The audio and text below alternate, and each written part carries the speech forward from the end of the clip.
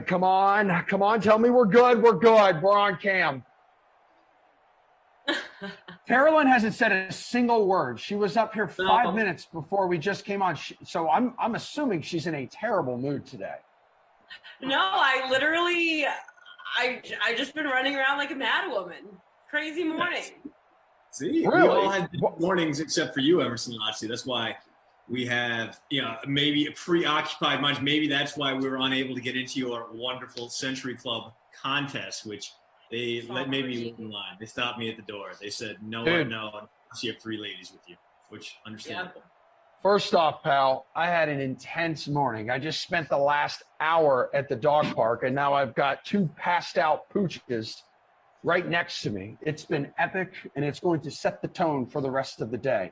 This is going to set the tone. This 3-headed, beautiful monster of Terrelyn Asak, Christian DeAndrea, and yours truly, Emerson Lotzi. We're going to set the tone here on the Dream Stream the rest of the day. I love when producer Drew puts us together. It is a magical moment. It really is. I like this 3-person booth. It's a good lineup, and I'll tell you why. It's because we spend at least 15 minutes of every 3-person Christian booth body shaming glass. That's what needs to happen. There was already some chatter about Glash in our Slack channel earlier today, because I was like, "Yo, producer Drew, like, what is that? What is it coming up? The disc league?" Yep. Yeah, I said, bro, what's the AUDL again? It's the Albanian Underwater Dance League, is what the rumor was going around. Anywho. I mean, there's that okay. too. So neither one of you got a lineup in. I have a lineup, but like a plebeian, like a pheasant, like a poor, I had to settle for the one unlimited entry contest, the $250 free contest. And also I hate my lineup, so there's that as well. So probably better I was too frazzled to get into the Century Club, because I would have occupied a spot down near the end. I don't like my lineup at all. OBJ in the captain spot, both quarterbacks, Austin Hooper, Rashard Higgins, Donovan Peoples-Jones. It's not a winning lineup. That is, I mean, I'll dig in to the Century Club and we'll figure out just where in the bottom 20% I would have landed. Emerson, Terrelyn, how about you as this game gets underway in lovely Foxborough, Massachusetts? Asak, go ahead. What do you got? You got nothing? Jesus, what is going on? I stink. I didn't get it in. I really have no excuse. I managed my time poorly, so should have got it in. Try next time. Yeah, absolutely. That would be wonderful. I don't think you've once ever built a lineup when we've been together. We've now done close to a handful of these. What doesn't stink is the start to this one. That throw by Cam Newton to Julian Edelman. And we're off and running here. Cam Newton has landed on my roster, but in the captain spot here, guys, I got James White. There's Baker's Dozen. There is Nick Chubb. There is Asiasi. And then kind of rounding it out, Rashard Higgins. Yeah, I like that. See, there were so many good, inexpensive plays, and I just panicked, and I was like, Donovan Peoples-Jones, good. And we'll see if that works out. I'm skeptical. Yeah, I was looking at him, and I said, I think I had $5,800 left, and he was 5'6". He was 5'6", and in our Century Club contest, 23 people decided to roster him. So that is 23%. That is 23 out of 100. 2nd and 6, first down, Damiere Byrd, right? Is that Damiere Byrd? I don't even have the lineups pulled up. Yes, just look at me, dude. I know my stuff. Wow, you're good at what you do. Wow, you know what's crazy? I learned yesterday that people do say nice things to other people they don't know on social media. And someone said to me, dude, you have a brain. And I was like, wow, thank you so much. What I liked about it, though, it was complimentary of you, but insulting of everyone else. So it was still very internet comments. It gaveth and it taketh away, which right on target. Speaking of right on target, how about that one? Cam Newton to N'Keal Harry. That's his first catch. The Patriots coming out here on absolute fire and throwing the hell out of the football. Now, if he could just do me a favor, Cam, and hit up that beautiful man in the backfield, James White, maybe they'll jump off for a touchdown. But yeah, I say most of the time people hop on Twitter, I said, all right, well, have some patience. A complete and total stranger, well, we'll tear you to shreds here momentarily. Over nothing, too. That's the best part of it. Yes. In fact, most of my negative interactions with people online have been friends and family of your alma mater, Emerson. Very few fan bases get aggrieved quite like University of Central Florida fan bases. Oh, Amazing. what happened? What happened? Did something happen recently? Did a bunch of knights come after you? No.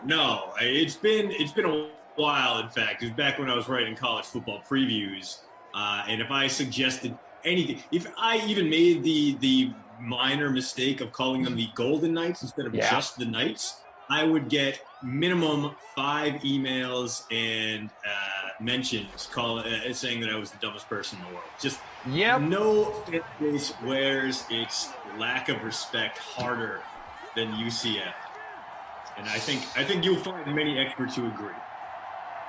100, dude. They're a passionate bunch.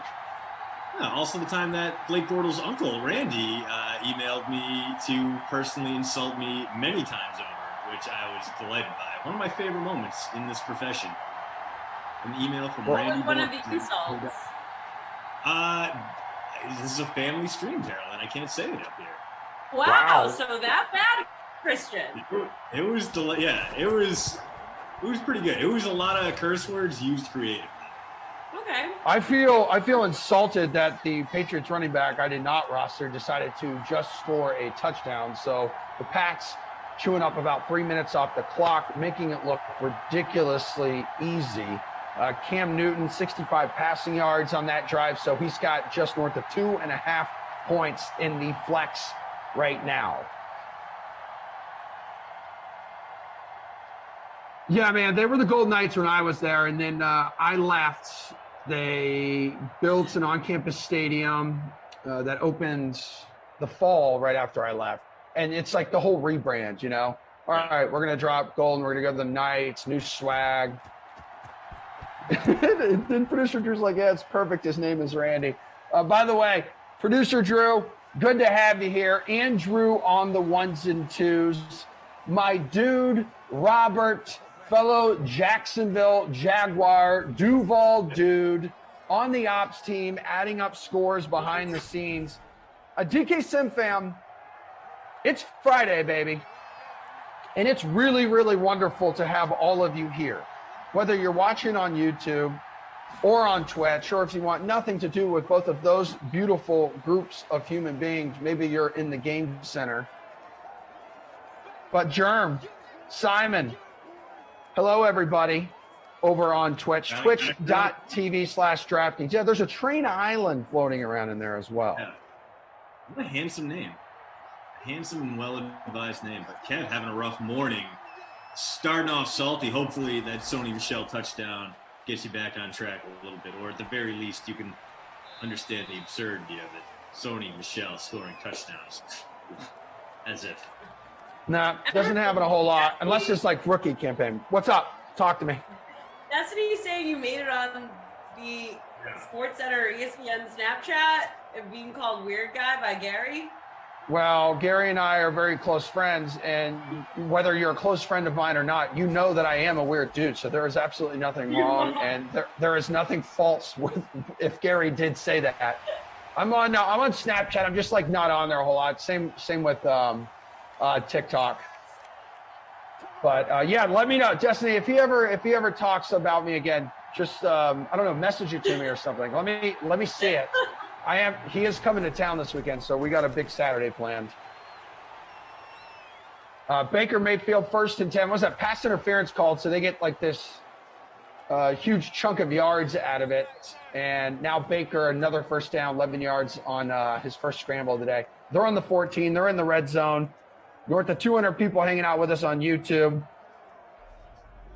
Emerson, I'm a part of those plans. You're seeing me tomorrow. Are you really? Yeah. All right, so you got in. Birthday. I know. Well, have you heard about some of the drama behind the scenes with this thing?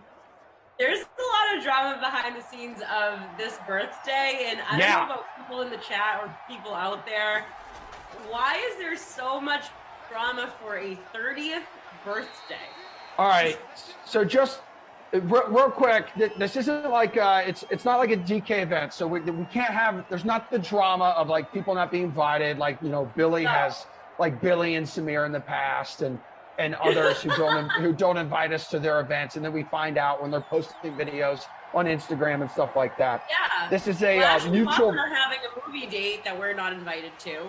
Right, wait a minute, they are, as Baker is sacked. That's so. Are they going to the movies together?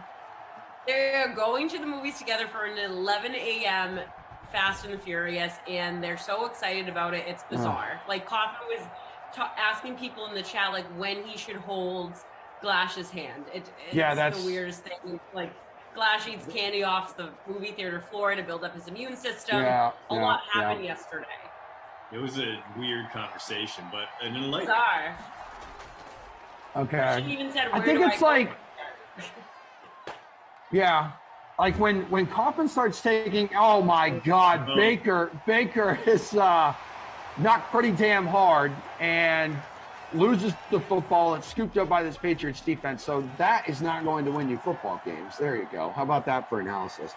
I think it's weird sometimes when Kaufman takes conversations in that direction because I'm like, dude, I'm pretty sure it's like through the trailers, like he will be locking hands, and it'd be like the finger and finger handhold, not like the wraparound when you lock fingers.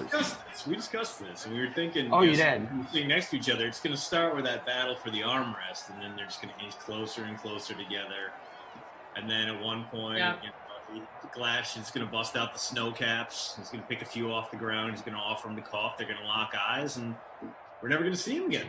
No, we're never seeing. Yeah. They're not doing a buffer seat. Is that what I'm taking from this? That's the plan so far, yes.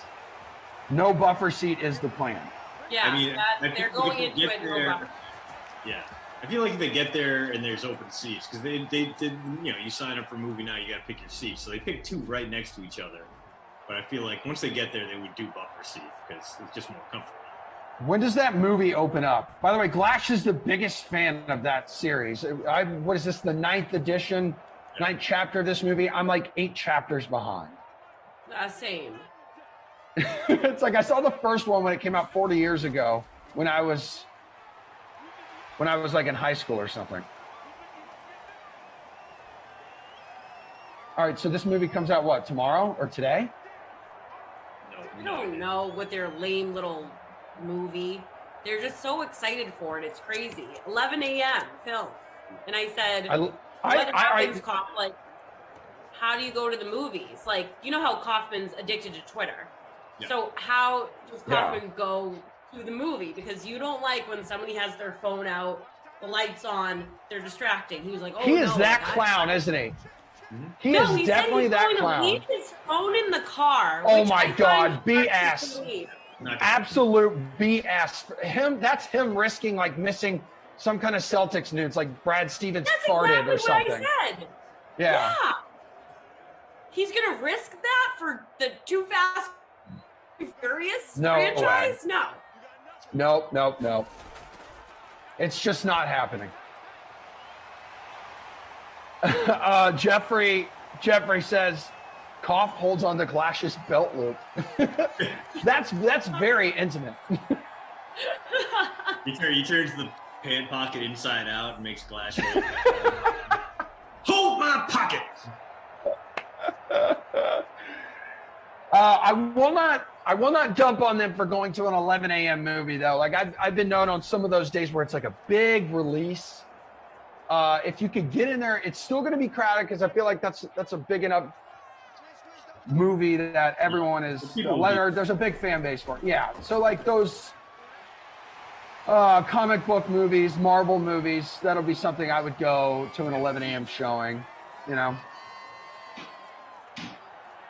back in the Back in the day, I just opened up our Slack channel. I saw the Randy picture. Back in the day, dude, it was like in college, you'd bring some adult beverages in with you. And the problem with that is it's like if you started before the movie and then you started a little bit, you kept going in the early portion, I'd pass out. I'd pass out if it was like a late movie. You'd fall asleep. How many Four Locos did you bring with you, though? I think that's the question. No. They were like the real cheap. We're talking like Natty Light kind of stuff. Come on. I mean, college. Yeah. And maybe plus Four Loko, which is barely coming out back then, still experimental, still dangerous. And you wouldn't fall asleep Four Loko. You would go out and strip a car down for his parts after drinking Four Loko back then. Back in the days, Four Loko. I think like the gasoline liquid of choice at that time was like a Mad Dog 2020 kind of thing. It's disgusting, dude. I'm like you take a sip and you're like, yeah, it's good. It's real good. Like a can of Steel Reserve. Yeah, I don't miss being poor, but I do reminisce fondly about it. Julian Edelman, 2 grabs, 32 yards here. N'Keal Harry's got 2 for 37. Devin Asiasi, 1 for 9. Jameer Bird, 1 for 14. So basically, there is not a single Browns player with a reception right now because how they got into the red zone was a pass interference penalty, and then Baker Mayfield decided he ran it a few times, decided to fumble once. And now the Patriots are back in business here as we kick off the second quarter. Cam's going to go to the air. Kim's going to go over the middle. And now Julian Edelman leading in the receptions department with this third one. First and goal coming up from the 6. Stats are updated, guys. Check it out. Where are you at in whatever contest you were in? I am pathetic. 79 out of 100 in our Century Club. Well, with how many points, though, Emerson? That's a great question. The answer to that is 7 points. You're almost doubling me up. So I'm at 3 points.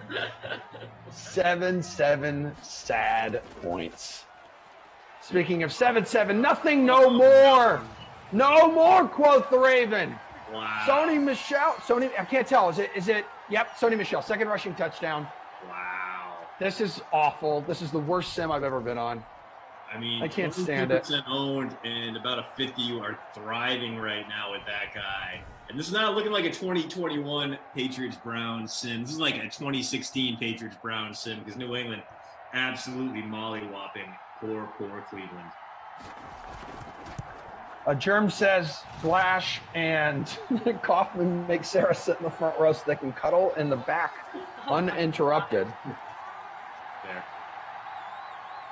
Do you remember that back in the day? Did you guys ever have the situation of where like your parents would take maybe you and a date to the movies, but you'd sit in a different section and you'd try to get out of their like peripheral vision or behind them so maybe you could cuddle up or hold a hand or get a smooch? My parents would never stay for the movie, but they dropped me off many times. I had one of my better high school makeout sessions with the perfect song playing in the background.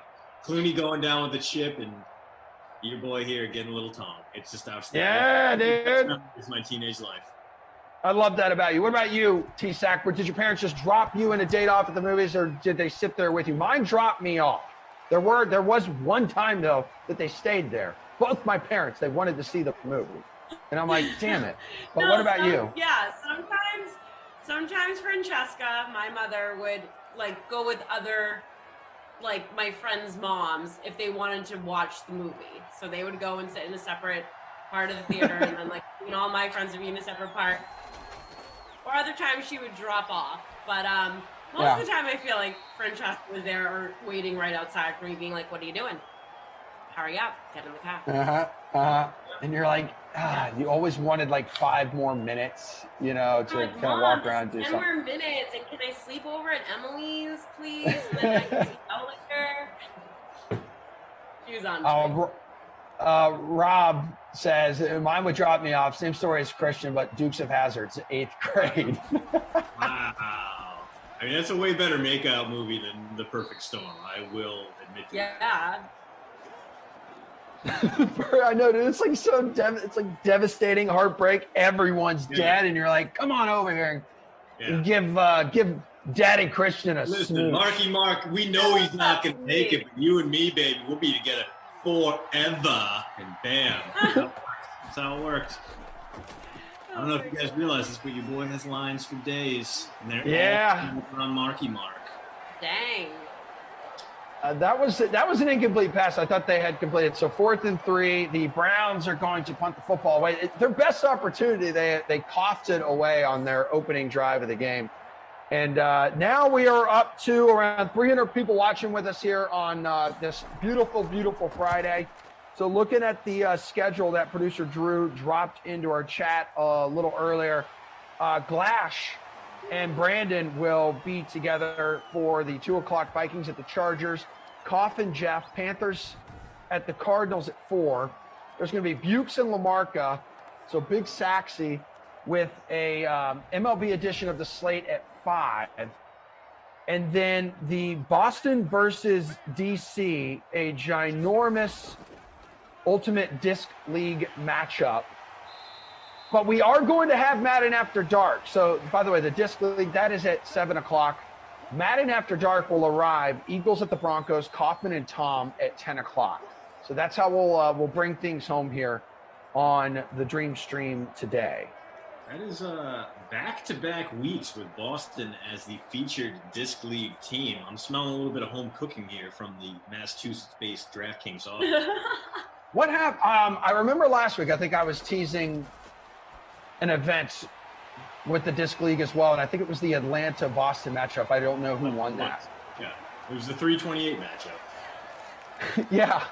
Did you see all the 328 jokes were back from the dead a few days ago when, Atlanta came back, knocked off Philly with a couple back-to-back games now with at least 18-point collapses in the playoffs, like first team in NBA playoff history to do that.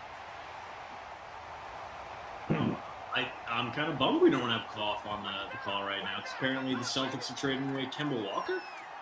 Yeah, so that happened this morning, and I've seen a few comments already on YouTube. It was a Woj bomb. Okay. And it's a bad it turned out to be a bad contract. Like, dude, who doesn't love Kemba Walker like the human being? And when he is healthy, that guy's dangerous. It's cardiac Kemba. Cam Newton is sacked here by Myles Garrett. 2nd and 17 coming up, 5 minutes to go here in the first half. When healthy, but his body has just failed him. It's become a terrible contract. He reportedly really wanted to get out of here because of Danny Ainge reportedly trying to trade him last year, like in his first year with the team. So we didn't like that. It was just one of those points where I think both sides were better off without each other, especially for the money side. So they got Al Horford coming back. It's another bad contract, to be honest with you, but the Celtics are still saving some cash. Celtics traded away like their 16th overall pick. I forget which draft, this year or next year, but that's a pick Danny Ainge would not have traded. That's when you know Danny Ainge is gone, when the Celtics are actually trading a mid-first round pick.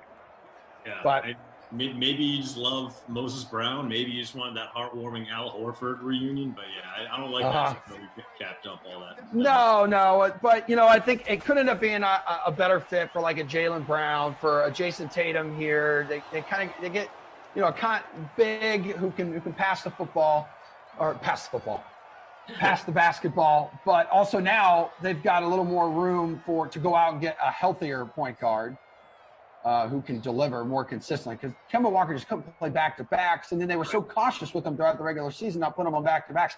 It didn't even matter come playoff time. The guy couldn't play. It's just bone on bone in the knees. But I'm sure Kaufman will have a lot more about it. He knows a hell of a lot more about basketball than me. So if you got questions about that, bring it later on today. But Terrell, when you agree, like the one thing I loved about Kemba Walker's time here, and I kind of made a joke about it on Twitter this morning, it's just like, no matter what, he had this beautiful smile. He was always just happy. Like, they could have been blown out by 50 points, and he's smiling out there as Nick Chubb picks up a big first down. And it's like, I tweeted on Kemba. Yeah. I wish it worked out, because he's a tough dude to not love. Good locker room guy, positive. With that UConn yes, background. Yeah.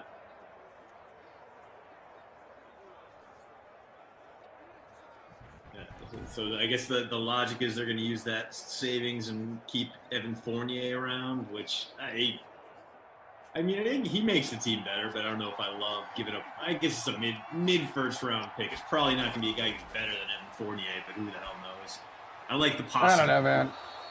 He was supposed to be a guy who he didn't play when he joined the Celtics. He didn't play up to the level that you kind of expected him to, or he was a lot more consistent there with the Magic.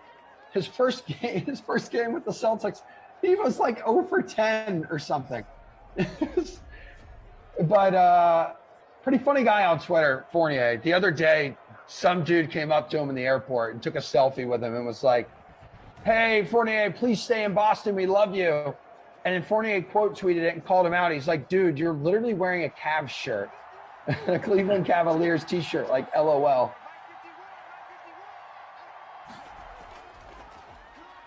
Oh, wow, this is gonna work. Wow. Yeah, bro, BJ. No way. That looked doomed from the start. It was going to get swatted down or be a loss of 2 or at worst a pick 6. But instead, OBJ, same thing in Madden 20, one of the few guys who could make that terrible wide receiver screen work, takes it 40 yards to the house, uses those superstar traits and some real Olay stuff there from J.C. Jackson. Whew.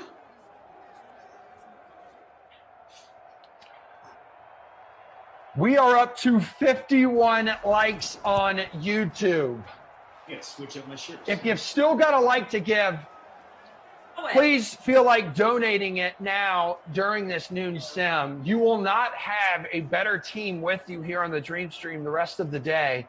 Tara Lynn, Christian, Drew, Andrew, Rob Bob, yours truly.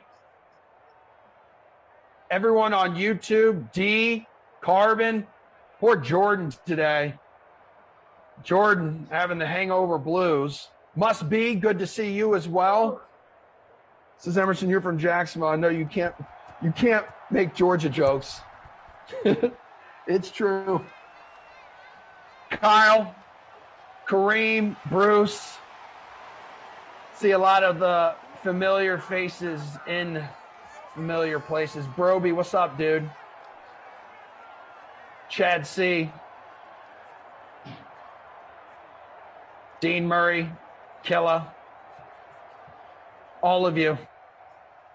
And then over on Twitch, Disco in the house. Much better.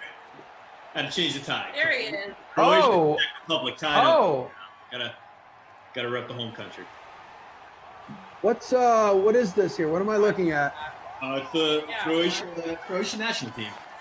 Yeah, dude, I was gonna say you definitely have a like a Croatian vibe to you. Yeah, exactly. A lot of people say that. They see the hair, it's like, wow, that's some luscious Dalmatian coast locks, and I'm like, wow, nailed it. Perfect. Why are you all in on Croatia? What's the story behind this? You just decided to be like, I kind of look Croatian, so I'm going to go all in on Croatia? Or because my family's from there, but a little bit of both. Okay. Yeah, you know so what? you grew up watching the team? Yeah, I've been supporting Croatia because my grandmother was my oldest living relative. She's from Croatia. Her mother shipped over as a second wife for a guy in like the 1910s. And, yeah, they escaped all the fascism that was all the rage in Europe at the time. So they came to Chicago and they moved around a lot. Eventually settled in Rhode Island, had my dad, et cetera, et cetera. So she was always very proud of her Croatian heritage. And then when Yugoslavia broke up, she made sure to educate me. I am a member of the Croatian Fraternal Union, headquartered in Pittsburgh. I sell life insurance through them. I get a bi-weekly newsletter that is half in English, half in Croatian, and it's just things that are going on at the lodge. They have a Croatia Day every year at Kennywood Park in lovely Pittsburgh, Pennsylvania, one of the best amusement parks in the world. I've never actually been to that one, but so she indoctrinated me in about all things Croatia, and then the 90s it becomes its own country. 98 gets the third wins third place in the World Cup that year. I was all in. I don't really care about soccer until Croatia's playing. So I threw on the jersey, the beautiful checkerboard pattern. And, yeah, Rob says he does the same for Slovakia. So what is, I know nothing about soccer. What is going on? There's a huge tournament. Yeah, it's the European Cup. So the yes, exactly. Gosh, it's that time of year. 100%. 100%. That's right. And you know what? You guys are tied right now with the Czech Republic. 0-0, dude. Yeah. And I just want you to know that because clearly you don't follow Croatia as closely as you're making it seem. Wow. You know nothing, Jon Snow. This is all fair. I am at best a fair weather fan, but I have the jersey to prove it. It's a little small, so I get to bust out of it. I look ripped. It's a win-win. I get to show off national pride and look real swole at the same time. It is wild how you went off screen, you changed, you came back, and you're so much more jacked than you were. I did like 6 as part of it. You know what? I should do. It's like a whole new Christian I'm looking at. I got up to 6 and I was like, that's enough. Also, I was winded and I can't do any more than 6. But still, you can see the effects here. You're like muscly SpongeBob, you know?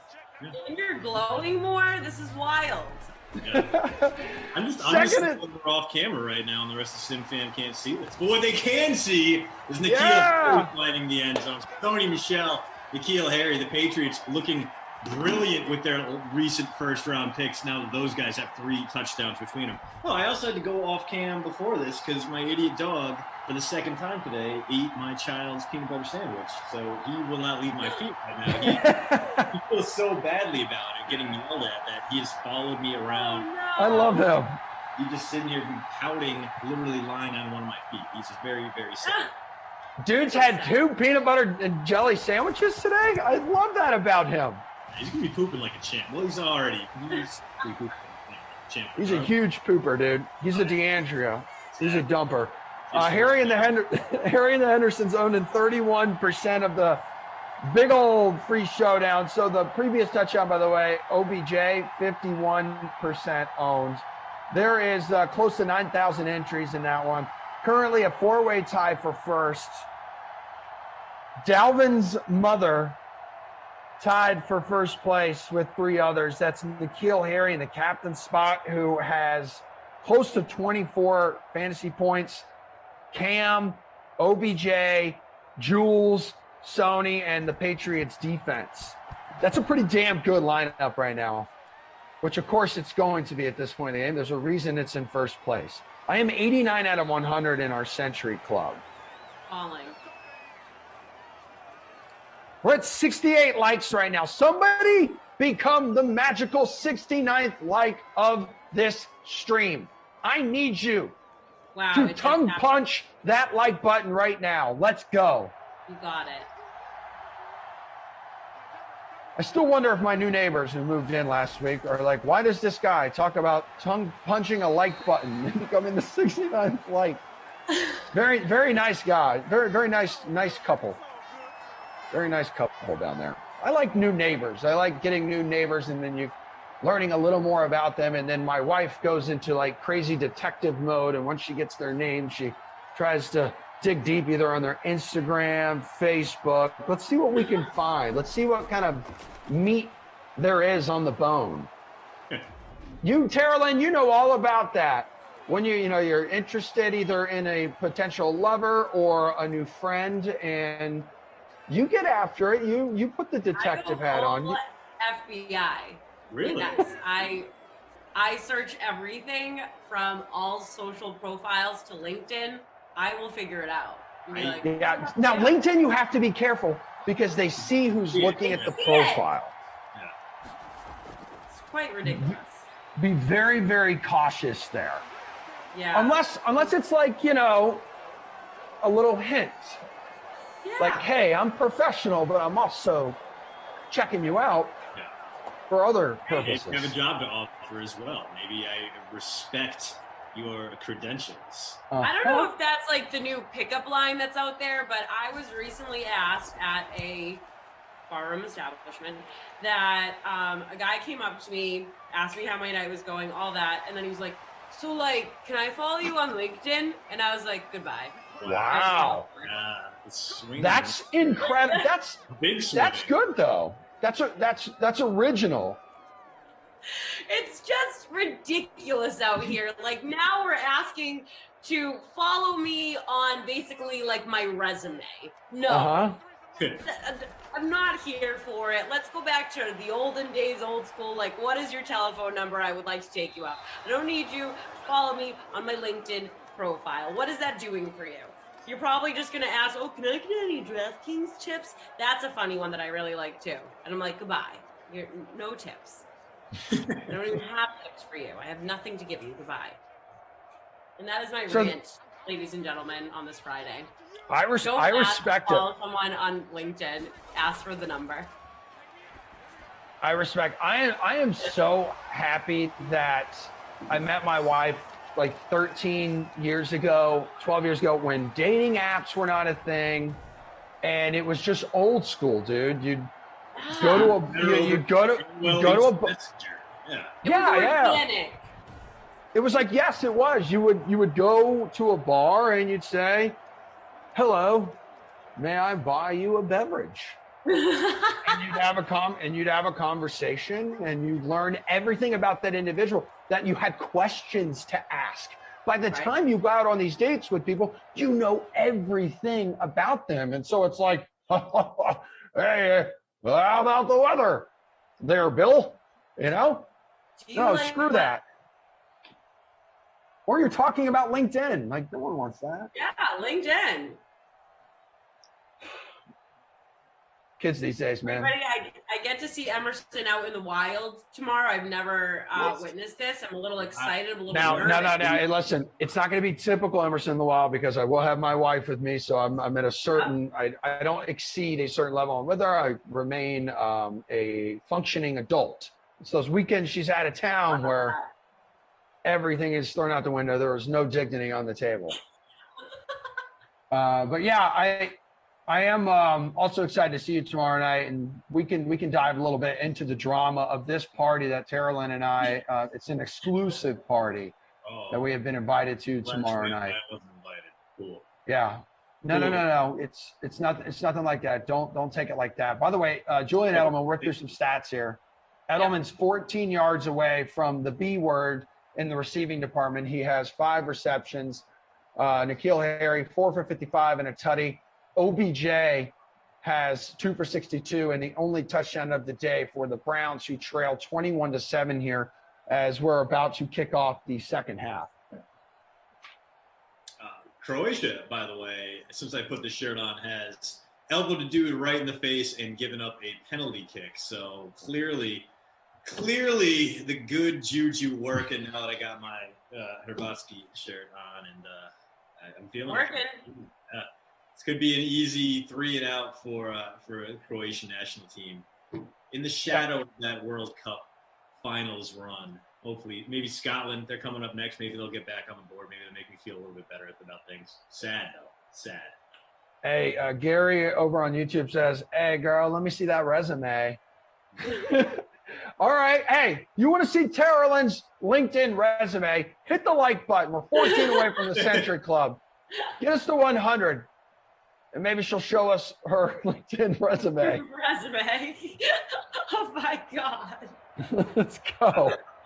Revealing. What I said, did I say Julian Edlow when I read the stats instead of Edelman? I probably did. I do that all the time on the show because of good friend and DK contributor Julian Edlow. I was reading some of his tweets earlier about the trade this morning, so it wouldn't shock me. So sorry about that, Robbie Noble. I love you.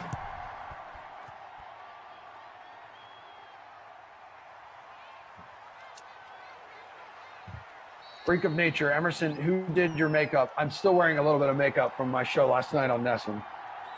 I am. I'm not going to lie. I have not showered. I've not showered in 24 hours. That's not nearly whatever enough to build up a musk. I feel like you're fine until you get to like the 2-day period. Agreed. Like if I know I didn't sweat, not giving off a stench, an unpleasant stench, then You don't I'm want that. going to avoid. Yeah, I'm going to avoid taking a shower. Absolutely.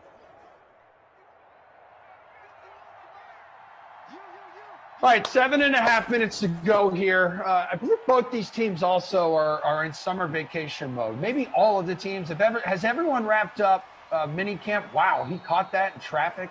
That's there from, is that Jarvis? It is indeed. Okay.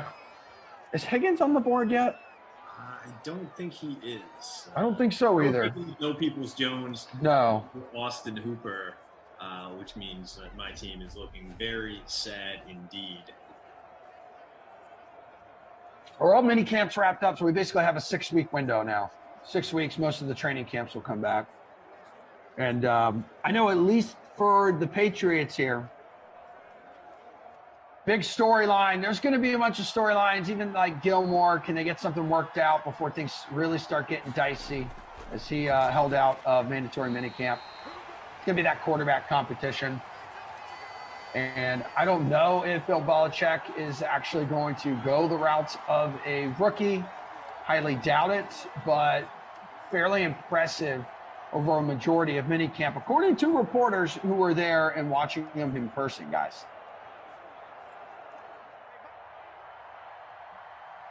What's going on with the Browns? Is there any storylines with the Browns? Anything at all? I don't know. I don't really pay too much attention to them. Not gonna lie. Oh my God, that's disgusting. Bless you though. Huge. I did the vampire sneeze. All that, the grossness is now caught in the crook of my elbow. It'll get washed later. It's fine. Now every time someone sneezes, I think about like when they do the 3D like X-ray vision of all the liquid and the cloud of just snot mist that is surrounding your neighbors. And holy hell, Nick Chubb breaking dudes' ankles and getting into the end zone. And okay, Browns are going to make this thing a game. 6 minutes to go in the third quarter. This could be a game here. Could be okay. We'll have to wait and see. What were we talking about? Browns? Yeah, no, I think the Browns, I mean, everything's kind of copacetic for the Browns. There isn't really too much drama there. They are bringing everyone back. The question is, I think whether or not they're going to get an extension done with Baker Mayfield this year, but they don't really need to do that. He's in year 4. He gets that 5th-year rookie option. It's already been picked up. So it's not like there's a ton to worry about if you're Cleveland. You're riding high off a season in which you made it further in the playoffs than you have in 30 years. And you're bringing most of your guys back from that team, including that beautiful gentleman right there, the Scottish hammer, Jamie Gillan, the pride of Inverness. So, dude, I mean, if you're a Browns fan right now, you are cautiously optimistic, maybe even hyped. Maybe you're searching for ways for the wheels to fall off, because that's exactly what you do. But if you put this roster out there for any team that wasn't the Browns, you'd be like, oh my God, these guys could be legit contenders. Maybe. I mean, they got a great cornerback in the draft, and then Owusu-Koramoah fell them in the second round. They buffed up that defense. The offense we know is good. Good running backs, good receivers. Baker Mayfield unbroke himself last season. I don't know, man. I mean, there is a very real possibility that Cleveland takes down the AFC North and maybe even does it by a couple games. Taking down the AFC North by a couple games. You could see it. The Browns overcoming Lamar. Yeah. I mean, no doubt about it. The Ravens got better. They traded away Zeus Jr., but they also buffed out that offensive line, bringing in Kevin Zeitler, drafting pretty well over there. So, the Ravens are going to be good too, but the Browns right now, not – if their young guys come out to play on defense, that was their biggest weakness. They gave up a lot of points. They gave up a lot of yards. They have a young, rising core of stars there. Their linebackers are still kind of butt. But again, Owusu-Koramoah right there could be the guy who makes a difference in that middle level. And then they could be, I mean, even with a middling defense, they could be a AFC title game contender, maybe even a Super Bowl contender if things break their way. A lot of talent on that roster. Damon says Baker is a likable guy. Tara Lynn, Baker Mayfield, likable? Yes or no? What do you think? I think he's likable. I have nothing bad to really say about Baker Mayfield. Yeah. He kind of has a certain little, I don't know, like that. Like a swagger to him, right? Yes, Yeah, he's he has cocky. that, He's like, definitely cocky. like little swagger to him, which is enticing. He's probably maybe like a douche, but it is. Seems enticing. I like him on his commercials. See, there was a certain point where I'm like, yeah. man, I think you're on like way too many commercials for not being that good. Like there are dudes who are so much better. But hey, you know what? Good for you. You're able to land the sponsorships, get the endorsements, and you can make more money. So he must be likable to land that many commercials, right? I mean, he does get a lot of airtime for somebody who is definitely not a star in the NFL by any means. But yeah, so I'll go likable, but who knows? He's probably like a red flag. Don't date him. Probably a douche. Yeah. Well, no. The swagger cocky usually are the red flaggers, you know? I know some people aren't a fan, just like I'm not a fan of the Patriots not being able to convert 4th and inches for crying out loud. They didn't necessarily need to do that, but whatever. Like, yeah, I would agree if he's got to have a good Q rating. Yeah. He's got to, otherwise he wouldn't be on all those commercials. Yeah, this is a dude who like he came out, he had that awful year too, and he's like, I'm gonna dial back commercials, I'm gonna focus on my game, I'm gonna get better, and he did. So credit to him. He's also a dude who and his wife by creeping on her in Instagram, sliding into those DMs. So you know, the man contains multitudes. He has good decisions and bad decisions. Yeah. Yeah. Oh man, look at this. Rob on the ops team was just saying Austin Pooper so far in this sim, and right on cue, first reception of the day for him. You know what I like about Baker, though? He doesn't care. He doesn't care if you don't like him. Or at least he says that. Yeah. I respect that. He's dialed I do too. Obnoxious advertisements. He's no longer posing in his underwear with like a chained tiger anymore. Like he's just doing these like kind of funny progressive ads. I'm like, all right. I think he knows when he comes off as explicitly douchey, and he's like, okay, I'll look nicer on the outside. And this works. AFC North here, looking at these standings for our Madden Sim season. In case you missed it, you're likely the only one. We are emulating the actual real 17-game season coming up. We're in the middle of it. I mean, producer Drew, wouldn't you say we're about halfway through? Yeah, 17 games. Cleveland's 5-3, first place in the AFC North in our Madden standings. And then over with the AFC East, it is New England also first place. So we're looking at 2 first place teams. They're 6-3. And right now, Cleveland's not messing around. For a while there, I thought this thing was going to be a blowout. They sucked on offense, couple opening drives of the game. Not the case. Speaking of like positive Q rating and like Q score. Do you think Christian just changed his jersey? I hope he did. I hope Christian is going for a third. Oh, no, second elephant change, right? This would be his third outfit of the day. This is legit. This is red carpet. What you say? Okay, all right, never mind. No, he's still got the Croatia jersey on. If without another goal, I will change it up. I was like, if fan comes back and sits in that seat with a different jersey, he's way more of a diva than I ever thought of being. But I'll say this. I would do something similar, like, okay, I'm sitting there, I'm watching a Jags game, and there's OBJ for the second time in this game, guys, and now the Browns are just an extra point away from tying it. 21-21 with about a minute and a half to go in the third quarter. I'm one of those guys, I'm watching a Jags game, though, and decide to change into a jersey for whatever reason in the beginning. And if they start sucking, I do get inside my own head. I'm that superstitious, or a little stitious, and I will go and do a wardrobe change. I will.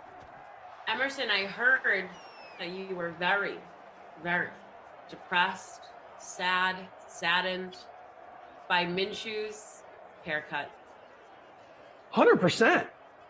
Like, you want to talk about Q score, like there's no way that people like him as much as they used to. I love that. Salt of the earth guy. Anyone who could be successful with a mullet. Right. You don't find that a lot. Like, you'll see guys who want to rock the mullet, but it's like, okay, man, maybe you're just like a middle of the pack. He was an elite quarterback, people, whether you like it or not. So get out of here. But I think he's trying to be. He went from like, you know what, like, it's one of those Instagram versus LinkedIn memes. He went from Instagram. He went from Instagram to LinkedIn. I don't know, maybe he's over there looking at your profile or something, trying to impress you, Caroline. I think I'm going to be a big Jags fan. I got to tell Geoff I'm going to hop off my Washington football team train, because me and Geoff were like, let's become obsessed and like super fans of a random team that nobody really is giving enough credit to, and it's the Washington football team. But I might jump off, be a Jags fan. I'll go all in like you, but then I'll marry you, and it's going to be great. I'll go to the stadium, jump in one of those pools that your wife will not let you go in. And you can imagine, like, the literal cesspool. Like, you're sitting in there with a bunch of people who have open like bar all day. Everyone's in that pool, peeing in the pool. Like, I'm sorry, you've been drinking like that much. Your seal is broken. I haven't seen you get out since the first quarter. We're now through halftime. You've consistently had drinks being delivered to you. Yes, you're just peeing. With, like, your ketchup pans, chip pans. You're peeing in the pool. There's shredded lettuce floating at the top of. It's nasty. Your mascara is running. Showered, some people didn't. Yeah, mascara everywhere. Every guy's white T-shirt covered in bronzer. They still have it on the pool. It's gross. The leopard, the jaguar print banana hammocks. No one wants that, all right? And it's just way too expensive. But if you have the money and that's you and you want to spend it on that, have at it, because the people watching, it's phenomenal. That's why, like, you got to bring binoculars when you go to that. You bring binoculars when you go to that stadium. Anyone with them, most of them between plays, maybe even during them, are aimed over at all of the pools up there. Like this. There you go. Come on. Get your binoculars out. Let's go. I think I might lack the wrist flexibility to get. Actually, that kind of hurts my shoulder. It hurts. Oh, I need Tommy John surgery now after that. Feels like it. That's just because you got too much sticky stuff on your hands, buddy. That's true. Yeah. No. Yeah, we know what you've been up to. All right, 21 to 26, 258 yards, the spider attack. 258 yards for Cam Newton. So what has he got? 42 from the B word. On the ground, 10 for 51 and 2 touchdowns for Sony Michel. Chubb Muffins got 4 for 37 and a score. Hunt 2 for 8, White 2 for 12, Mayfield 2 for 13. And speaking of 13, his top target in this game, OBJ, has hit the century mark. 5 for 100 in the bonus, 2 touchdowns, 6 for 77 for N'Keal Harry, and a touchdown, and then 6 grabs, 89 yards for Edelman. Yeah, a lot of points in this one. OBJ with 30 in the flex right now. So if you got OBJ, Harry, Edelman, Nick Chubb, and a little bit of Sony Michel, you're having a pretty great day. You're going to be in the money pretty much no matter what happens in the fourth quarter here, because those guys have all been feasting. In a day where the Patriots defense just not showing up all that much. It's supposed to be a blowout. Emerson, Carolyn, and yet 21-21 going in the fourth quarter, this has been a pretty great game. Like, we are starting the day off right with some bona fide scoring action. Yeah, so Simon Slays over on Twitch, my classic looking solid. What do you guys need? DK Sim fam, drop in the chat. We're tied at 21. We're tied at 21 here. Looking at a bunch of the contests. Again, shout out to Rob and the ops team, adding up scores behind the scenes. 49er Quest in our Century Club with a 7-point lead right now, the only one who has cracked 100 points. His lineup has OBJ, the 45 points in the captain spot, Edelman, Harry, Hunt, Asiasi, and Michelle.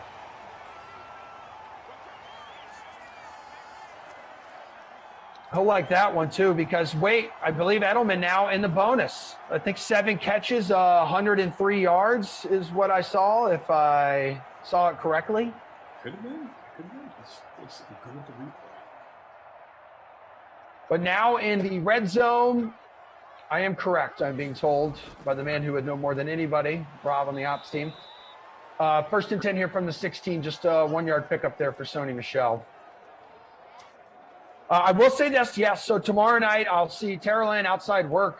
Jesus, what, for at least for the first time since before the pandemic. And so it's a mutual friend of ours, Mike. He just turned 30, and he's doing this like double party with another. Do you know Kelly? I do know Kelly. Yep. Okay, cool. All right, hey, back in the end zone. Devin Asiasi with the score. Patriots taking the lead here, 6.5 minutes to play in the fourth. So you do know Kelly. Both of them, we have a booth review. Both of them share the same birthday. Mike turned 30. Kelly's in her northern 20s. They're doing this party at a local bar around here, and there's a limit of 60 people. It's a 60-person cap, so I think they both had about 30 people they can invite. Right. There are a lot of friends. I work with both of them at Nesson at nights, and there are a lot of people who have not been invited to this party. And let me tell you what, there is a little bit of drama. Multiple people in both places that I work, because there's a cap, and I guess Mike has tried to invite all of Massachusetts. Kelly is not down for that, because she's this established, this very, very strict. So an exclusive party of 60 people, multiple people trying to get into this thing, and the now drama is brewing.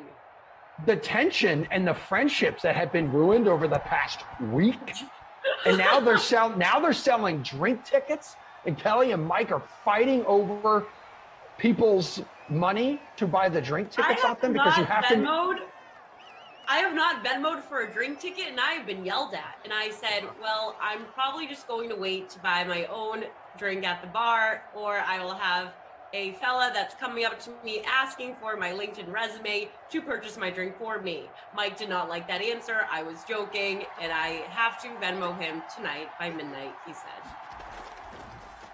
Here's the thing, like those are for like mixed drinks and I believe wine. I don't do either one of those. I'm just a light beer guy, and I said, dude, mixers? I don't do any hard stuff. No way, man. I stick with just light beer. I'm a lightweight enough as it is. I'm like buzzing hard after just 3 Heineken Lights or something. But so I am Is Kaufman sneaking into the party? Who knows at this point? No, absolutely not. And I don't know, even if this was an unlimited invite list, I don't know if he would get an invite to this party, to be honest with you. Plus, we've invited Kaufman everywhere.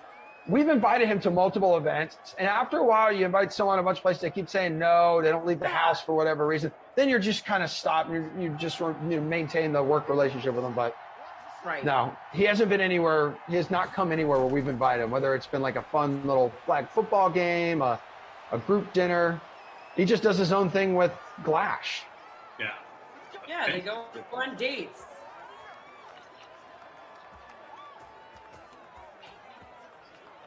I cannot wait for tomorrow night. I'm going to be sitting back in the corner with my wife, sipping on sipping on a Bud Latte with Gary, and just watching people battle each other verbally. Mike and Kelly throwing down because someone is inside the velvet rope who was not on the approved 60-person list. Oh, maybe the best night of my life. And don't forget your LinkedIn resume, Tara Lynn. True. I'm bringing my LinkedIn resume. Yeah, I'm working the Sims all day. Is Kaufman with me tomorrow? Because I'll probably walk into the party pissed off then. But yeah, then I gotta rush right over because also I'm being yelled at for being late. Like it's a birthday. It's not a wedding. I feel like I should just be able to show up when I'm ready. But everybody knows, I usually run late, so it's kind of an issue. But I might come in hot. I might just start screaming at everybody and being like, this whole thing is ridiculous. And take your drink tickets and stick them.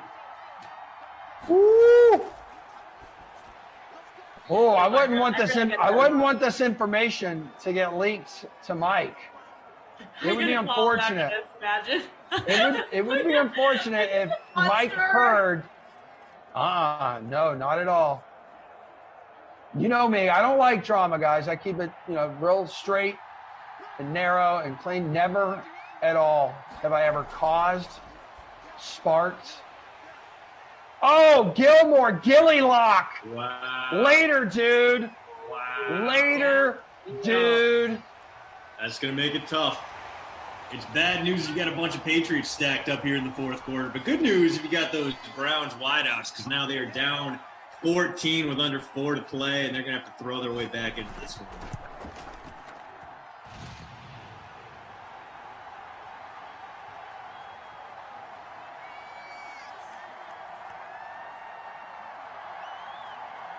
All right, schedule the rest of the day in case you missed it earlier when we ripped through it.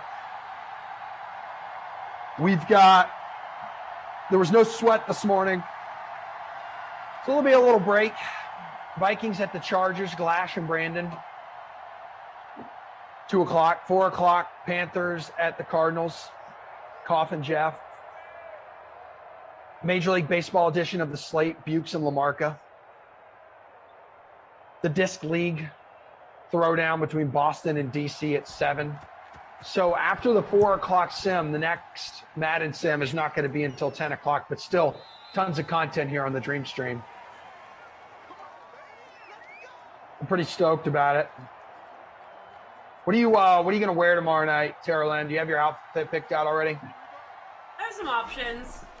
Oh, okay. Definitely not my polo. I'll dress up, but yeah, have some options. Probably get a picture. Yeah, that's gonna be my night. Are these all going up on social media? Definitely, yeah. Dude, I'm going. Go check them out. I'm gonna have a brewski. I'm gonna get that picture snapped with the birthday duo. Say hello real quick, and my ass is gonna Irish exit. Yeah, you're just gonna retreat to your corner of the bar. And what I'm doing is I'm putting the people first, as I always do. I don't want to stay long because I'm gonna say, hey, if my wife and I leave, that means there's 2 people who weren't on the list who could go in, and it won't overload. It won't overload the section because again, I put everyone else before myself. How kind of you. DeAndrea, don't you have a big sausage festival or sausage fest this weekend? You got something going on, right? No, that was last weekend. Oh, that was last weekend. Okay. Yeah, we hit up the Brewers game. Saw my Pirates lose in extremely pirate fashion, and had some good Cajun brats, white brats, red brats. Yeah, it was a good day. It was a good day. So this weekend is it's not going to come close to matching that level of excitement. It couldn't possibly. I won't be driving out to Milwaukee. I'll probably go somewhere. We got to do house stuff though. Like I was saying earlier, we got all these little tiny bugs that came out of the woodwork because it was so dry up here, and apparently they thrive. They come towards the house when it gets hot and dry, and then if it's a rainstorm, they try to come inside the house. So they were just like coating our front door. So we got to do stuff with that. And I don't know. At some point, maybe I'll free the kiddo and we'll go down to some local town and hit a playground, and then I'll bribe her with playground time, and then we'll go someplace and get some lunch, maybe some beverages, and do a little Wisconsin weekend. But other than that, I mean, you guys had me beat handedly. When it comes to both of them work because both of them I know what you mean. Yeah. At any rate, you guys have the way more exciting weekend plans. Yeah. No argument here, man. Just, being exclusive. Yeah. You know who's more pumped to change the subject for a second, just because. Go ahead, change the subject. We change the subject every 2 minutes. That's why I love this group. Yeah, I love it. We all have ADD. Like mild ADD.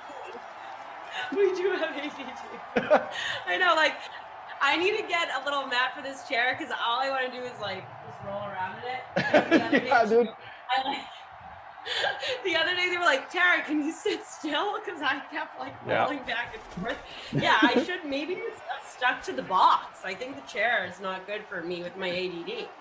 But so Kaufman personally tweeted that Al Horford's wife, Anna Horford, because she still wait. Isn't Anna Horford his sister? Oh, his sister. Okay, Sorry. okay, yeah. I was like, all right. I don't think they're from the South where that thing kind of goes. I'm thinking from Georgia. No incest there. Tweeted at Anna's, the sister. Sorry, not a wife. It's all good. So then, but do you follow her on Twitter? Like, I think she's great. When she was here, and we all should have family members like this who come to your defense. She's ride or die.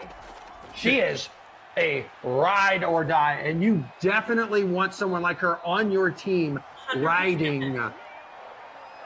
Fourth and five here coming up for the Browns. Obviously, game's out of reach, but this could be some big points for your lineup. But go ahead. Yeah, so of course I ran right to her Twitter because I'm like, she has literally talked every single day since Al left Boston about how she misses Boston, how it's her favorite city. She wants him back there. So she went off on Twitter. Kaufman decided to tweet at her and say, welcome back to Boston. Anna, I thought it was great.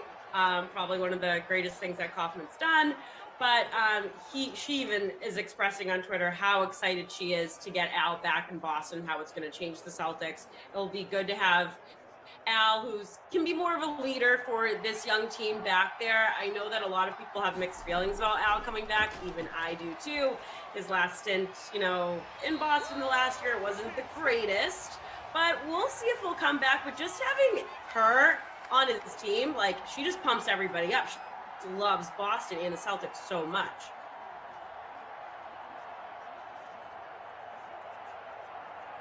Yeah, she would get into it quite a bit with Celtics fans, and it wasn't so much. By the way, Baker Mayfield's hit the bonus.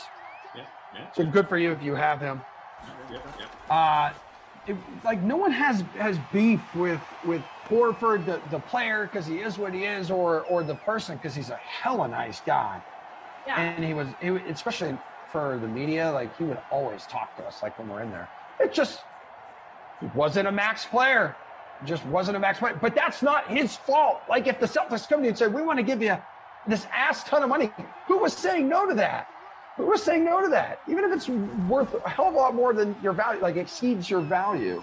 And listen, okay, that's not his problem. The Sixers on his way out, so good for him. As OBJ makes it a hat trick, third for him. Yeah, he went to Philadelphia, and Boston fans were so betrayed, and then it turns out he just made Philadelphia worse because he and Embiid couldn't really play together. So win-win.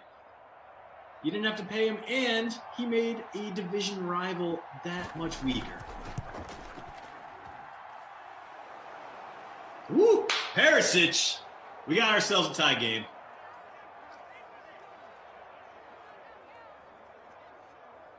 So wait, you said Kaufman's tweeting at her now? Yeah, because Kaufman just... Oh, God. Pandering, man. He just thinks he's like... I was like, you think you're king of the Celtics.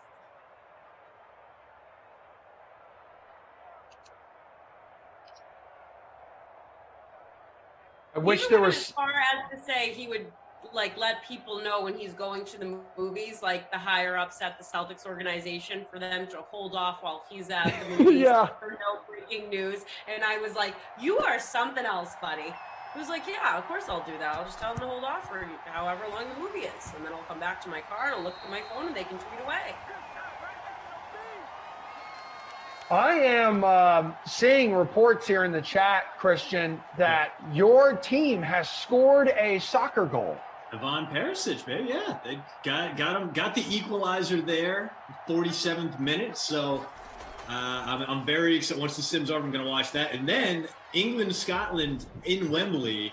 I'm gonna do my best to watch as much of that as possible. It's a beautiful day here in Madison, Wisconsin. I'm eventually gonna go out, enjoy the sun, maybe take the kiddo to a splash pad, little tiny beach in the great city of Verona. Do that for a little bit, but I gotta see if the Scots can hold up for a little bit, because no nation in the world has been friendlier to me than the great people of Scotland. So I feel a deep connection to them, not only for their friendliness and their outlook on life, but the great peated barleys they import across the world, which just got a little bit cheaper because we dropped our tariffs on fine imported brown liquors. So we can win this weekend.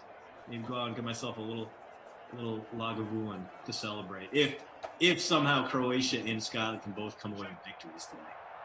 Dude, every man dies, not every man really lives. 3rd and 4, first down here, we'll just end it. It's going to end it. Last time out for the Browns, and this clock will start ticking and ticking and ticking until there are just bagels on it. 35-28, likely going to be the final. And we got a couple of very potent player of the game possibilities here, Emerson and Tara Lynn. OBJ, 50 plus in the captain spot, N'Keal Harry with 19, Sony Michel with 17. A lot of ways this could go.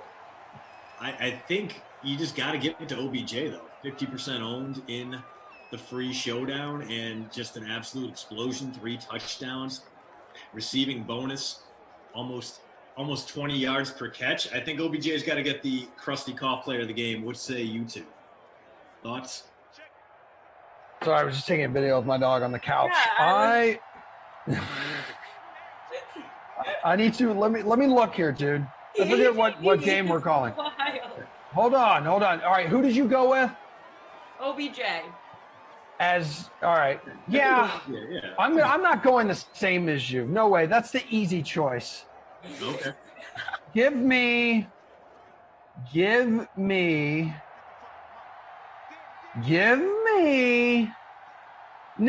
Harry. Oh. That's who I'm going with, because N'Keal Harry was 7-8, delivered about 20 points in the flex, which is the most he's had in, it looks like, close to a dozen games. So, yeah, give me Harry and the Hendersons. Now, you want to talk about, hold on a second. You want to talk about someone who's going to get my babysitter belly? I'm still single. I never text back. Player of the game. Higgins, 2 catches. Higgins, 2 catches, 31 yards. Yeah, I mean, not that much more productive than my punt play Duncan Peoples-Jones. I feel like Kareem Hunt didn't do much of anything today either, but I feel like, yeah, Higgins is probably a good babysitter Billy choice. Jarvis Landry did have that big catch. Once we get to the receiving stats, I'll get a better idea here. Ozzy was good. Hooper eventually alive and was no longer Austin Hooper. Kareem Hunt still finished with like 5 catches, so I guess he's off the list. Landry was good. Yeah, I'm fine with Higgins as the babysitter Billy. I don't look at my phone award winner for this. Yeah, no. It's funny. He just texted me back. I was on a group chat with Billy and Samir when I was at the dog park. A real good song by my guy Young Gravy popped up, and I texted it to him. I said, "Real talk. If I die before you guys die, please play this song when my casket enters the church." Oh my God! And they said, "Hey, screw it. We'll just get them live." So that's cool. Oh, nice. Wow. Yeah, that's, get your friends like that. Get your friends who are going to work their tails off to get Young Gravy to perform at your funeral. Yeah, what's the going rate to get someone to appear live at a funeral? I don't know. It's not going to be my problem. That's all I know. There. All right. Wait a second. Ryan Shed says, Emerson, what do I get for coming in first in your contest? Dude, is that you, 49er Quest? You crushed it. 11-point victory. And you know what? I'll message you a picture of Glash's hairy nipple. That's what you get. Reach out to me on Twitter or Instagram, and I'll get it to you directly, so you can have it on your camera roll. And then looks like a 4-way tie for first currently in the free showdown. That's it for us. That was an awesome way to start today. I'm happy about it. A lot of points, a lot of fun conversation. Yeah, not bad. You guys have a great weekend. Christian, yours is going to be a snooze. Ours is going to be absolutely epic. Yeah, and go Croatia. Yes, go Croatia, dude. Fighting Croatians. Producer Drew, I love you. Andrew on the ones and twos, I love you. Rob, you know I will always love you because we suffer together as Jaguars fans. Everybody have a great weekend. Next sim comes up at 2:00. The Ross Tucker podcast is going to be arriving here in just a moment. Be well. See everyone next week. It's time to eat. What are you hungry for? Sit down and get ready to consume an abundance of fantasy football knowledge from Ross Tucker and Joe Dolan. Feed me now. I'm starving. On the Fantasy Feast Eatin' Podcast. Yeah, let's eat, baby. It is the Fantasy Feast Eatin' Podcast presented by DraftKings, the best 30 minutes of on-demand audio and video, youtube.com/Ross Tucker NFL. Related to fantasy football, you will get each and every week. We're getting closer and closer to Joe's tiers, which are very popular. Tiers of Dolan.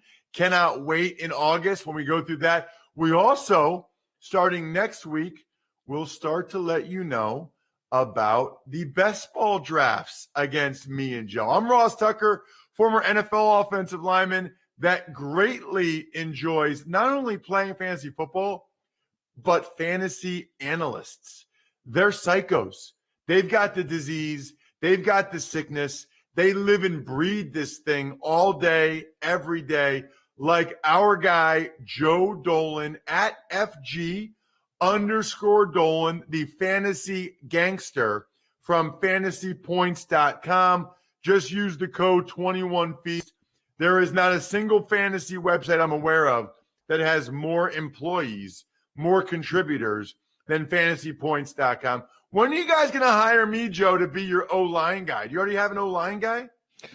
Actually, as a matter of fact, Ross, I was asked by somebody just this week about who's your O-line expert on the site. And I'm like, well, we kind of just, that's one of the things that we maybe we're missing something. Hey, Ross, talk to me after the show. All right. Well, look, talk to me after the show. I can send you my rankings. We can do it that way. That'd be awesome. By the way, Joe, I love you. Yeah. You're not looking great. Now, number one, we're recording this earlier than we normally do. Yeah. And number two, I cannot believe, and we're going to get into the Julio Jones trade from both the Titans' perspective, the Falcons' perspective for fantasy. We got to talk Jamison Crowder. We even got to talk about some of these mini camp reports on certain skill guys. I can't believe they choked again, Joe.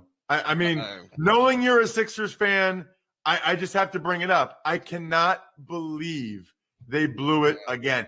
The last 3 nights have been the worst 3 consecutive nights of basketball watching in my entire life. Yeah, I mean, everybody's getting hurt in the NBA, and I'm getting hurt. Ross, I have a terrible hangover right now.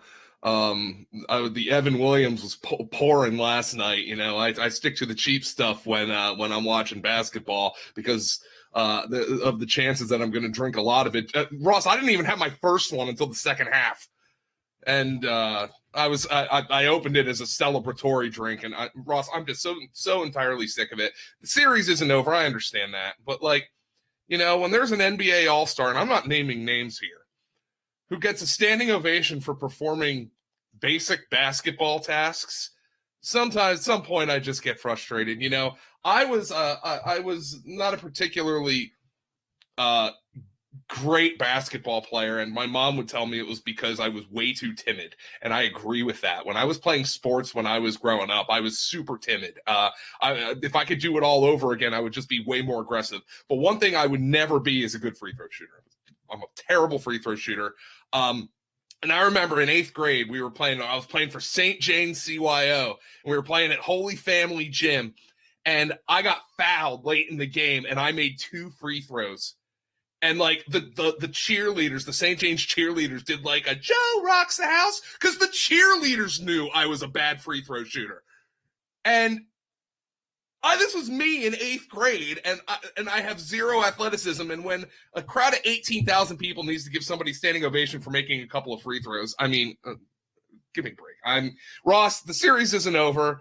I might be fair weather the next couple of games. If things are looking good, maybe I'll flip the game on. But I can't put myself mentally through that. I can't put my liver through that.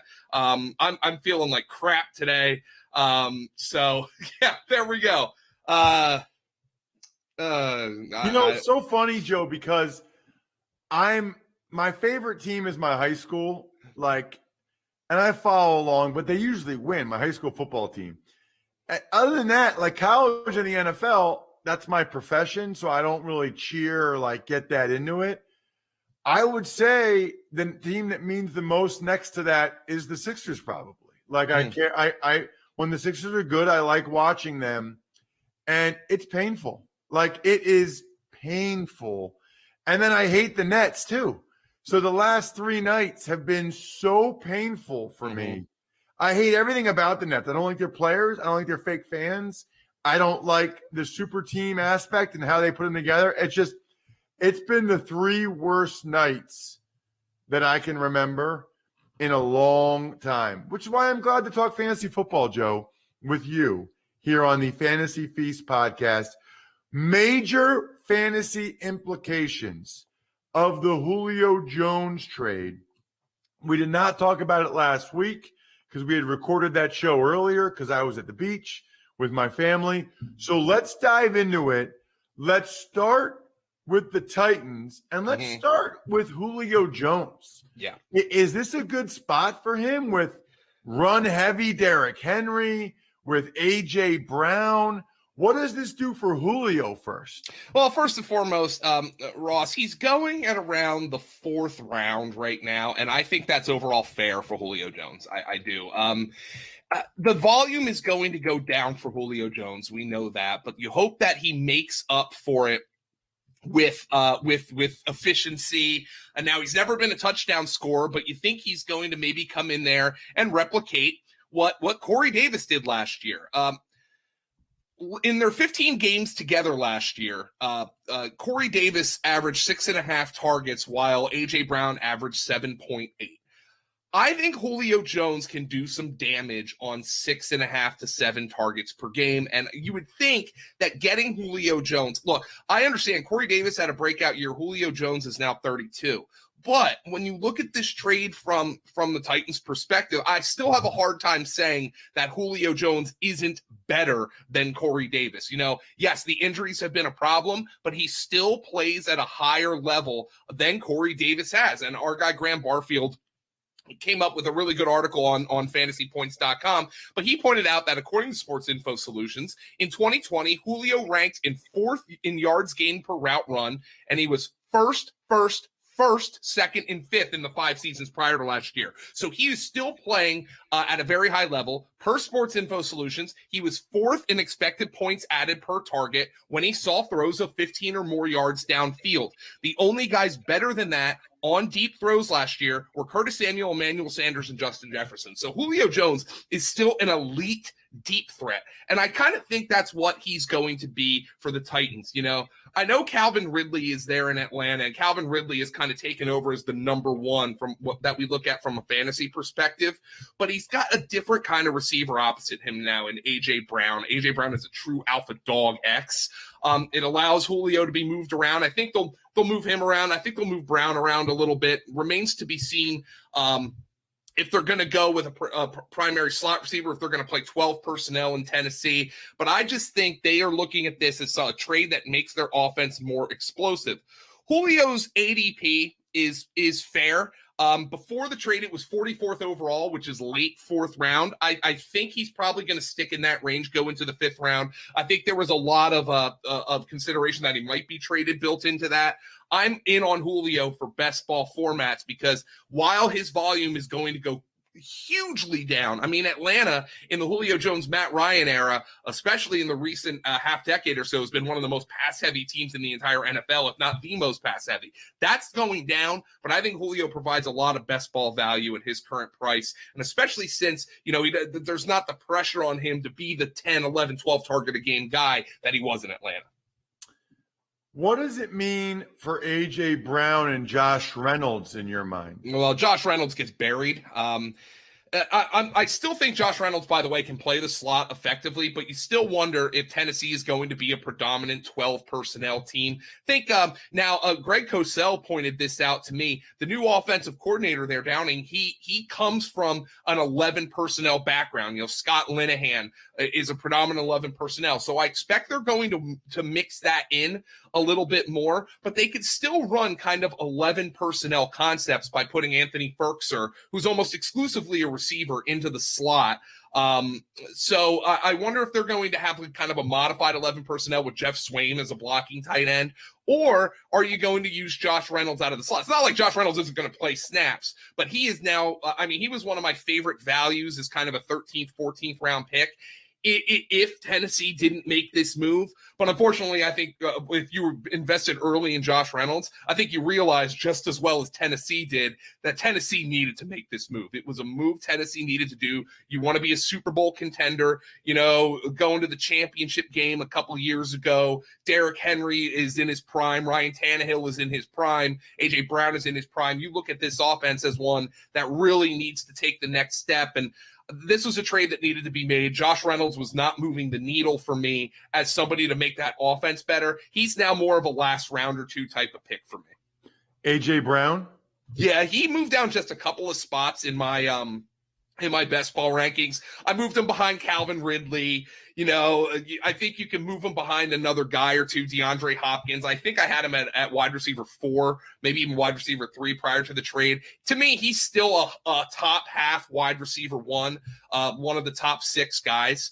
He's a second round pick, but maybe if you were having trouble breaking the tie between him and a Stephon Diggs, or if you were having trouble breaking the tie between him and a DeAndre Hopkins, then maybe this breaks that tie for you because the volume isn't a whole lot in Tennessee. 7.8 targets per game for A.J. Brown in games he played with Corey Davis last year.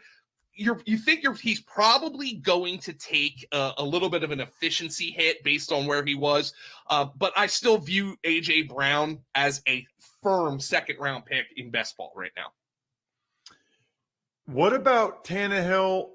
Well, let's start with there. What about Tannehill? Yeah, I moved him up pretty high. And here's another aspect. Our guy Wes Huber does a really good job analyzing coverage shells and how they affect for fantasy. Ryan Tannehill over the past couple seasons has been arguably the single best quarterback against cover 3, which is the predominant coverage shell in the NFL.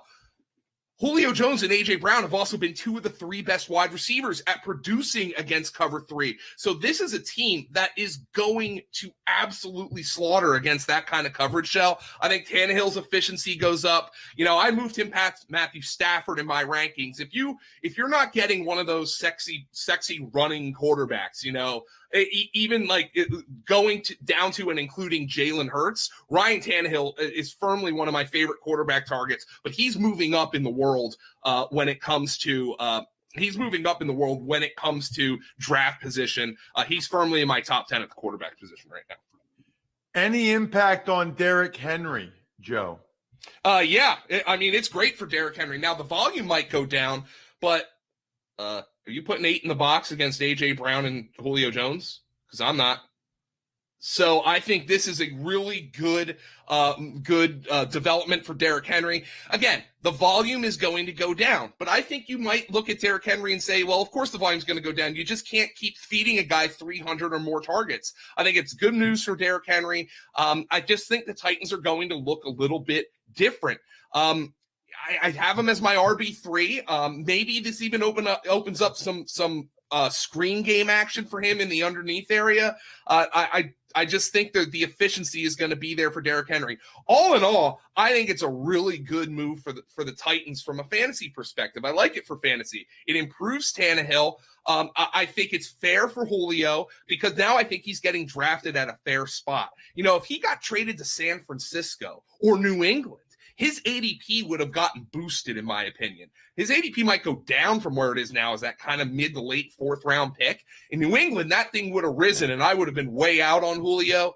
I'm in on Julio at that price. A.J. Brown's going to dip a little bit, but I still think he can be efficient. This is once again, Ross, we use that term, a narrow fantasy team. This is a narrow team. There's going to be you're going to have A.J. Brown and Julio sucking up most of the targets. You know Henry's going to get all the carries. Ryan Tannehill's going to be efficient. The guy who it hurts is a late round guy like Josh Reynolds. I think it hurts Anthony Ferkser a little bit, but people weren't really drafting Ferkser as anything more than a low end tight end 1, and in most instances tight end 2. I think he's still in that tight end 2 range, somewhere I'm willing to dabble. But all in all, for Tennessee, I think it's a pretty good fantasy move, and it just raises the ceiling of the offense as a whole. Let's get to Atlanta. What's the impact on this for Calvin Ridley? Well, the impact for Calvin Ridley is to the moon. I mean, he's going late 1st, early 2nd round. I can't argue with that. He's a guy he's one of the best route runners in football. He's going to continue to get open. Now maybe he sees fewer double coverage, but here's the thing about Calvin Ridley. People are like, oh, you know, Julio, they're gonna focus on Ridley and they're gonna take him away. Well, listen to Calvin Ridley's game logs without Julio Jones over the last 2 seasons. 8 for 91 on 10 targets. 5 for 110 on 13 targets. 8 for 136 on 10 targets. 6 for 50 yards and a touchdown on 9 targets. 8 for 124 and a touchdown on 12 targets. 10 for 163 and a touchdown on 14 targets. 5 for 130 on 9 targets. 8 for 52 on 12 targets. The worst fantasy performance, the worst, for Calvin Ridley over the last 2 seasons without Julio Jones in the lineup is 13.2 fantasy points in a PPR. So Calvin Ridley has produced when Julio Jones is out of the lineup. So we're at fantasy points, we have Ridley at wide receiver 4. I think you can make an argument for as high as wide receiver 2. I mean, I know it's a new coaching staff with Arthur Smith, but you look at the defense, you look at the personnel that Atlanta has. Arthur Smith cannot run the same offense he ran in Tennessee. Mike Davis isn't handling that kind of workload in the backfield. Calvin Ridley is a solid bet to lead the NFL targets at this stage. Who else is greatly impacted in Atlanta? If you were thinking you could sneak Kyle Pitts into like the 7th round of your draft, forget about it. I mean, Ross, I've done drafts where I've seen him go in the 4th round now. I mean, Kyle Pitts is consistently going to be going off the board as a top 5 tight end. He's not going to slip past that in sharp drafts. I understand it. I mean, at this point, I would almost think you're foolish if you don't project him to have the best rookie season by a tight end of all time, given the talent and the available targets. I mean, the ceiling is through the moon. The problem is you have to pay for him to be an outlier. I would rather pay for him to be an outlier than say, oh, you know, I think the guy is going to stink because I think the ladder is just flat stupid. The question is, how high are you willing to pay? And right now, it might be uncomfortable for people to take a guy like Kyle Pitts 2 rounds before somebody like Mark Andrews or Dallas Goedert is coming off the board. And I think that's a completely fair reason to be skeptical because there are really good tight end options, even in the back half of those tight end ones, who are going at a much cheaper cost than Kyle Pitts. But if you want an impact player and you're like, this team's going to have to throw the football, and you buy in on Kyle Pitts, I'm not going to blame you. I'm just telling you, you got to pay up because he is getting drafted as if he is going to have the best rookie season for a tight end of all time. What about your boy Russell Gage? Yeah, Russell Gage was really consistent last year. I moved him into my top 100 players overall. I just wonder if Russell Gage now at this point is somebody who is going to struggle to, you know, make an impact when he's the clear number 2 receiver in the offense right now. I mean, look at that depth chart behind Calvin Ridley, Ross. It is not pretty. Russell Gage. You have Olamide Zaccheaus, who is kind of a deep threat. He's one of my favorite late round best ball guys now. They have Frank Darby from Arizona State, who is a 6th round rookie. You have Christian Blake, who sounds like a poet laureate from the 1830s. So you're looking at guys on this depth chart who really don't have a whole lot of pedigree. Russell Gage is in my top 100 overall players. I like him as a wide receiver 4, wide receiver 5. You might view him as a boring option. Maybe, as a matter of fact, maybe somebody like Russell Gage is nice to pair in a wide receiver group in best ball with somebody like a Julio, who you feel is probably going to have a few blow-up games. I'm not sure Gage is going to have blow-up games, but I just expect him to be peppered with targets, much in the same way like somebody like Jamison Crowder was last year. Let's get to the New York Jets. Before we do, by the way, how about the fact, I don't know if you can still get it, but right now, DraftKings Sportsbook, if you use the promo code Ross, they're giving you 100-1 odds on Bryson DeChambeau getting a birdie during the tournament this weekend. Like, they're kind of giving you $100. Like, he's going to get at least one birdie. What are we doing here? It is the U.S. Open, Ross, though. They make those conditions tough. He'll get at least one. I mean, come on. The way he hits the ball, he's going to – look, he might get some bogeys too, but he's going to get a birdie. So put $1 on Bryson DeChambeau. Watch him have a birdie. Get $100. Use the code Ross. That's how you do it. How do the Jets do it? When it comes to throwing the football, Joe, Crowder reworked his contract. Mm-hmm. I did not think this was going to happen. I thought with them drafting Elijah Moore, I thought Crowder was going to tell him to stick it. I thought Crowder was going to get cut and or traded with the Jets taking some of the money. I am a little surprised by this, and I'm curious where Crowder fits in now for you. He's still a super late round pick for me. One thing that I have to point out is it's a new staff.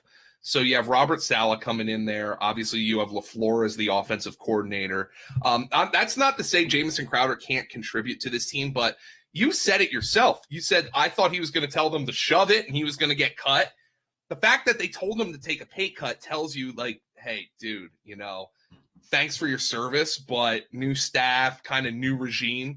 You're out there, you sign Keelan Cole and you sign Corey Davis and Denzel Mims is in his second season. And then you draft Elijah Moore, who I think can do more than be a slot receiver. But I think when you project him early in his career that's where you probably line him up, is in the slot. And I was reading an article from Connor Hughes of The Athletic, who does a nice job covering the Jets. And he said, like, Elijah Moore was like far and away the best player at Jets OTAs. Now, we always get these rookie hype pieces, but, Elijah Moore was a guy I liked in the pre-draft process. I actually had him going in the first round mentally. I didn't do a full mock draft myself, but I had Elijah Moore going in the first round. I thought it was great value for the Jets in the second round. And I think ultimately that Elijah Moore is going to take that job from Jamison Crowder as the predominant slot receiver. And the best chance Jamison Crowder has to be that predominant slot receiver is if Elijah Moore, they decide he could do more and he plays outside. Corey Davis is going to be the number one. They paid him to be the number one, or at least he's going to get every shot to be that X. So he's locked in. I think it's going to be hard to keep Elijah Moore off the field. So Jamison Crowder has to hope Elijah Moore, in my opinion, takes the job from Keelan Cole or Denzel Mims, somebody on the perimeter, and they think that he's going to contribute in that regard. But then I look at the Jets receiving core, and they don't have a Calvin Ridley, but look at the Jets' depth vis-a-vis that of the Atlanta Falcons, and you're like, man, they got some names here, Ross. Like, they got guys, Bryson Berrios is still there. They've got guys who have contributed in the past. So you've got a decent a group of receivers for Zach Wilson, who, in a lot of drafts is still going undrafted. As of right now, I think he's only one of 2 rookie quarterbacks guaranteed to start in week 1. So maybe there's some value there, because I think the Jets have more weapons than the conventional wisdom might suggest. You mentioned something I think is important, and it's great because I wanted to ask you about it anyway. You talked about the Elijah Moore camp reports. Mm-hmm. So I remember we had one of your guys on, I think it was Scott Barrett, who said that he watches every post-draft press conference. Yep. So now that's different because that's the coaches talking. But what I want to know is, what do you do with minicamp OTA reports? What, like, is it means a lot, means a little, somewhere in the middle, or means a lot, means nothing, somewhere in the middle, depends on the source? Like, what are we doing with this? Somewhere in the middle. Now, of course, when we analyze, and we've got guys in the pre-draft process we like. By the way, Scott Barrett, Elijah Moore was like his guy.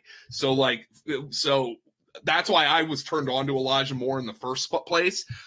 But when it comes to these reports, I file them away.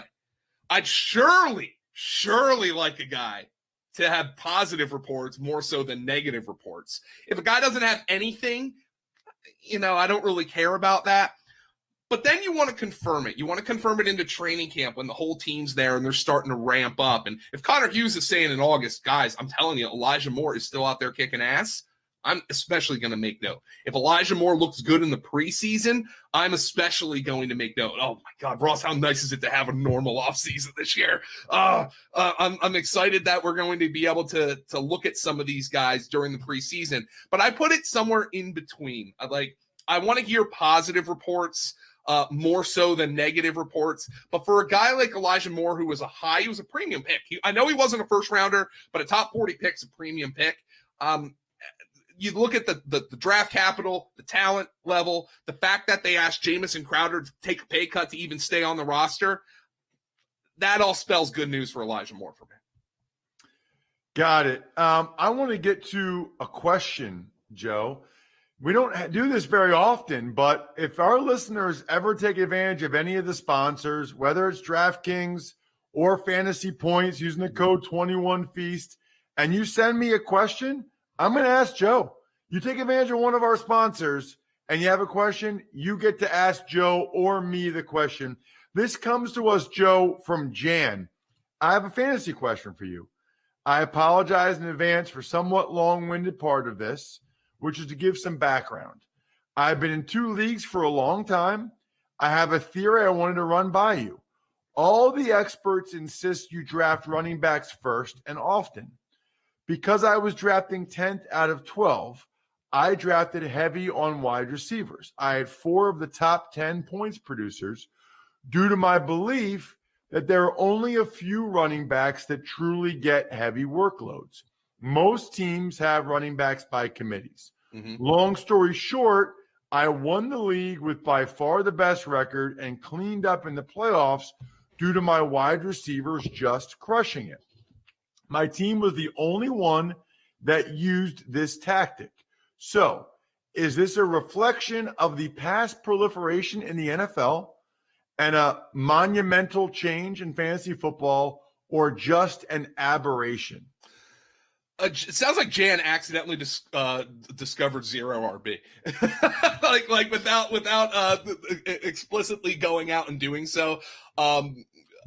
So no, Jan, to call it an aberration would be false, because that is a strategy that has worked out for a lot of people, like Sean Siegel in big money leagues when he came out writing that article all those years ago.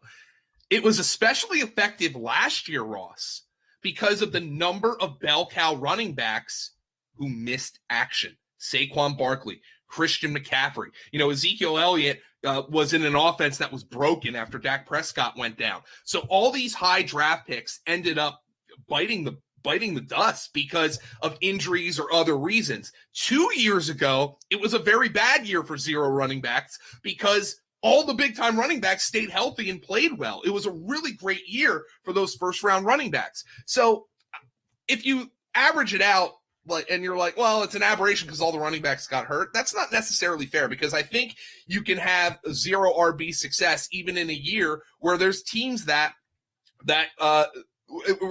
when big-time running backs don't get injured. I think it's just a little bit harder. But I think you're playing the averages when you play zero RB.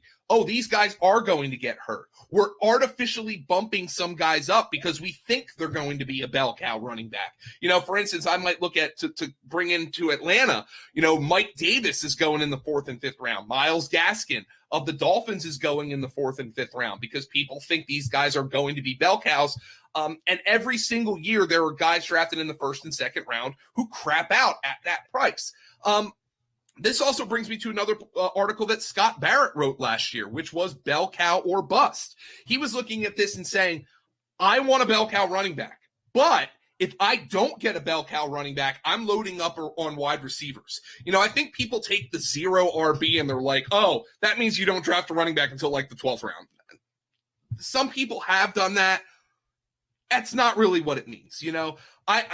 I think modified 0 RB is something that I've employed in the past where, all right, I've got my first running back. I took my Derrick Henry at number 4 overall. I got Saquon Barkley at 6 this year because I think he's going to bounce back. But I'm not going to force the issue at the running back position elsewhere. I'm not going to take Miles Sanders in the 2nd round if I don't feel good about his role. I'm not going to take Clyde Edwards-Helaire in the 2nd round if I don't feel good about his role. Not to say I don't like those players, but I'm just making an example. And I'm just going to take the best player on the board. Like, dude, that is a very viable strategy. I don't think it's a reflection of the pass heaviness of the NFL, though that makes it a lot more viable. I just think it's a reflection that there are multiple ways to build a winning fantasy team. And loading up at wide receiver, maybe taking an elite tight end, maybe investing in somebody like a Lamar Jackson or a Kyler Murray, a quarterback who's going to run, and then supplementing them in later rounds with handcuff running backs or pass-catching running backs who are going to get you just a handful of points every week, and maybe you end up lucking out on the waiver wire. I mean, that's an extremely viable way to build a fantasy team. And no, it's not something you got lucky with. You employed the right strategy. You had a sound reasoning behind it. The board didn't fall the way it needed to for you to get that bell cow running back. And if I can take a bell cow running back in the 1st round, I'm doing it. But there's not 12 of those guys. There's not 24 of those guys. So yeah, I like some of the 2nd round running backs. I like Joe Mixon this year quite a bit. I like that Gio Bernard is gone in Cincinnati. But if you don't feel comfortable doing that, man, there are some really damn good wide receivers and tight ends available in those first couple rounds, and you can employ 0 RB again this year. At FG_Dolan. Follow this man. Go to fantasypoints.com.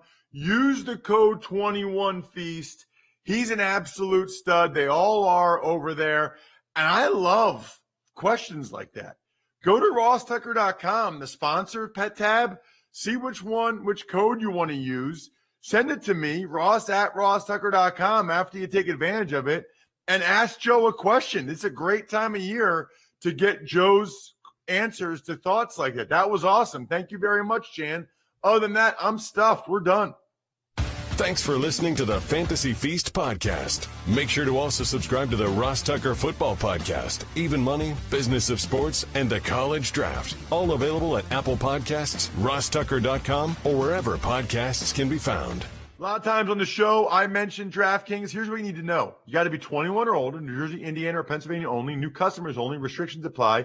See DraftKings.com/sportsbook for details.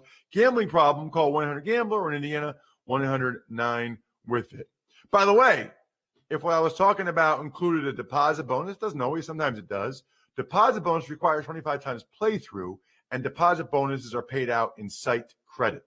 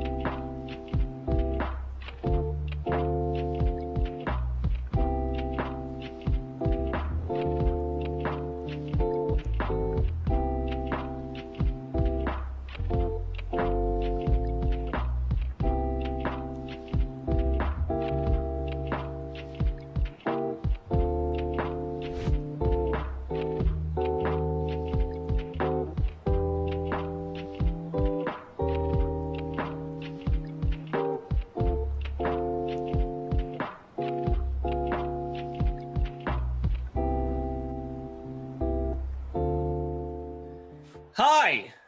Hello. What's up? Brendan and Brandon at 2 Eastern on a Friday. June 18th, 2021. What's up, BK? How are you? What's going on? I just got off a Zoom with the Nuggets president of basketball ops, Tim Connolly, doing his kind of post-mortem from his, he said, grandmother-in-law's house in D.C. Very specific. We can dissect exactly what a grandmother-in-law is because I was trying to do the math, what that is exactly. But it's exactly what it says. Well, how are you related to your grandmother-in-law? It's your wife's one of her grandparents, I guess is what he's saying? Yes.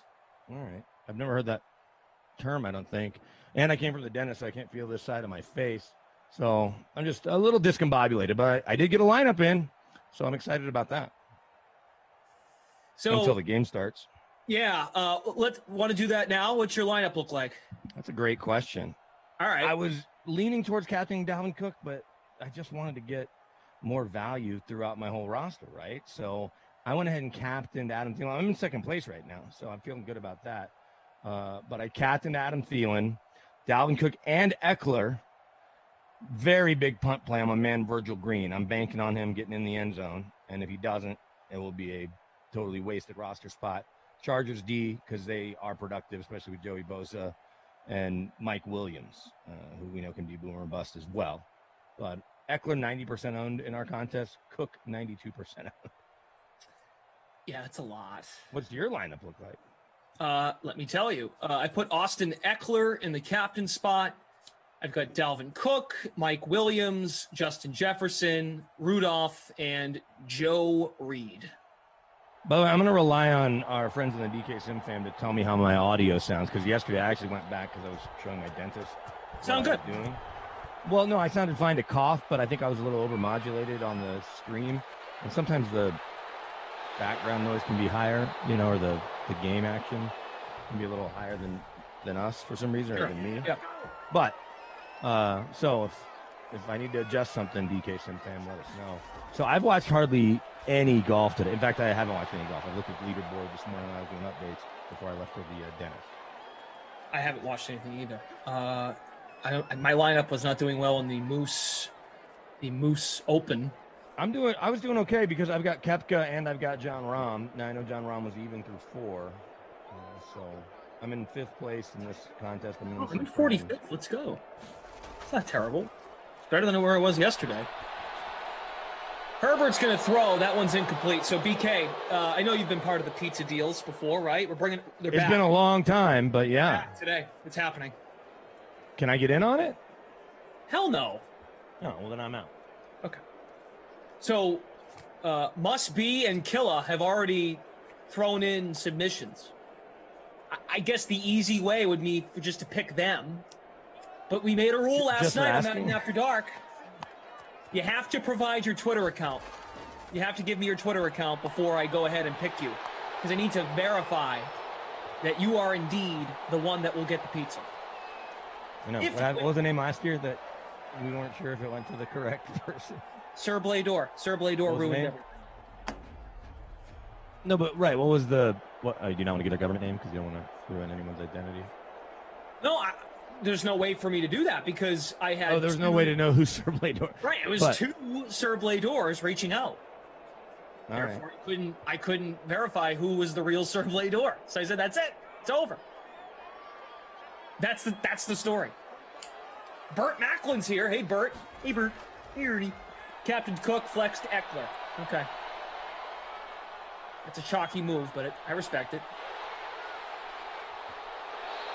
All right, so I'm going to put Killa on the list here for the pizza deal because Killa has already submitted his Twitter. I'll pick Killa. Killa, you're in. Killa's pizza deal is Rudolph's going to catch 2 touchdowns. That's a good one. He's got to catch 2 touchdowns to get a pizza. Okay, you're in.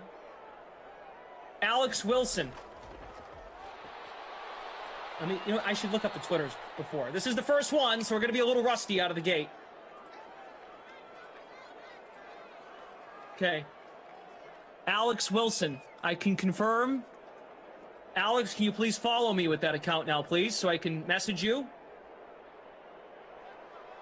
No, Moon, you're not getting... Moon, get in line. Must be, get in line. You're too mean to me. So you guys are in the back of the line. Sorry. Down goes Justin Herbert. Killa, you too. Can you please message me and follow me so we can make sure this works? Okay, Killa, I see you. You're based in Florida. Very good. Okay, we got our 2 entries. Your audio's really low now, BK. Really low. Oh, my mic was off. That's the main reason. So the fact that you could hear me at all is surprising. There's a better chance of Virgil Green getting in the end zone to help my lineup than Kyle Rudolph scoring 2 touchdowns. So your pizzas are safe with that. Okay. He thinks Alex Wilson has Dalvin Cook hitting the double bonus. Oh, that's a fun one. That's a fun one. See, folks, Killa and Alex Wilson, 2 very, very good examples of what a pizza deal proposition should look like. What was Killa's again? Rudolph, 2 touchdowns. No, that's dumb. It's just I don't say it's an impossible bet. This is my game, not your game. No, how many I'm saying it's a silly bet on Killa's part. How many times has Kyle Rudolph scored 2 touchdowns in the history of these Sims? It could be today. Right, I guess. Well, records are made to be broken, right? Just to entertain you, look, because I played him in my lineup. Here we go, Rudolph. Let's look back. Receiving. How about Badgley there? Receiving. Okay, here we go. Touchdowns. 1. Yeah, it's never been done. Maybe it happens today. In real life, I don't know how many multiple touchdown games Kyle Rudolph's had. I might say that none, but there's a chance it hasn't been that often.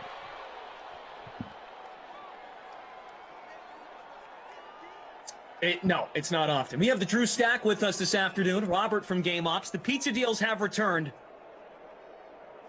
Now, what we used to do, and I'm making an exception today. That's the beauty of when you make your own game. You can really do whatever you want. We're doing 2 today, and I chose to go with 2 very early submissions. What we used to do was we would say I would have to give everyone the cue of like, okay, give me your pizza deals. Go! And then after me saying go, then those that come in the chat are ones that can be picked. Kill is right. You can't go with the obvious pick, though. Had to take a hard pick. That's the way it works. That's the way it works. Love this. Alex Wilson's on top of it. He's already followed me on Twitter, so he can send me a DM. Pizza deal confirmation. This is Alex Wilson in the YouTube chat. Love it. That's exactly what we're looking for here. Now I feel more comfortable that this can be executed properly. I think you have a better chance of the Dalvin Cook double bonus than Kyle Rudolph's 2 touchdowns. I'm going to look up Kyle Rudolph's actual career game log. I'm not saying he's never had 2 touchdowns, because he probably has. I don't think he spells his name with a P. Producer Drew says, this all sounds like a ploy for more Twitter followers. Wrong. Not the case. We need to get some extra verification. We need verification to make sure we don't get a Sir Blador Part 2. And again, you don't have to use this Twitter account. It's really easy to make a Twitter. You can literally get picked for a pizza deal, make a Twitter. Well, you have to make the Twitter first, then get picked, and then delete the Twitter off the face of the earth. Never have to use it. Kyle Rudolph, no touchdowns last year. 1 touchdown, sorry. 2019. It's going to be so easy to do. Crazy things have Oh, happened. here we go against the Cowboys. His longest was 7 yards. He had 4 catches, for 14 yards, but found the end zone twice. A very Jerome Bettis-like performance in that one, in a win over the Cowboys 28-24 in 2019. So it's happened once. Let's see. How many more times do you think he's had a multiple touchdown game? Killa, if you're here, Killa, your submission is actually not yet valid until you send me, you follow me on Twitter and send me a message that this is you. Oh, in 2018, he did it once against the crappy Lions, 27-9. 9 catches, 122 yards, and 2 scores. Okay, we're getting notifications.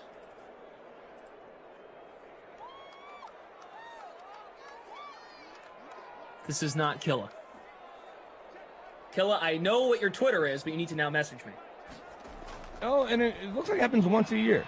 It happened against Detroit in 2017 as well. See? It can happen, BK. Yeah. All right. I stand corrected. But in Simland, as you just pointed out, it's never happened. Rather, you confirmed. I pointed it out. You confirmed.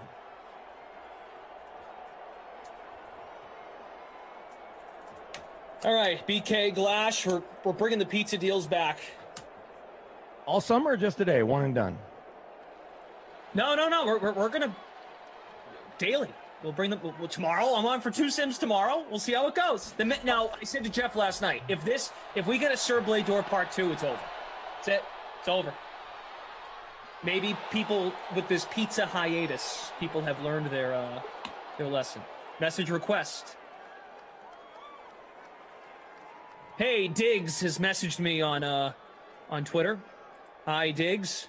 Sorry, you were not picked today. But you might get picked down the road. All right, Killa. There you go. Killa has sent a message. So we have our 2 contestants for the pizza deal. Austin Eckler. So if you're just hopping in, the 2 pizza submissions for today. Killa, Kyle Rudolph, 2 touchdowns. And then Alex Wilson, Dalvin Cook, double bonus. We're going to start with 2. And the way I looked at it last year was if they don't hit, if we go on a streak where there's like 50 straight that don't hit, we'll move it to like 3 or 4. Maybe if you're nice enough. Maybe if we hit 170 likes in the next minute, maybe we'll extend it to 3. We'll do a late submission. This is fun, isn't it? I miss this. Dante. Appreciate you, Dante. There you go, Killa. Way to be. First quarter's over. First quarter is over. Eckler and Dalvin Cook, as you would imagine, the highest owned. Matt Fukuda. See you, Matt. Matt's a loyal member of the Sim fam. Pepe says, what actually happened with Sir Blador? No idea. Fell off the face of the Sim universe. Noah Moon says those predictions are just impossible. Oh, the double bonus isn't? We've seen it happen. You're wrong. You are wrong. How many times have we seen it? Once, twice? Noah Moon, your mind is rigged on that. Your mind. Wrong. Right? Mostert's hit it. Has anyone else hit it? Kamara? Henry? Eckler's probably done it. Saquon Barkley, good call, producer Drew. Charles Barkley. Oh, Saquon Barkley. Your boy, Charles Barkley. Gnarls Barkley. Baby, I'm crazy.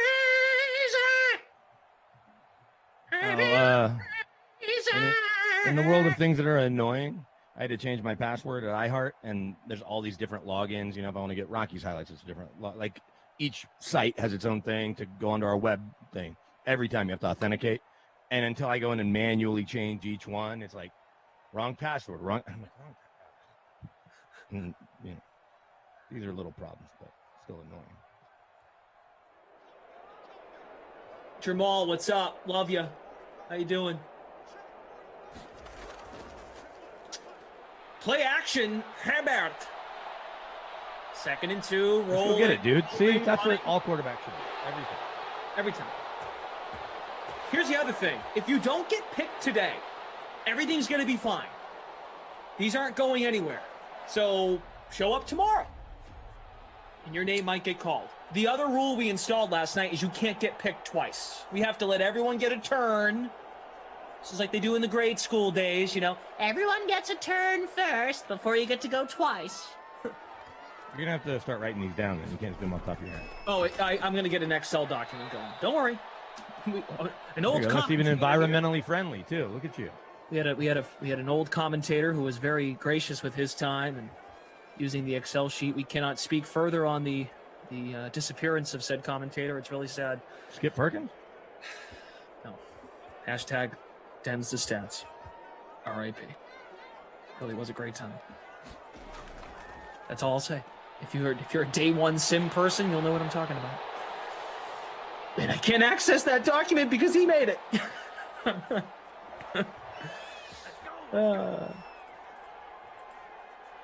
Midwest Heather on Twitter. Pizza deals are back. Don't get rolled again. You are awesome. Thanks, Heather. Love you. Noah Moon says, Herbert, 1 touchdown for my pizza. Nice throw.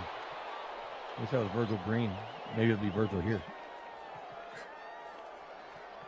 Destiny says, not Dynasty, Rossi. Destiny. What's going on? Free pizza? You got to throw out your wild predictions if you are selected, and you can verify yourself via Twitter message and here in the chat, and you are selected. If your prediction comes true, yours truly will order you a pizza. The only task you have to do, the only task that you have is you have to go pick it up. But I'll call it in, pay for it over the phone. You could even pay for it online, depending on the pizza place. Pay, exactly. If it's a local shop, though, they don't do that sort of thing. No, your bigger brands do. Anthony Jr., 3rd and 2. Herbert looking. Throw the ball. Straight. Now you should run it. Throwing. Touchdown. Whoa. That was late. It's Eckler. Eckler. Your captain. What a good call by you.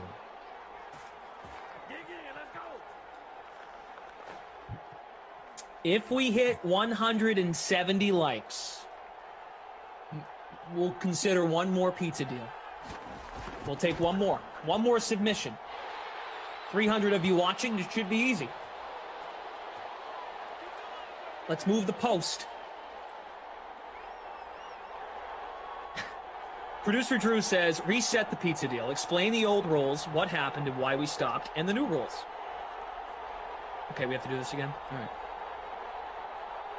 So a long time ago here in Simland, where we were all miserable and couldn't leave the house and had no idea what to do with ourselves, one commentator decided, well, honestly, it started by someone simply throws out in the chat, like, I think the total points, I think the final score is going to be 22-16, something like that.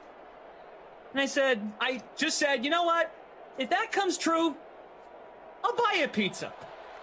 And then it got me thinking, like, oh, maybe throwing out these wild, wacky predictions, people should be compensated if they get it right. So that's what started pizza deals. Throw out really nicely, because just like winning the free rolls, the satisfaction should be enough in some people's estimation. And if you're really going to do it, though, yeah, right, just the chance to maybe win one. If you're really going to do it, instead of involving them having to go get it, if you really want to be a great dude, you need to do it through one of the food delivery services and order the pizza and then have, Uber Eats or Grubhub, or I'm not trying to single one out, have them deliver it so that you can truly reward them for their amazing prediction. So we'll do we would come on here and I would say, okay, let's do some pizza deals. Ready, set, go. And then the chat would just fire off their predictions. And they can't be like basic ones, like Dalvin Cook hits the rushing bonus, or Eckler scores 2 touchdowns. You got to really put yourself out there. Like a real crazy prediction. We would pick 2 or 3 of them. If they came true, I would call up the shop you wanted, what your order was, call it in, pay for it. The only task was you had to go pick it up. That's it. What happened was, and I know some of you have probably heard this story a couple times, so I apologize. Not really, though. It's a fake apology. Someone named Sir Blador. It's really not Sir Blador's fault, but it's the only name I can point to. Sir Blador, someone impersonated Sir Blador. I had multiple Sir Bladors reach out via Twitter about a pizza request. One was in Oklahoma, one was in Texas. So that's when I pulled the plug on it. This was probably last September. So that's it. We can't do this anymore, because if that's going to happen, that's not fun. Someone had to ruin the fun. So we stopped. The new rules, you have to be in the chat. You have to then, before you are selected, you have to message on Twitter. You have to follow me on Twitter, then message me to verify it's you before you get picked. That's how it works, because I have to know going in, once you win, I already know where I can contact you, and you can contact me. That's the story. Interception. Call the sin flash. Harris with the pick. Anthony Harris, he led the NFL interceptions 2 years ago. So I know that can get really like, oh my God, shut up. It's explanation. But that's why they went away, and I'm willing to bring them back. But if we get the Sir Blador thing happening again, it's over. Forever. Anthony Harris signed a deal with the Eagles after signing a 1-year kind of reprove it deal.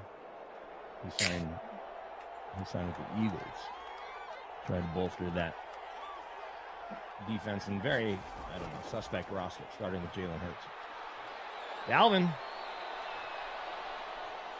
you have a Connecticut Sun game this weekend? No, back Tuesday. Sun are in Chicago this week. They lost last night. They're missing their best player, Jonquel Jones. She is playing. She's representing Bosnia. She has she's got Jonquel Jones. Yeah.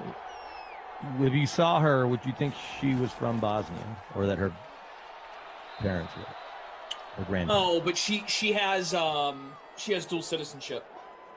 Oh, because she also hoops over there. Yep. Like when Becky Hammond played for Russia or whatever. Close ties to the Bahamas. I think Becky Hammond played for Russia. Wait, the Bahamas and Bosnia are two different places. No, I know, but her being in the Bahamas actually somehow connected her to Bosnia. I forget. There's a connection there, and I don't know exactly off the top of my head, but there's a connection there.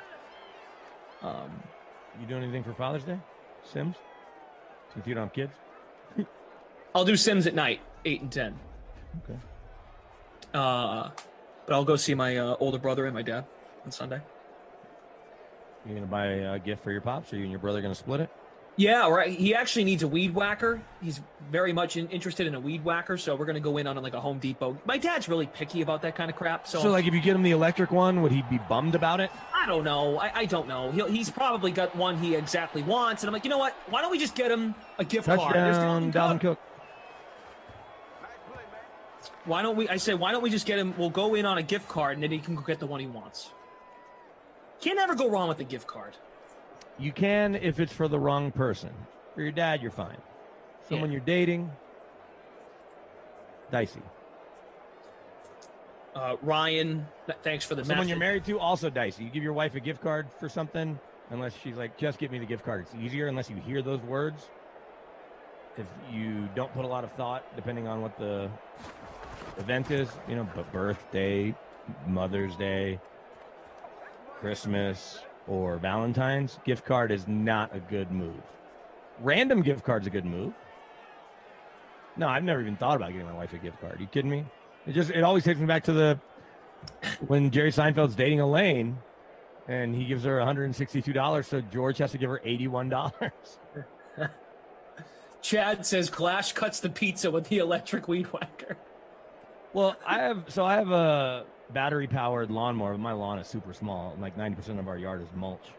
But I just had a weed whacker that I've had forever that plugs into an extension cord, which is most of them. If you have a gas-powered weed whacker, that to me seems crazy in this day and age. Hey, shout out to Ed Zone Dance tuning into the sim. Ed Zone says, who would have figured, Glash, I joined Moose's PGA contest because of your positivity, advocating for it.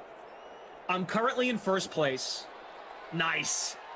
I wonder how my lineup would have done. I tried to get in the second one that he did. It didn't make.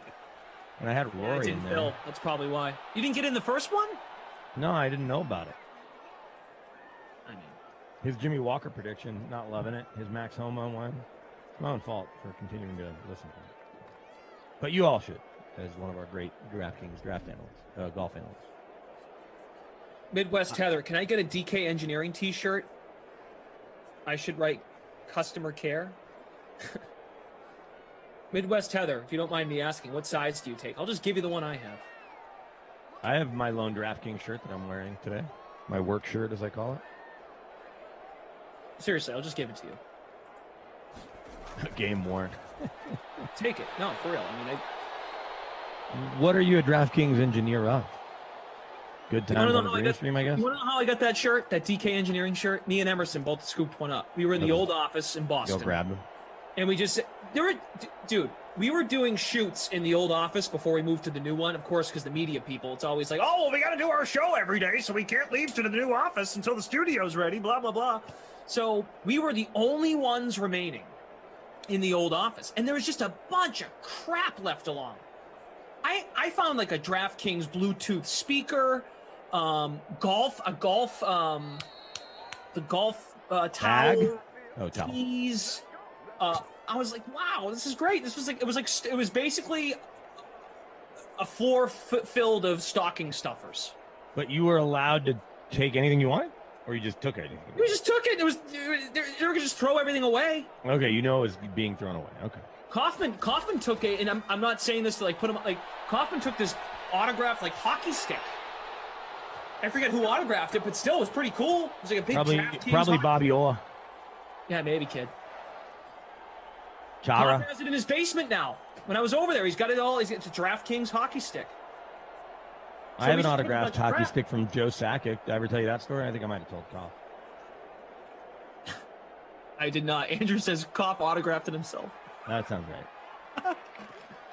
So Joe Sakic obviously used to play here. Now he's GM, Hall of Fame, all that.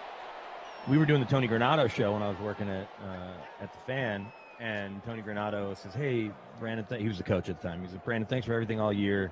Is there anything I can get for you?" And one of my best friends had asked for an autographed Joe Sakic stick. I was like, "I don't want to put you out, but is there a way to get an autographed Joe Sakic stick?" And I didn't say it's for my friend. And he's like, "Yeah, I'll see what I can do." So last game, this is 2 days later, I see him in the post-game presser. He's like, "Hey, meet me over on the side." So I meet him. He hands me the stick. He's like, "Check this out. This might be his very last game." Turns out it was. The stick wasn't used. It was, I think it might have been used in warm-up. Definitely wasn't used in a game.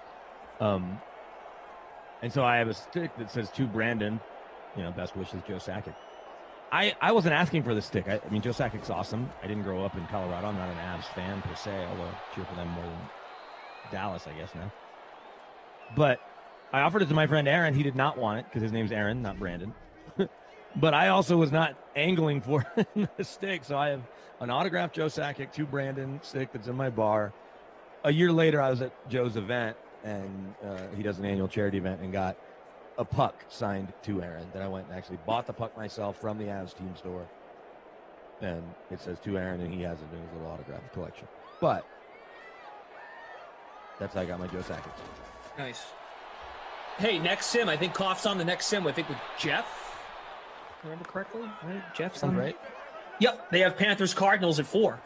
If Koff is doing the sim where he normally does it, which is in front of the DVD wall, someone should ask him, "Hey, Koff, where's that DraftKings hockey stick that you got from the old office?" Just say it like that, and then he should go get it. And if he doesn't, well, he's afraid about getting in trouble, but he shouldn't be. Well, you definitely, put it out there. So getting in trouble at this point, it's either way. I guess he could just play dumb, be like, "I don't know what you're talking about. I don't have a hockey stick." You can come look at my house, and you can bury it in his backyard or whatever. And you guys, if he says that, just call him a liar. Hugh Banks says snitching big time. You are also incriminating yourself, to be fair. You talked about all the stuff you took. Yeah, exactly. I started by mentioning I stole crap. It was going to get thrown out. That's what we were told. I don't think it's stealing. If you know that it is destined for the trash can, yes, it's not stealing. Agreed. If there's some gray area and it was a prize closet and they just hadn't, figured out and they just hadn't boxed it yet and it was going to make its way to the new office. Okay. So here's an example of that. I kid you not, and I'm not just bringing him up because I love him, but there was a Tom Brady Patriots autographed jersey. Like, we knew, we couldn't take that. Like, that was next to a box, meaning, like you just said, that was going to eventually be prepped and put in a box and brought to the new office. There were a bunch of other NFL jerseys there, Celtics stuff, because our office is in Boston, as if folks didn't know that. So We had Boston sports stuff. We had just national teams throughout each of the 4 major leagues there. So we knew there were certain things we could not touch. So I talked yesterday about how I got all my autographed Boston stuff, and I've given a lot of it away, much to the cost of me. My buddy from Boston that worked at a bar here, owned a bar here, he's back in Boston now, gave me all his stuff because he was moving and couldn't fit in his car. Celtics championship with KG and Ray Allen basketball that I gave to a friend. Patriots mini helmet signed by the 05 team, Belichick, Rodney Harrison, TB12.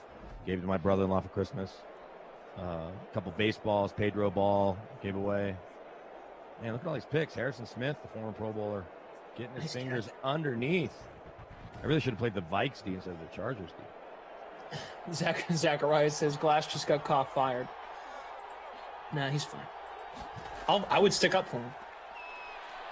Midwest Heather, the shirt that I have is a... There we go. I think it's a medium. It's actually... Unless you still want it, I don't care. It's a medium. Or maybe it's a large, but it's definitely not an XL. Sorry. I think a lot of us fellow announcers of yours are still hoping to get some more DK gear. I mean, this works for me because I do everything in my basement. So I literally, if I remember, I put the shirt on for the sim and take it off as soon as it's over. DK, I'll tell you what, and I'll run this by my manager to make sure I really don't get in trouble. This will not be stealing. This will be a right thing. I have to go to the office next week because I have a new camera coming in, and it's on my desk. I will grab you a DK SimFam t-shirt.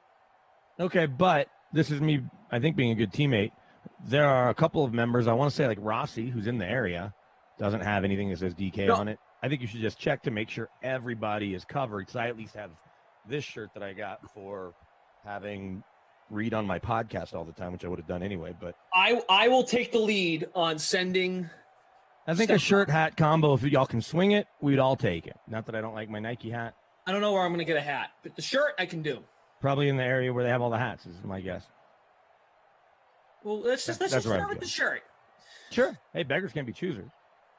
And I'm getting my haircut next week. So the shirts, I know the shirts are being given out to people. Like I hope we do another shirt giveaway. I can't say when and if we're going to do that, but I know like the commentators can get a T-shirt. Well, and to be fair, when we had that big meeting a while back where we pitched our bus idea, your bus idea that I was certainly championing, one of our many bosses, Tom, named Tom, we have lots of them, said he would get us gear if we got him sizes, and I don't know, it seemed like none of us followed up.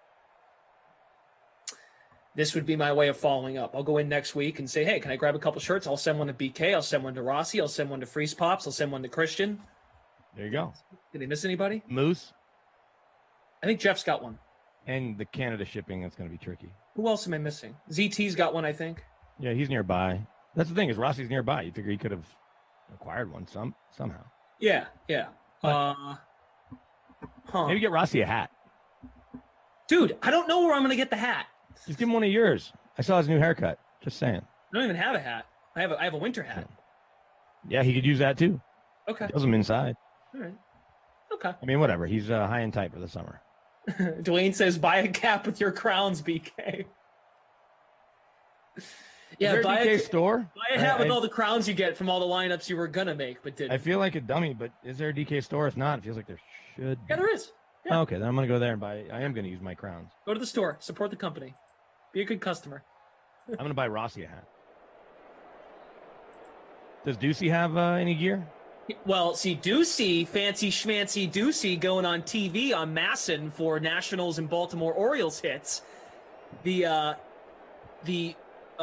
powers that be sent Ducey a T-shirt and a DraftKings hat because he's going to be on TV. So Ducey's already got his hookup, so we don't need to worry about Ducey. Ducey of all people was the one whining the most about. I want DK swag. Wait, he's going on behalf of DraftKings in DC specifically, or the greater DC Baltimore area? He would go on.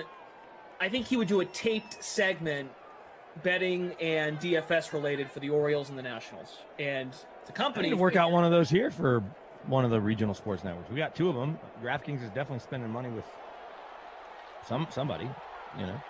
The company figured, so we can make him somewhat look good. We'll give him a shirt. We'll give him a hat.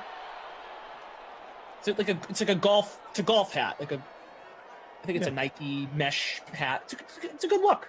Yeah. So yeah, Ducey's all set. We don't have to worry about him. Okay, good. That will get back to me though. That will get back to Ducey, and he'll say, "Oh, we could always use another shirt. Could have a rotation."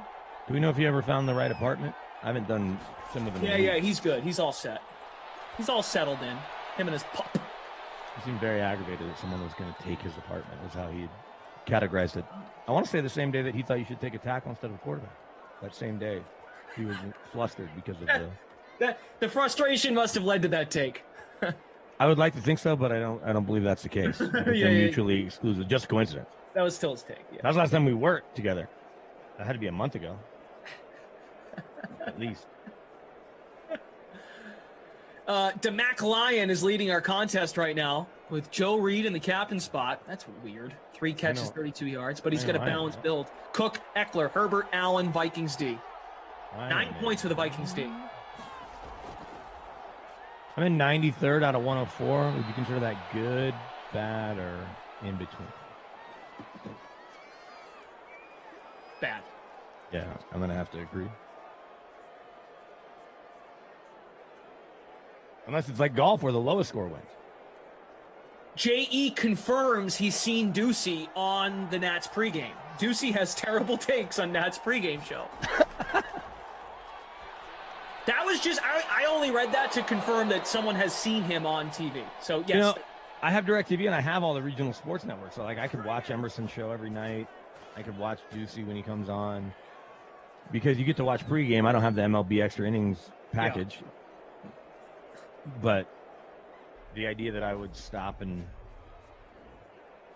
watch that seems far-fetched.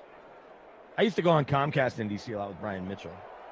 And so that was always fun to be able to record myself and then watch it. Dwayne says Emerson has a bunch of caps. So that cap that Emerson wears on the show, he got that from the old office too. That was in our old studio. How does Emerson decide, can somebody ask him this, or I will next time, whether or not he's going to be in front of the backdrop or not? Like, why isn't he just always in front of it? You know, sometimes it's on his couch. Maybe it has something to do with Meg working from home. And okay. Yeah. I'm just guessing. I don't know. It's a pain to put up. I would just leave it up if he knows he's working, and then you take it down for the 2 or 3 days in between. Whatever. Yeah, but so say he does the sweat at 11 and he has it up, and then he's on a. Well, I guess he probably leaves it up. He takes up the whole apartment. All right. I was just going to say that exactly. Like maybe he. Right. This is easier for me to say as somebody that has more room in my house, in my basement, that I could, if I weren't in front of my TV wall. You know, we've got a room where our nanny's supposed to live, but she's still in Ireland. Can't get over here. Like I could set it up in there super easy and just leave it. Here's what I'm thinking. He'll do. Give me one of those. Will you give me one of those? What? The big backdrop. I don't know. I think they ran out. I'm sure. Those are not cheap. Those are not. Trust me, having dealt with those plenty at radio stations, those are not cheap. They ran out. Step and repeat, as they are called in the biz. Yep. Well, we just keep building towards getting back to the office. But here's the scenario. So say today, right? He'll do the sweat. Not today. The sweat wasn't on today. Yesterday. So he'll do the sweat at 11, then do a sim at noon. Then say like today, he does the sim at noon. Well, he doesn't need the backdrop if it's a sim. The backdrop is really for the show. So is he really going to take time to put the backdrop back up after 1 o'clock in the afternoon and get it ready for the following day when he doesn't need it? Probably not. There's Dalvin Cook, another touchdown. I'm not saying you're going to be in for a pizza, but that was a touchdown catch. So, we got to look at the yards here. Does this thing have a shot? That was his first catch. He's got 74 rushing yards and 6 receiving yards. Okay. That was only a 6-yard catch? No. That'll be he'll have like 20 receiving yards.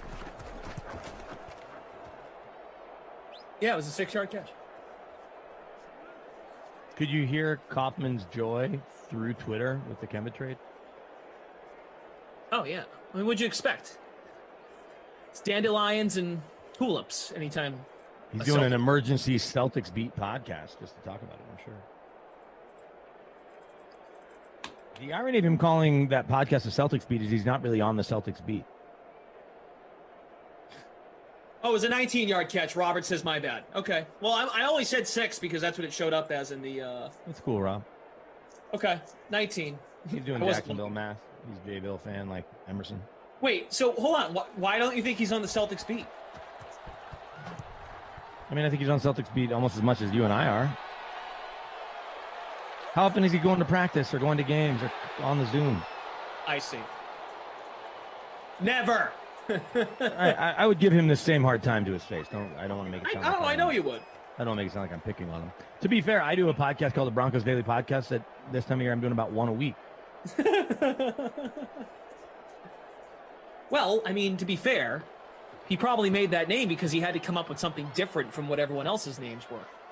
Is there already one called Celtic Pride? Because I would definitely name it that. Right? It is Pride Month. So. Well, having nothing to do with Pride Month, which is on I know. celebration. Just the great Daniel Stern, Dan Aykroyd, Damon Wayans. You know, BK, don't, and I know you, but don't feel like you have to hold back on this because, you know, Koff will critique us. Like, he'll be on at 4. He's going to critique the pizza deal thing. Well, you know, this is how I would do it. Well, here, we're going to do it to him. This is what we would call your podcast, Kaufman. Yeah. Celtic Pride, because that's what he has. The same that he does it to Jeff. Oh, the contest should actually be for 100, not 200. It's not going to fill. Well, if he can do that, we can tell him what his podcast should be called. Here, I'm going to go to the old podcast search Fair is fair. engine. There's a good chance there's already a podcast called that. Oh, is there not? Hang on. Okay, he needs to change it then. I'm going to tweet at him. How's there not a podcast called Celtic Pride? You should make him change it. Is there anybody else I need to tag other than you on Twitter? I really hope that he has like a big explanation as to why he needs to keep it as Celtics beat. Like, I know he's got to have like a note on his phone that just says why it's called Celtics beat. I really hope he has that. Maybe he'll jump in the chat here now or jump on the broadcast to explain it. Oh yeah, he's definitely listening. So come on, Koff. Defend the name. I actually think, I know we give him a lot of crap, but it's a good trade for the Celtics. Good trade for the Thunder too. Sam Presti. Getting a player that may be washed and giving him an extra $30 million that you didn't. Yeah, Sam Presti is now he's acquired 2 first-round picks by taking on Al Horford and then shipping out Al Horford. Okay. Pretty well done. Tom Nalen owns Al Horford's house. I wonder if Tommy will sell it back to him. I should text him and ask. Reed T. Fowler on Twitter. Moments ago, this tweet coming from Reed 2 minutes ago says, now it's time to worry about your DraftKings lineups. Who do you guys need to make it to the weekend? All 6 of my players. Because you can't win if they don't all make it. It's a good take. Put that on a shirt. My Magic Johnson-esque take. You should have. I was on with Moose. I think, was I on with Moose? Fumble. Titans. Vikings DST. Kill it. They're balling out of control. But I was just reading Magic's tweets the other day. It was truly magical. I can't remember who I was on with. I don't know Tommy. But just reading one Magic tweet after another. And you're like, okay, Magic. Nailing it. Yeah, now he's the best point guard in the history of basketball and a billionaire. So who cares if his Twitter takes aren't the strongest? Hey, I want to shout out to Drew Stack, also Robert from Ops. About 2 minutes to go in the third. Hit the like button if you have not done so already. We appreciate it very much. Kirk Cousins, pretty in the pocket. There's a flag. So you know how when you type hashtag DraftKings, they've got the crown? Yep. That pops up? We should advocate for hashtag DK SimFam also getting the crown, or I should have at least put a video game icon next to it. Icon. It's a good tweet. At BK Denver Sports. Hey, at Adam M. Kaufman. Brendan Glavsheen and I are urging you to change your podcast name to Celtic Pride. Feel free. I love how you're giving him permission. Feel free to hop on the Dream Stream and discuss. I guess to be fair, Drew Stack can say yes or no if he actually did want to hop on. I don't think y'all would object, but You can also Crackle take care says, of it on YouTube. did the original Al Horford trade ultimately get the Celtics Tatum? No. No. Tatum was already on the Celtics. Horford was on the Celtics when the Celtics already Horford was already a Celtic when they got Tatum. So no. I need help. What was the trade that got the Celtics the Tatum pick? Markel Fultz. They swapped 1 and 3. No, I know, but how did they get that third pick is my question. The Brooklyn trade. Right. That's what exactly. The Brooklyn trade with Garnett, Pierce, and Jason Terry. That pick, as BK just said, they were slated to pick at 3. They traded with Philadelphia. Boston won the lottery. Boston had the 1, traded back to 3. Philly takes Fultz. Lakers took Lonzo Ball. No one talks about this enough. Imagine the Lakers took Tatum. And you could have had Tatum and LeBron in LA. You could have Tatum and LeBron in LA in the next year or two anyway. If we get Koff on here, don't say that because he'll break his heart. He'll break my heart too. That would suck. Would suck, but could happen. Easily could happen. I mean, he's Tatum's favorite player. LA's appealing. He's from St. Louis, so it's not like he has a tie to the East Coast or the West Coast. Yeah. Well, Tatum, most recently from Durant. Durant's been talking him up, saying how much When's he his loves deal him. up? Huh? When's his deal up? Tatum just signed a 5-year extension. He's not going to LA. I'd trade him for Anthony Davis, maybe.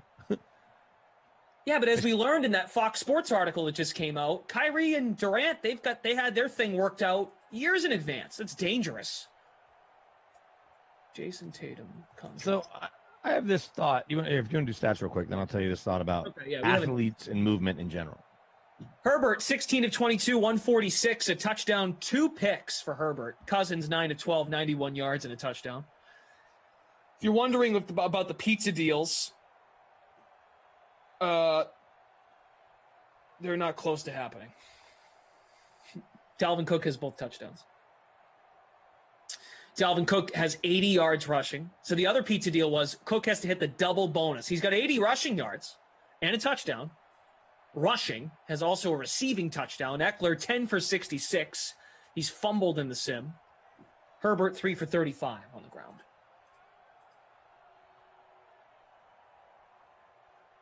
Keenan Allen, 5 for 56.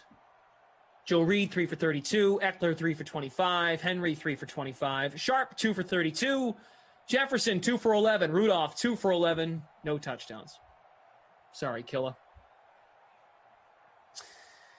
Those are the big stats. Bad boys at pot. Wait, what's wrong with Celtics beat? No, well, BK pointed out that Koff's not to be on the beat. There are 2 things wrong with it. That's the first one. And Celtic Pride is a better name based on the feature film from we'll call that early 90s with Daniel Stern, Dan Aykroyd, and Damon Wayans. So you improve it in 2 ways. Accuracy and I think, pop culture popularity, if you will. That's the thing. Mm-hmm. Relevance. So what's your take here on player movement or movement in general? Because I was listening. So Doug Gottlieb and Jason McIntyre were filling in for Dan Patrick this morning, and I was driving down to the dentist listening to Gottlieb does NBC stuff? No, on iHeart on radio. Oh, there was they did it as a best of on on Peacock or whatever. So they're talking about who were they? Oh, Zion and his parents and how the NBA is kind of turning into AAU and all that, right? Makes me cringe, to be honest. And so LeBron is kind of the gold standard in almost everything in the last 20 years in basketball. Yep. But as we remember, LeBron cleverly took a bunch of 2-year deals, 1-year deals. He is betting on himself. He is the highest paid player in basketball for the most part, certainly off the court, right? And so he has the financial safety that very few players have.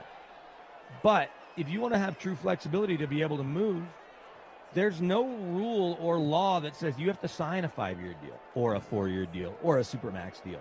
Yes, you'll be leaving money on the table. You'll be leaving the safety and the guarantee But for these superstar players that want to be able to move more freely, and keep signing 1- and 2-year deals. When your deal's up, Michael Porter Jr., his deal's, he's eligible to re-sign with the Nuggets, I guess now, that would kick in next summer. He could say no, and then he can sign a 1-year, maybe in the years, like, let's see where we're building. And then in 2 years, he might say, you know what, I do want to go play in LA with LeBron, or whatever. I want to go play in Brooklyn or Miami or Chicago or anywhere. So, and it goes across all sports. Aaron Rodgers, he didn't have to sign the deal he signed. Deshaun Watson didn't just have to sign a 4-year deal. There is the security of the deal, because the other side of it is you're operating on a 1-year deal the way Dak did. Yeah, but football's different because you can get franchised. You can get franchised with essentially a 1-year deal, but pretty soon you can only get franchised for 3 years. It's not a 5-year deal. And Fair. I know 3 is still a lot. But I'm just saying, Risky. it's certainly risky. It's not the if money and safety and all of that is your motivating factor, and certainly it should be, then you're going to sign a multi-year deal. But there's no rule or law that says you have to. Certainly law, obviously, it goes without saying. It's in football especially, it's beneficial for the team to be able to spread out the bonus money. But I'm just saying that you don't have to sign 4- and 5-year and 6-year deals, or a 10-year deal in baseball. Well, baseball guys, yeah. Maybe what you're saying is more applicable, or your message is more to those guys. I mean, it's crazy that teams are quick to say, you know what, he's unhappy. So, and look, the Rockies put an out in Nolan Arenado's deal, but Bryce Harper's deal, Stanton's deal, A-Rod a million years ago signs that deal in Texas, right? And then the Rangers pay part of it, and he goes to New York and wins the World Series. It's just right, because he signed that. Was it 10 years? 10-year deal. He actually signed 2 10-year deals. I don't think he got to the end of this first one. He was like 6 or 7 years in, and the Yankees signed him to a second 10-year deal. And that's a case where that just gets added on, right, to the current contract he has? No, it's not like if he had 3 years left, it becomes a 13-year deal. It becomes a new 10-year deal. If that makes sense. So it's an extension, but it's not in addition to 10, you get another 10. It's, okay, you had 3 left, you now have 10 left at this new number. And the reason that that happens in football from time to time is to just make the salary cap work and the bonus money spread out. Because your hard yearly salary counts against the cap that year. Your bonus can be spread out after you retire. I remember a couple of years, it was like 2007 and Shannon Sharp, or 2009. Shannon Sharp was still in the Broncos books.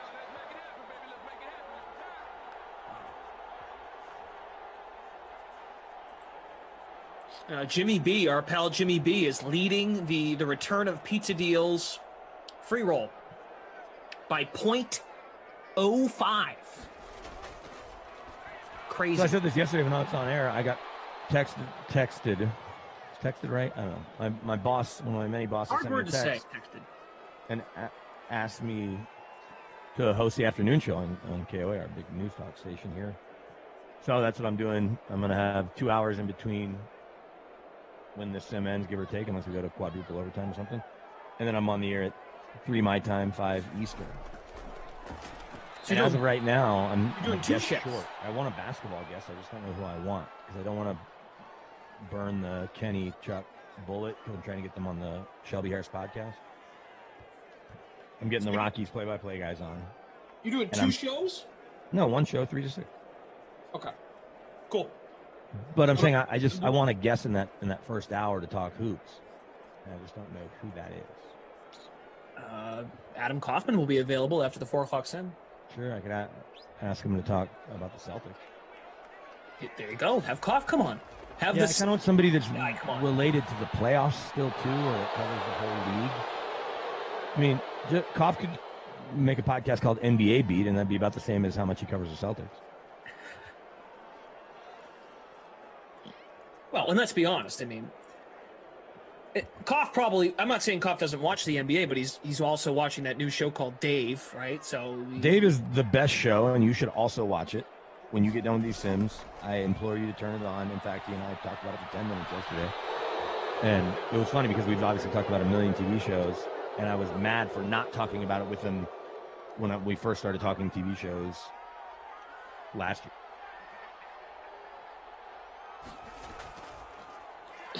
Must Be Dogs says maybe the name, maybe it's Celtics beat, as in the Celtics beat in parentheses whatever team. Can't say that when you're out in the first round. I was gonna say I'm gonna be doing some Sports Hub next week. Oh yeah. If you want some Broncos talk, I'm happy to join you. Well, I won't be in charge. I'm just doing headlines. Oh, all right. Never mind. Cool enough. I am going on with Giants.com tomorrow to talk Broncos as they're previewing all 32 teams. Producer Drew, maybe we're working together. When you'll be doing updates? 10 to 2 on Monday, and then I'll be on 7 to midnight next Friday. How long are those updates? 90? 2 minutes? 90 seconds. 90 seconds every half hour. How much sound do they want you to play, and how long can you go with the sound bites if you want them to be max? They don't really say. I mean, you honestly, you could, if I wanted to play a Brad Stevens cut that was a minute, I could just go ahead and play that, and then I get 30 seconds of my own. This is the time of year right now with all those teams out. I guess you got to see if some Celtics people will talk, right? But if not, you can easily play, Red Sox, I guess Alex Cora or a player. If they talk for 45 seconds, you can just kind of let that tell the story, easily. Or if Brad Stevens does, if they do make another move or whatever.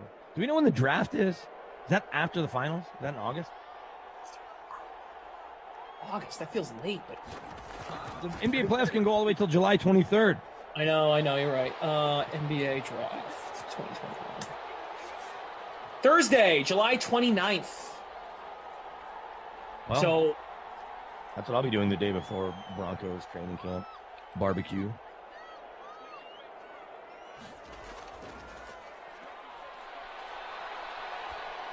Lottery's next Tuesday. We think. Sounds right. Got 360 watching on YouTube. And over on Twitch, Twitch fam is strong, about 40 watching. CJ71, Free Piercy. First time playing Fortnite. Buggy Boo. What's up, Twitch? Well, I don't know if we're going to get that double bonus. Double bonus for Dalvin Cook. Pizza deals do return. We'll do some tomorrow, so tune in. Killa and Alex Wilson were picked today, so they are no longer, what's the word? They're no longer eligible. Until we get to everybody, and then we can go back around the circle again. So, we'll pick a couple tomorrow. We never hit 180 likes. I was going to take a third one, but whatever. Chargers are down 10. Dalvin Cook has scored twice, a rushing score and a receiving score. Eckler has received a touchdown. That pass intended for Allen, incomplete. 2nd and 10. 3:20 to go. Kaufman and Geoff coming up next. So they'll talk U.S. Open, I'm sure. Jeff's been locked in to not only the contest he built, but his other... He did mention last night that he feels pretty good about his betting picks for the U.S. Open. So that's kind of balancing out his tough DFS situation. Yeah, I don't think I'm in good shape on either front. Whereas, for the Masters, we literally had winning tickets on players 2 through 5 that finished 2 through 5. No lie, my buddy and I. But we didn't have Marciano. We had Zalatoris. For real, we had Zalatoris. I had a ticket on Zalatoris. Wow. I'm in 101st place out of 104 in this free roll. Ooh. Domino Joe 420, Adam Malarick, and Choker are behind me. That is a trophy. Must Be says, any intelligent, emphasis on intelligent, any intelligent thoughts in Atlanta, Philadelphia, or Utah Clippers? Glash, no need to reply. Go ahead, BK. I can't talk on this. I've been instructed not to. I think the Hawks win. We know what Embiid is and what he isn't right now. And I don't know where Tobias Harris went. And Ben Simmons is a liability. So I will be surprised if Atlanta doesn't win. Utah, LA is a little trickier, right? Because how hurt is Mitchell? Why's out? I don't know. Okay, that first point, I'm with you on. I would have said the same thing, must be, and not because you're an Atlanta guy. Because he's an Atlanta guy, so I think he likes that. I just like where their team is right now. I like Trae Young. I like the shooters around him. They're just playing better. They're not obviously great defensively. But. Must be likes the Hawks to take down the Nets in the next round. Again, with the Nets, I don't know what we're getting.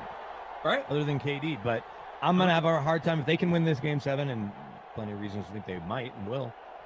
Whoever wins this, I'm gonna have a hard time seeing Atlanta beating either team, but especially Kevin Durant and the Nets. It looks like Harden's getting healthier. Didn't love the flop on the missed three.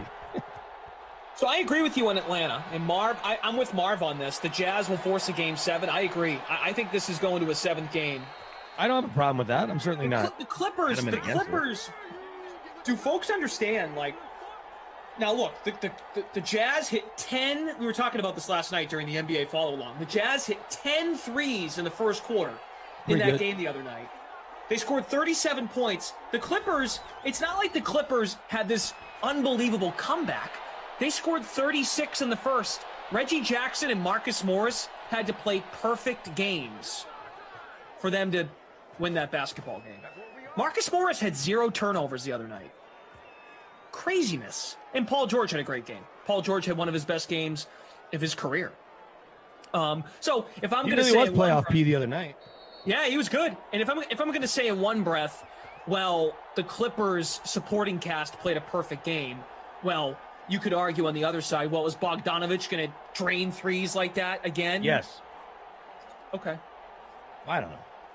So do you like Bogdanovich is in the playoffs? Do you like Utah's cast? And Mike Conley is planning to play tonight, or something like that. That's the latest reporting. He's going to try and give it a go. Who's supporting cast around? Do you like Mitchell's crew or do you like Paul George's crew? I think when you're playing Marcus Morris at the 5 and he can stretch the floor, it kind of nullifies Rudy Gobert in two ways. You're either going to have him have to come out to take away Morris's 3-point shooting, so that opens up the paint for playoff P and anyone else to get to the rack easier, right? And or he stays by the rack and Marcus Morris is wide open and he's too good of a shooter. Well, we're not going to confuse him with Steph Curry or Ray Allen. Marcus Morris knocks down open threes. That's why he had 24 the other night. So it's to me, it's just kind of a matchup issue. That on the other side now, obviously they don't have an answer for Gobert, but threes count more than twos, and the Jazz don't run their offense through Gobert. He's there to clean up, and he'll take easy ones when he's mismatching as Reggie Jackson on him, or whomever, a small guard. The Rondo Reggie Jackson combo is an interesting one too. But I like the one thing you can say about the Clippers, maybe more than any team, I guess with the exception of the Nets, if all three of those dudes are healthy, is that the Clippers can play the most different ways. Yeah. In terms of the lineups they can play and the way Ty Lue can manipulate it. Because you can have different guys. What makes the Nets the most, what's that word, malleable, I guess, is that they could play any of those stars, like KD is having to do, with 4 other guys, and it's, and you can go big. Obviously, DeAndre Jordan hadn't really played. You can go big, you can go small, you can go 3-point heavy, whatever. But you have to have all 3 of those guys healthy, and obviously Harden isn't 100%, and we have no idea what he looked better last night, though. Sure, for sure, except on the flop, but that's good sign for them. If he's feeling good enough to just fall down like that, you're like, well, okay, he's probably okay. So who are you picking, Nets, Bucks? Nets. They got the best player. It's hard to pick against them. That Brooklyn crowd will be rabid. Their first look at an Eastern Conference Finals in franchise history in Brooklyn. Kevin Durant has played, he has. Probably more so with the Thunder than Golden State or Brooklyn. But Durant, how many Game 7s has Giannis played in? Probably not too many. But how about what Budenholzer did with sending... That's the key. I don't trust him. I don't trust their coach. Well, I wouldn't fundamentally, but we know how much Kevin Durant likes shooting that fadeaway, especially on the baseline, right? You could argue that that's as good as any fadeaway you've seen. I guess he or Michael Jordan. Kobe's was pretty good. But rather than sending the double to force him early to do something with the ball, you send it late, kind of underneath from the baseline, and it messes with the timing of that shot. I know that a fadeaway is designed to not get blocked, and that's a 7-foot tall and maybe a top 5 shooter all time. But clearly it threw him off his rhythm some. Second career Game 7 for Giannis. This will be Durant's fourth. This will be Durant's fifth. He's 3-1 in Game 7s. Here's the one thing that you need to realize. Game 7s don't happen as much as we think. They happen year over year a little bit. But, well, especially in Durant's case when he's played for some dominant teams. I'm talking Warriors. Maybe LeBron's played in a bunch because he's been in so many playoff games. Kobe, MJ, I don't think they played in as many Game 7s as you think. The only Game 7 that Giannis and Chris Middleton have played in, you have to go back to the 2018 series against the Celtics, which was the first round. Milwaukee was a 6 seed. Can I give the Babysitter Billy Not My Kid award to my whole team? Go for it. I would, but instead I'm going to give it to my... Well, I don't know. I had no idea that Adam Thielen was so low owned. Justin Jefferson had 2 for 11. That stinks. Well, Thielen had 1 for 17, but I guess at his price, I was the only one dumb enough to take him. No, that's a good call. Thielen's probably the guy. I mean, 4.05 in the captain spot. And then, let's see, the winning lineup, did they have Dalvin Cook, JHB Sarah, who always invites me to do NASCAR? Yeah, Dalvin Cook, I think he lived up to the 92%, right? Anybody else? I mean, it could be him or Eckler, and they're basically the same. Rudolph did not score 2 touchdowns. In fact, he scored 2 less than that. I'm going to go ahead and give it to Dalvin Cook. Everybody paid up for him, but he's in the winning lineup. Is he in the winning lineup in the free roll, too? The big free contest? Probably. Check it right here. Yep, he's the captain. All right, Dalvin Cook. You pay up, you get him. There you go. 24-way tie for first. Rusty Crystal player of the game. Dalvin Cook helps you get to that 24-way tie. Very good. All right, BK. Enjoy the afternoon show today. I will. I'll send you a link so you can listen to all 3 hours from 5 to 8 your time tonight. Okay. Everybody, you can go listen to iHeartRadio, KOA, News Radio in Denver. Y'all can check me out. You guys can listen to that. You can listen to Celtics Pride. I mean, Celtics Beat. You can listen to that whenever, too, I guess, because it's a podcast. True. Check out my Shelby Harris podcast this week. We had a guy named McTelvin Agim, who's a second-year defensive lineman. Really interesting kid. Talks about having 2 moms, basically, growing up, his mom and her wife, in Arkansas and North Texas, which is not the most progressive part of the country. Check it out. Okay. The host of Celtics Beat, Adam Kaufman, who was just in the chat saying hi, and he's let all of you know that his NBA contest filled because he knows exactly what number is suitable for contests at DraftKings. He gets it. And MLB is a few spots away. You're all great. So, and he forgot to add, I'll do it for him. He wishes you all the best of luck, and he really hopes you all have a really good time, and he really hopes that your lineups do well. Not really. Kaufman and Geoff coming up at 4 o'clock. Panthers and Cardinals. The slate follows with Bukes and LaMarca. We do have American Disc League tonight. Boston and D.C. at 7 p.m., so just 4 sims today. There will be Madden After Dark. Eagles, Broncos. For Kaufman and Freeze Pops will be there to close up the night. Ross Tucker is coming your way right now. Have a great rest of your day.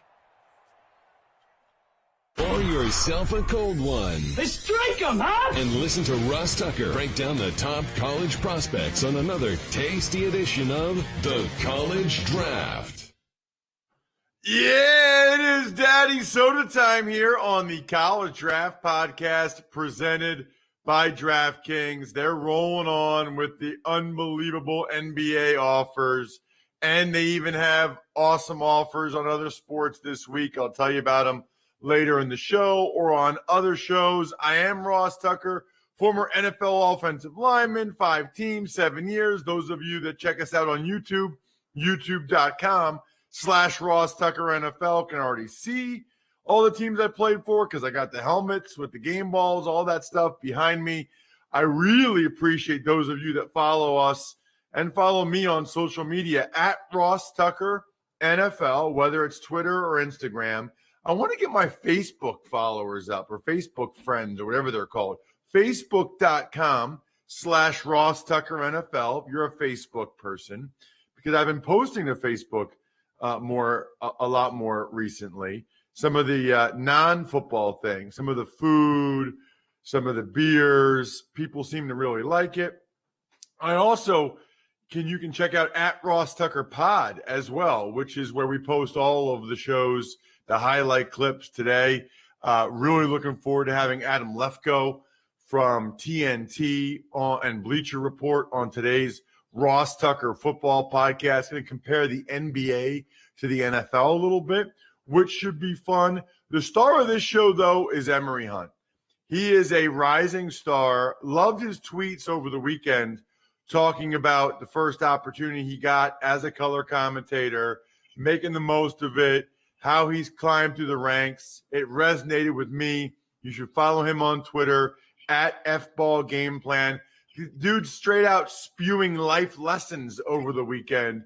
Football Game Plan on YouTube as well. And then, of course, footballgameplan.com/2021 draft guide. If you still want to get that and make sure you have all the info on all the guys you'll be watching in the preseason games this year, which will be here before you know it. Emory, I love the USFL shirt, man. Good morning. Good morning, sir. I had to represent a new football league potentially. Again, we've talked about XFL. The AEF was something for a brief stint, but the XFL really had a strong showing last spring or last winter. And then the USFL announced out of nowhere that they were going to come back. And we've seen the success of the spring league providing good content in the spring on TV for Fox. So why wouldn't the USFL have success? I'm just excited to get more football out there because there's definitely a market for it.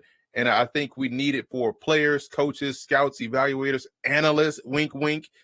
We need all of these leagues, just more opportunities for everybody. So here's what I said, I think last week, maybe the week before, I don't know. It's all running together at this point on the Ross Tucker Football Podcast. At what point do all of these people that have this idea, right? Ebersol and Polian and Vince McMahon and whoever's running the USFL, and I guess The Rock owns the WW, what's it called? The XFL now. At what point do these people all get together and say, you know what? If we all pool our resources, if we all put everything behind this one thing, we can really do, because then we have the capital, we have the exposure, we're all hands on deck. But it's like they want to do it on their own. It's like they refuse to. I just don't understand the logic of starting a new one every year that doesn't gain any traction, as opposed to getting together and really making this thing work. You're making way too much sense on a Monday morning, Ross. One of my favorite pleasures has been to watch The Foods That Built America. And one episode they talked about Hershey and how they became, the brand. And it started with them, taking a look at all these other chocolatiers around the country, these small companies. So wait a minute, you guys are not doing what I'm doing. We got better chocolate, but you guys already have the infrastructure of manufacturing in place. Let me buy you guys out. You still do what you do, but just continue to produce Hershey's chocolate. Then it became this big conglomerate. That's how you do it. You're exactly right. You already have a lot of these people that have an interest in the spring leagues or a new football league, alternative football league. Everyone has to, check their ego at the door, realize there's power in numbers and there's sustainability in numbers. Understand that and create an alternate league together, as opposed to trying to be the king atop of the hill of only one hill, because that's why you see so many consistently fall down. Yeah, I don't get, man. I really don't. Where'd you get the shirt? Oh, from 502.com. I had this shirt for about 2 years now. I just felt like it was appropriate to bust it out, Oh, all right. So you had that shirt before they came out and said they're coming back. Yeah, 502 Sports is the website, 502sports.com. You can get, matter of fact, now that I remind myself, I got to get me a Houston Gamblers hoodie, because that was the coolest logo I ever saw. And they have all they have USFL, they have World League, they have all types of alternate league apparel that you can go find. I love it. I also love our draft series. We only have 2 or 3 episodes left, going through every single draft choice in the 2021 NFL draft. Yes, that means your team as well. and all the teams in your team's division. This is, by the way, Emery, this is the kind of content that's amazing on YouTube, because you can go back or audio, whatever, but either way, you can go back and listen to the whole series. Like, it's not outdated, right? I mean, you can listen to it. None of these guys got cut yet. So you can go back and listen to the AFC West. You can go listen to AFC South. So far, we did the entire AFC, and then we did NFC East last week, and now we're about to do NFC North. So we got 3 more weeks, but you can go back and watch or listen to any of these and hear what Emery has to say about your team's draft picks. We'll start today with the Chicago Bears. And I know we've talked about Justin Fields a lot, Emery, but just kind of your thoughts again on Fields as a prospect, because I thought it was interesting. I don't know if we talked about this, but I thought it was interesting when I had Matt Nagy on a few weeks ago on the Ross Tucker Football Podcast, when he acknowledged, the picks and taking the sacks and some of the decisions against Indiana and against Northwestern, which I appreciated because, look, I think he's a really good prospect. But the people that were acting like, I don't understand why he's falling or what. Well, he had 2 bad games. And for some people, that's enough to say, okay, I'm not taking him. Obviously, it wasn't for Nagy. They trade up to get him. They love him, right? Mm-hmm. And for me, it was like, okay, he had 2 bad games, in which they won, by the way.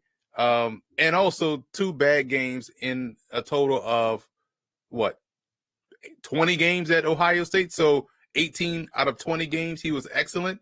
I'm taking those chances anyway, because for me, he had the one element that people always underestimate when they look at quarterbacks. I don't care about height, weight, speed. I don't care about arm strength, accuracy.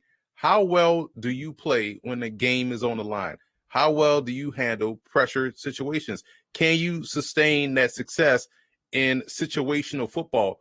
That element, that's where Justin Fields is outstanding. So if you're outstanding there, all these other things you can coach around, right? You can coach around not having the strongest of arms. You can coach around not being the fastest quarterback. You can coach around a guy that may not be 6'5", 230. So you can't coach around scary. And if you don't have that fearlessness bone in your body, you're never going to be successful. You can be the most talented quarterback, but if that element of your game is not there, good luck trying to win games. We've seen guys be successful statistically, but just don't have the success as terms of a winner is concerned, right? So when you look at someone like Justin Fields, you're looking directly at a Deshaun Watson, you're looking at a Russell Wilson, you're looking at a Dak Prescott, you're looking at those guys that just are able to lock in, block out the noise, and focus on the task at hand and not get rattled by pressure. That is quarterbacking 101. That's the elite level quarterback play that you're trying to get from your player. And if you have that, like a Tom Brady has that ability to lock in, zero in, and focus on the task at hand. He had it at Michigan when he had to save the Wolverines countless times, coming back into the game after being benched or not starting in favor of Drew Henson. That is the quarterback that you want quarterbacking your team. Everything else is cosmetic. Having that ability to lock in, hone in, and focus, that's what you want. And that, to me, is a winner. And the Bears got themselves one in Justin Fields. All right, their next 2 picks, 2nd round and 5th round, but they're both O-linemen, Tevin Jenkins from Oklahoma State and Larry Borum from Missouri. I had a 2nd round grade on Jenkins because I know people were saying that he was like a top 10 pick. I was like, he's good. And I think 2nd round is where I would feel comfortable taking him. He goes in the 2nd round. I had a higher grade on Borum out of Missouri because in my notes, I had one of my scouting notes for his strengths was like, this dude legitimately blocks out the sun. Like when he gets out there on the move, he swallows defensive linemen in the run game. So I just think that they did a good job of solidifying bookends at that position, and they were right where they probably should have gone. But for me, they got 2 good players. In the 6th round, they got Khalil Herbert, the running back from Virginia Tech, Daz Newsome, the wide receiver from North Carolina, who's already broken his collarbone, by the way, and then Thomas Graham Jr., corner from Oregon. Graham is a solid all around football player. Like him as a cornerback prospect at a position that they needed depth in tremendously.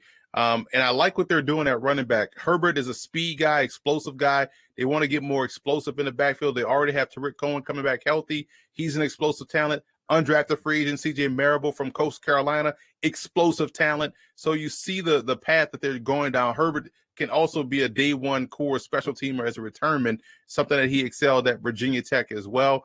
And you look at Daz Newsome, once he gets back out there, he's another one of these dynamic, jittery guys that can, really make something happen after the catch. He's a slot receiver that can help them, just convert those first downs, but also gives you a little bit of, pizzazz as a guy that could do things after the catch. Let's get to what did you think of Graham?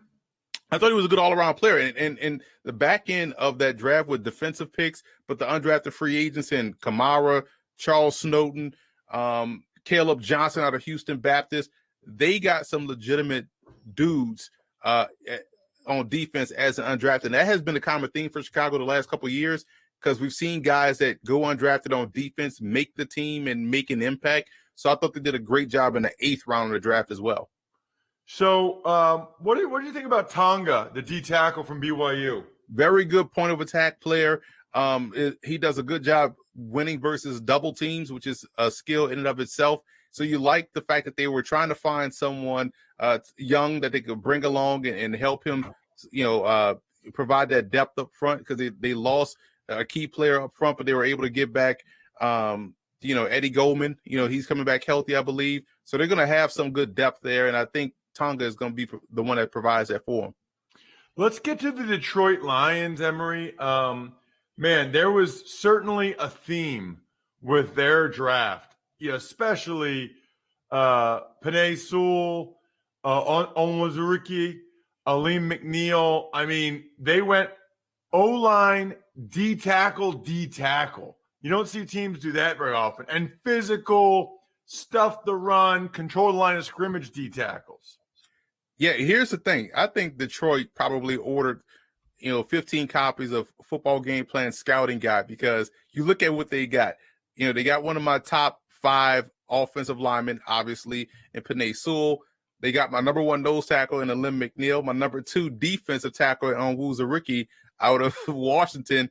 And then you go in the 4th round. Barnes was I had a high grade on Barnes as an inside backer. So personally, they nailed the draft according to my scout reports. But that's the common theme, getting better at the point of attack. Because I don't know if you know this, Ross, or maybe you do because you played along the line of scrimmage. You still can win football games playing good defense and running the football. What do you think Detroit is going to do with the way they attack this draft? They're going to run the football, play stout defense, and win a bunch of games. No doubt that was their thought process. You sort of talked about it in general. What do you have in particular on Sewell, on Onwuzurike, and McNeil? Well, Sewell to me is someone that's physical, and you have to keep in mind the reason why he wasn't my number 1 tackle. He's like my number 5, I believe, but still had an 85 grade, which is a Pro Bowl type talent. Is the fact that when you're watching his film, you got to remember he was 19 years old, so there's a gap of unknown there. We didn't see him as a 20-year-old, and now we're going to see him as a 20-year-old in the NFL. So you got to wait and see. But the raw talent from what you saw as a 19-year-old is definitely impressive. Aleem McNeil is a guy that's tough to move off the spot. You talk about beating double teams. He can do that. He shows a little bit of quickness with his hands, so he can beat one-on-one blocks, kind of become that pressure player as a nose tackle. Onwuzurike has a quickness, the burst off the ball, the savvy of playing a 3-tech. I think he provides the quick pressure. And when you team him up with McNeil, now you have a great nose tackle, defensive tackle combination in your 4-man front. So I love those 3 picks by Detroit. Next up, in round 3, they took Melifonwu, the corner from Syracuse. Long guy. Very surprised at his tape. When you see these tall cornerbacks, you know they're not going to be as fluid out of their transition, but that's not the case with Melifonwu. He's a guy that can, really flip his hips and get out that back pedal pretty quickly and drive on the football. Also from a dead standstill, so he's playing off. He can really drive on the ball. So you could even see him playing inside as a slot corner, a taller slot corner, or as an alley defender, as a safety sort of. So he does give you some position flexibility and versatility of what he can do on the back end. I thought that was a really good pick as well. I really like round 4. Amon-Ra St. Brown, the receiver from USC. I just think he's tough and physical. I just think guys like that make it in the league. And then Derek Barnes, who you talked about earlier, the linebacker from Purdue. Yeah, Amon-Ra St. Brown is someone that he has a pro game, like a pro feel to him. He's just savvy, smooth. He's maybe he's not flashy, he doesn't have a dance or some type of signature move, but he's always open, kind of Tyler Boyd like. He's open, he's productive, he's consistent. And Barnes, I even put this in my notes, when you go back and watch their game versus Nebraska, I don't know if he was suspended for the first half, but he didn't play in the first half. But once he got out there in the second half, the first series of the second half was probably some of the best linebacking I've seen in quite some time. This dude was in on every play on that opening series. I've never seen a linebacker come out like gangbusters like that and make every play.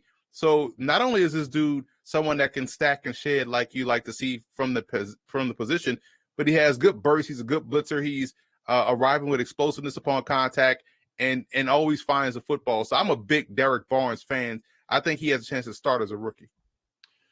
Last but not least, Jamar Jefferson, running back from Oregon State, they got in the 7th round. Big fan of him too, and we talked about him in our preseason show, how lucky Oregon State was to get a prospect like that coming out of high school, and he fits right in. He's kind of cut from the same mold that an Aaron Jones would be, or what they have now on the roster. And Jamal Williams, he's a one-cut downhill runner. He finds the cutback lane. He finds holes in tight confined spaces. You don't see him consistently take losses. So I just want to see how he's going to fit in his backfield that's stacked now with Williams and DeAndre Swift, who was my number 1 tailback last year. And you saw them flirting with Ty Gurley as well. So where does Jamar Jefferson fit in this crowded backfield? Because he's super talented. Speaking of talented, I've got a lot of positive traits. I think I'm happy about that. One that is not, my hair, because I started losing it very early. Thankfully, people gave me the heads up, my doctors, on the 2 FDA-approved medications, which means they work because the FDA approved them. Otherwise, they wouldn't have approved them. One is a topical solution on the top of your head that you rub it on. The other one's a pill I take every morning. Now I do it through Keeps. Why not? Keeps, I don't have to go to the doctor anymore to get a prescription. I don't have to go to the drugstore to pick it up. It's sent right to my house. At this point, you guys have been listening or watching for a long time. At this point, I've been a subscriber to Keeps and a customer for years. If you are ready to take action and prevent hair loss, go to keeps.com/draft to receive your first month of treatment for free. Why would you not do that? Like, why would you not get it for a month, see how it goes? That's KEEPS.com/draft to get your first month free.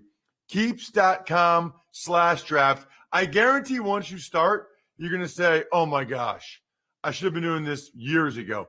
Keeps.com/draft. Speaking of draft, Emory, let us now get to the Green Bay Packers. Still a lot of drama going on with the Aaron Rodgers situation. We're getting play-by-play last week of Jordan Love at minicamp, which always makes me laugh. The first day, he's terrible. They need Aaron back the second day. Oh, my gosh, he's the man. He's playing great. Give me a break. Every year, Emory, just looking at it, every year the Packers have a lot of draft picks. It seems like they always have a lot. First 2 rounds, Eric Stokes, the Georgia corner, and Josh Myers, the Ohio State center. Yeah, Stokes is a long corner, gives them some height and length at the position. They have a type, both at corner and at wide receiver, and they got their type at corner in Stokes, who has really good athleticism and the length to really disrupt, the timing of a route or also just cloudy up passing windows. Myers is my number one center in the class. So from my perspective, they got the best center. And I think he's someone that's going to find a role on the field as a starter in some capacity before it's all said and done. He's just too good to keep off the bench. Round 3 and 4, wide receiver Amari Rodgers from Clemson and guard Royce Newman from Ole Miss. With Rodgers, it gives them another Randall Cobb, someone that can be utilized in the wide receiver run game, someone that's going to have a field day working underneath both versus man and zone coverage. And he's a thick dude, so he's going to break a lot of tackles, give you some run after catch ability. Freeman, I think, was great value because he's someone that I had a really high grade on. People saw him this year as a tackle, but that was his first year playing tackle. He was really a guard. And he's going to go back inside at Ole Miss. When you go back and watch him as a guard, and his tackle film wasn't terrible. So when you combine the fact that now he has the ability to play tackle if you want or dominate as a guard, they got great value, and they always invest in the offensive line. It's one of the things I love about what Green Bay does consistently. Round 5, they had 2 picks. Tadaro Slayton, D-tackle from Florida, and Shamar Jean Charles, the cornerback from Appalachian State. Yeah, Jean Charles is someone that's just a feisty corner. They seem to produce those type guys. They had a guy a couple years ago, Clifton Duck, who was outstanding and built the same way. Shamar Jean Charles is someone that's cut from the same cloth, has good ball skills, good instincts, and can play inside as a slot corner. And you look at Slayton, you don't see nose tackles that's 6'5", 340 with quick feet and quick hands. Like he moves like a 3-tech in terms of what he does from a ball get off perspective, from a hand usage perspective and footwork. So you just want to see him play consistent, but man, it's you can just see the enticing tools from a big girthy guy that can move quick like that. He's going to be a problem up front.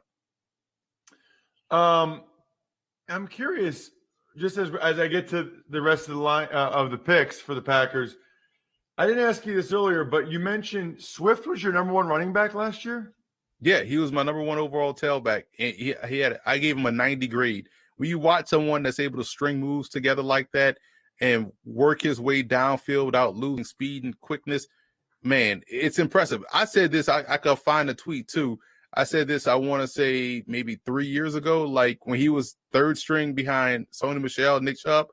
I was like, man, this dude Swift can play in the NFL right now. When you talk about vision, footwork, elusiveness, and burst, he has it all. And I can't wait to see him as a lead dog in that Lions backfield.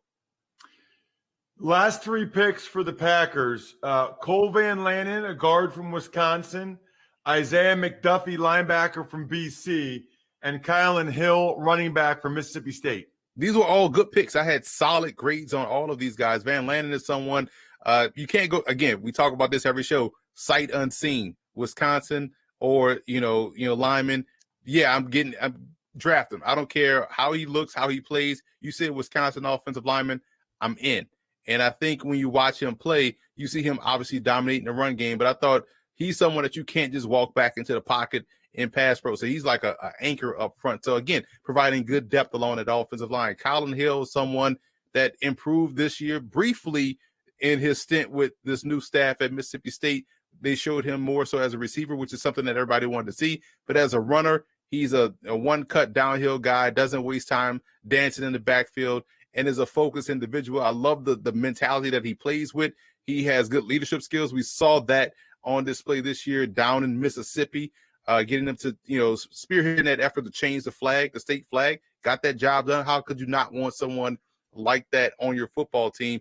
And Isaiah McDuffie is quick, speedy in all directions, kind of fits today's mold of what you look for as an inside linebacker and someone that you don't have to take on the field. I thought he was very underrated at BC, and I'm glad to see him get his just due by getting drafted. Not a lot of people was talking about him pre-draft amongst the draft community, but Isaiah McDuffie can really play. I think he's going to see a significant role. If not within that defense early on, he's going to be a core special teamer, and you will talk about him being a significant contributor defensively as the season goes on. Let's get to the Minnesota Vikings to wrap things up here in our NFC North preview. First round pick, Christian Darrisaw. I got to tell you right now, Emery, I am not loving the latest report that he wasn't practicing. They said scar tissue from a January core muscle surgery. I had that surgery. You shouldn't still be having issues with that in June if you had it in January. Something doesn't smell quite right to me there. Yeah, I hope health gets straightened out, because he was my number one offensive tackle. He looks the part. Those thin ankles, athletic build, bulky guy, but can move kind of like how Trent Williams is built. These club bouncer type offensive linemen.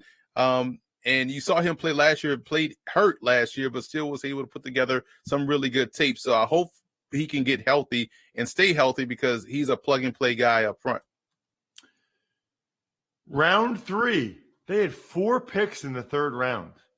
Kellen Mond, Chaz Surratt, Wyatt Davis, Patrick Jones. I should probably should have done this earlier in the show. Kellen Mond, quarterback for Texas A&M. Chaz Surratt, linebacker, North Carolina. Wyatt Davis, guard, Ohio State. Patrick Jones, edge from Pitt. Mond to me was intriguing because Kirk Cousins is 51-3 as a starting quarterback. We talked about that earlier, how you can be successful but still have that missing ingredient. It's like having fast food pizza. It's still pizza, but it's not better than pizza you'll get from New York, New Jersey, Connecticut. So there's just something missing when you're having that pizza from a fast food restaurant. Although there's levels of fast food restaurant pizza, we'll get into that probably some other show. But that's what Kirk Cousins is. He's someone that the stats look great, but for some reason his teams are never in the playoffs. They're either in and have a quick exit, or there's just something about those empty calories, the iceberg lettuce of quarterback play when you're watching Kirk Cousins. Great dude, can put up stats, has good short area accuracy, but there's something missing. And Kellen Mond gives them at least someone that can be a bridge to another guy, or someone that they can trust in their system to help push the ball downfield vertically more consistently, to be a guy that has played in a lot of big games at A&M. So excited to see how he progresses, but at least puts a little bit of warmth under the seat of Kirk Cousins. Now, all those other picks, Surratt, excellent backer, can play inside or outside, can match up versus backs and tight ends. Former quarterback that now plays linebacker. You like the smarts there. You talk about Patrick Jones out of Pitt. He was paired up with his teammate, Rashad Weaver, at Pitt. They had 2 good bookends, and the Vikings needed someone up front that can, one, get to the quarterback, but also help stabilize that defensive line. Patrick Jones gives them that. You look at the other guy, Wyatt Davis, who comes from our favorite football movie of all time, The Program. His dad, Elvin Mack, the best inside linebacker prospect in fictional movie history. Wyatt Davis, I thought he had a down year last year. Probably he had dealt with a lot of injuries, but his 2019 film, it was stellar, and he does give them a good prospect up front that can probably come in and start at some point in the season. But when you add Darrisaw and Davis, you hope that health prevails for both guys and they can be consistent. They can reach that level because they are really 2 good offensive linemen. Then we get to round 4. Kene Ngwango, the running back from Iowa State, Cameron Bynum, a corner from Cal, and Janarius Robinson, edge rusher from Florida State. Bynum was my favorite prospect they drafted in the 4th round because he has top-tier cover skills. You talk about someone that can match up one-on-one, take the ball away, has great ball awareness, so he's playing the ball well in coverage. Everything that you want in a corner, athletic, and someone that's probably going to end up starting for Minnesota, considering what happened this offseason at that position. At least someone that's going to play significantly because they did bring in Patrick Peterson. But I do like Bynum. I think that was a steal in the 4th round. You look at Robinson out of Florida State, has the physical tools, just wasn't able to put it together consistently. So we'll see if the coaching change for him going from college to pro will help him realize that potential. You look at the other guy you mentioned, Ngakwu, from Iowa State. This is an example of someone drafting for special teams. He was a core special teamer at Iowa State, one of the best kickoff returners in the country. I envision him being that same player for the Vikings. People talked about him as if he was going to take some carries away from, Madison or their depth in the backfield. No, he was signed specifically to help, ease the loss of what they had in Kadero Patterson a couple years ago. They still are trying to find someone that could be that returnman. Well, they got one right there in the 4th round out of Iowa State. 5th round, they took Ihmir Smith Marset, the wide receiver from Iowa, and then they took the punter tight end, my favorite dude in the draft from Central Missouri. Yeah, Zach Davison. We talked about him on the show when it was me, you, and Dane, and how this guy to Central Missouri was someone people need to start talking about, and he ends up getting drafted. Athletic, can stretch the field, and if you need someone that can, get you about 44 yards on a punt, he can do that too. So definitely can kill 2 birds with 1 stone. He's not Mitch Berger, but he's good enough to where he can help you out in the pinch if you need someone to punt the football. And Smith Marset is a core special teamer with really good speed. And I think, again, strengthening the special teams unit is an underrated aspect of the draft process. And I'm glad the Vikings took that seriously in this draft by getting 2 guys that can help them out day one as core special teamers. Last NFC North draft pick, another Pitt D lineman. This one, Jalen Twyman. He had so much buzz coming into the season, and it kind of tapered off because he opted out. And then when you dove into the tape, you kind of, put the microscope on his game a little bit more so. And so that's why he fell. He didn't test well, and, he wasn't the dynamic player that people thought, but he's productive. He finds a way to the quarterback, and that, to me, is worth his weight in gold, especially in what people like to consider a passing league. Twyman will find a way in rotation to be productive, especially going to a team like Minnesota where Mike Zimmer loves defense. He that's his calling card. And you think about what he picked up, guys that had traits. You talk about Jones and also Robinson, but guys that were productive, Jones and Twyman. So now they're trying to rebuild the depth along that defensive line. They got some guys that they can, throw in to the mix as rookies and try to expect those guys to be frontline starters in a year or 2.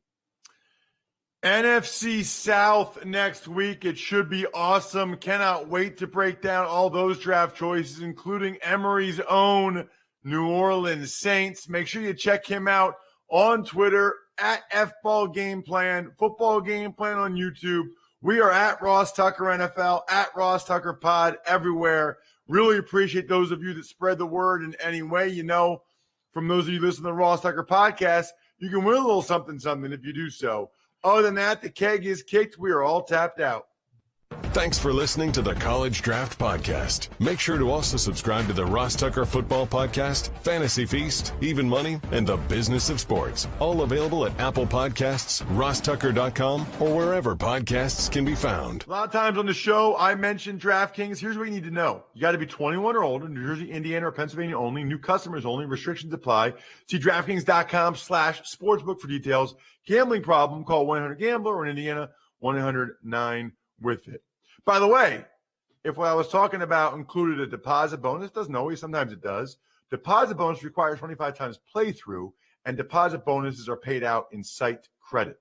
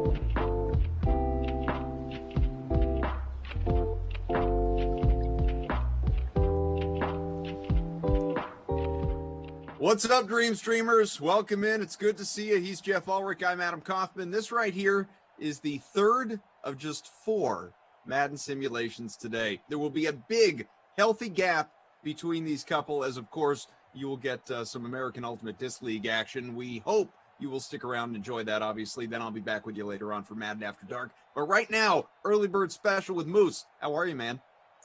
I'm doing good, man. Yeah, it's like a gap year, except it's gap Ultimate Frisbee that you're getting in between the Sims. So that's your gap year, just watching Ultimate Frisbee, DK Sim fam.